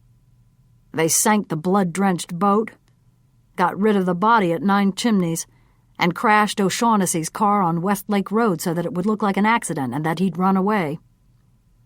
"But the puzzle Innes designed reveals the story of something that happened before you were even born," said Eliza. "You had nothing to do with that." "Right. Except for what's on the videotape," said Russell. "When Innes found out that I'd been having, shall we say, power struggles with certain young women, he decided that he was going to make it impossible for me to have any kind of political future. He tricked me into incriminating myself on the videotape. Nice father, huh?" "Does your mother know about all this?" Eliza asked. "She knows about the business with the girls. She and Innes would fight over what to do about it. He wanted to face it all head on. She didn't. I doubt very much that she knew he made the tape." He pulled back and looked into her eyes, his facial expression turning darker as he realized what she'd been doing. "You've been playing me, haven't you? Trying to buy yourself some time. Well, time's up, Eliza. And just so you know, I don't shoot blanks the way Innes did." Chapter 149. Valentina and Susanna stopped talking when Bonnie entered the living room. "Mrs. Wheelock, 2 colleagues of Miss Blake's are at the gate," said Bonnie. "They want to talk to you about getting into the park so they can come and pick her up. Bonnie, kindly explain to them that I can't come to the phone just now, but tell them that Eliza has a security guard here with a car to take her where she wants to go."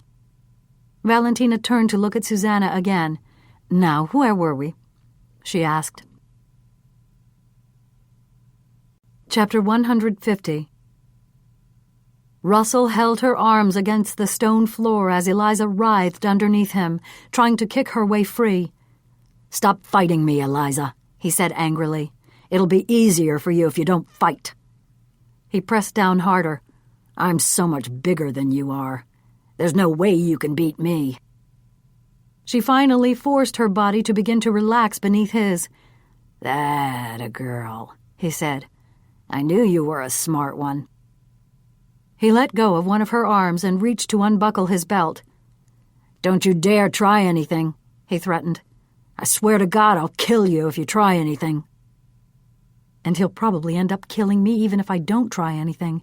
He knows I know about the tape. He's told me too much. He isn't going to let me live. Quickly, and with as much strength as she could muster, Eliza brought her free arm down and aimed her fingers for Russell's eyes while bringing her knee into his groin. He uttered a loud, anguished cry, squeezing his eyes shut.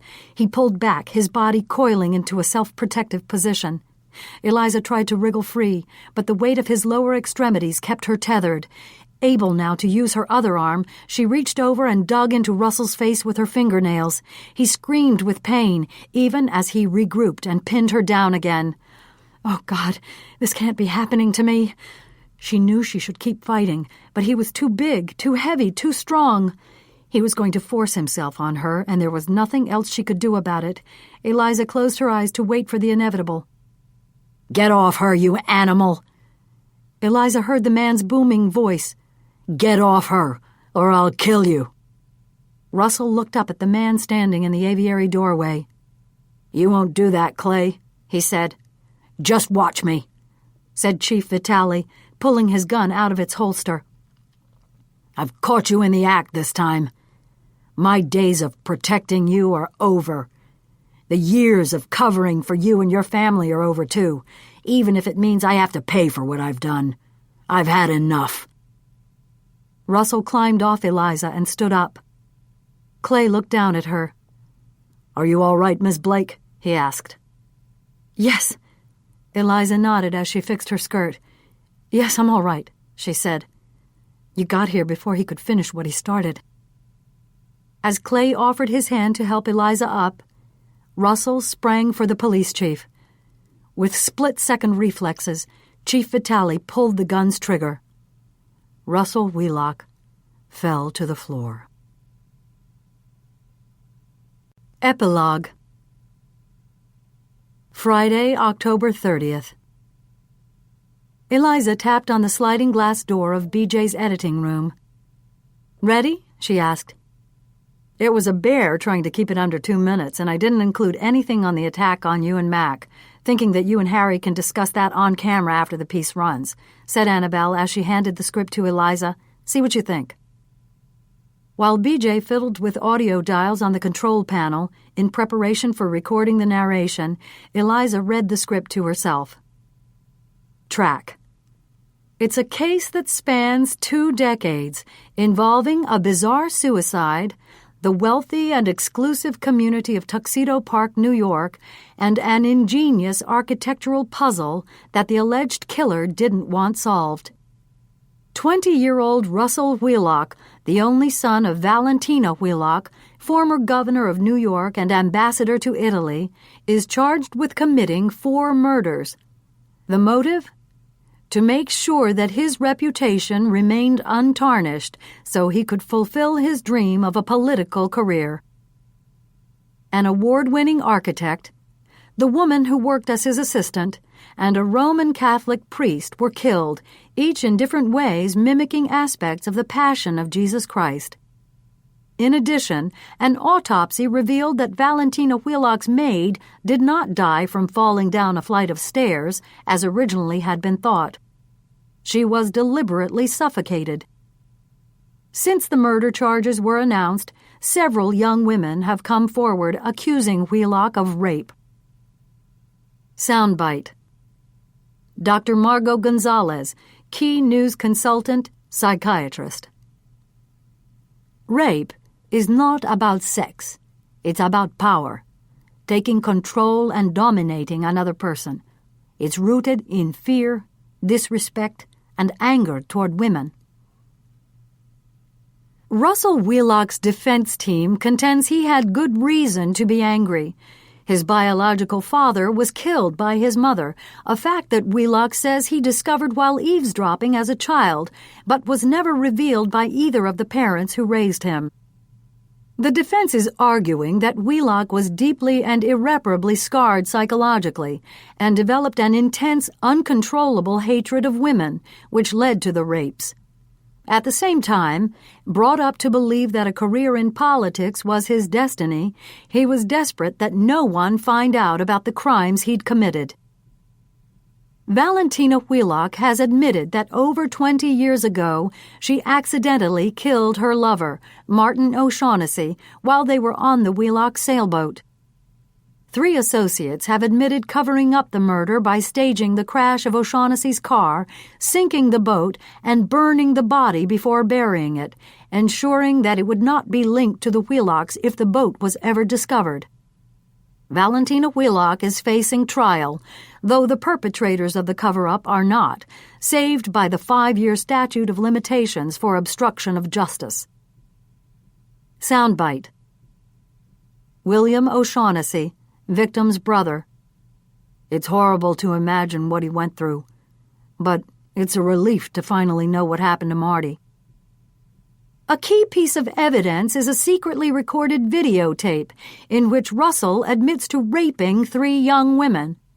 The tape was the final piece of an intricate puzzle created by Innes Wheelock before he committed suicide by stigmata.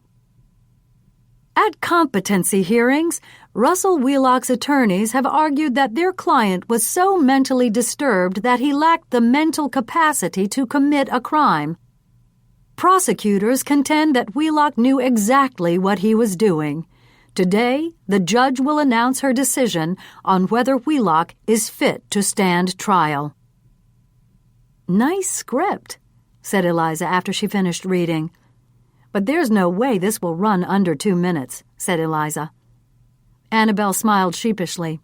"I know, but I was hoping that you'd see we need the time to tell it properly." "You mean it'll be easier to convince Linus if I've already agreed?" asked Eliza. "Exactly." "Go for it," said Eliza. As Annabelle called the executive producer to make her case for more time, Eliza reflected on what had happened. 5 people had lost their lives. Several others would never be the same again. So much pain had been inflicted, with more to come. But the truth had been revealed. There was satisfaction in that, and in knowing she'd followed through for Innes, just as he'd predicted she would the night they sat beside the turtle fountain at Pentimento. "Want to go out to lunch today?" asked Annabelle when Eliza finished recording the narration. "No, thanks," said Eliza. "I'm going straight home after the show. This is my last weekend with Mac before he goes back to London, and I need to savor every minute with him. This afternoon we're going to the Halloween parade at Janie's school. Despite everything that's happened, I want to see my own little St. Francis." Author's note. There is no black tie club in Tuxedo Park. In describing the fictitious black tie club, I took certain liberties inspired by the private club that does exist there and by other exclusive social clubs where prospective members yearn to gain admittance and sometimes never know exactly why they are denied. St. Francis of Assisi's Canticle of the Sun was written in the 13th century. Translations from the medieval Italian vary. Si trova tutto nel tavolo grande. The message in St. Francis's halo in the aviary fresco means all can be found in the large table. This recording of Dying for Mercy by Mary Jane Clark was produced and directed by Michael Conroy and performed by Isabel Keating. It was recorded at Harper Studio by Angela Paiva. It was edited by Valerie Raytron. Mixing and mastering were by Lance Neal. We hope you've enjoyed this program from Harper Audio. For more information about the broad range of titles from Harper Audio, Harper Children's Audio, and Cadman, please visit our website at harperaudio.com. Thank you for listening.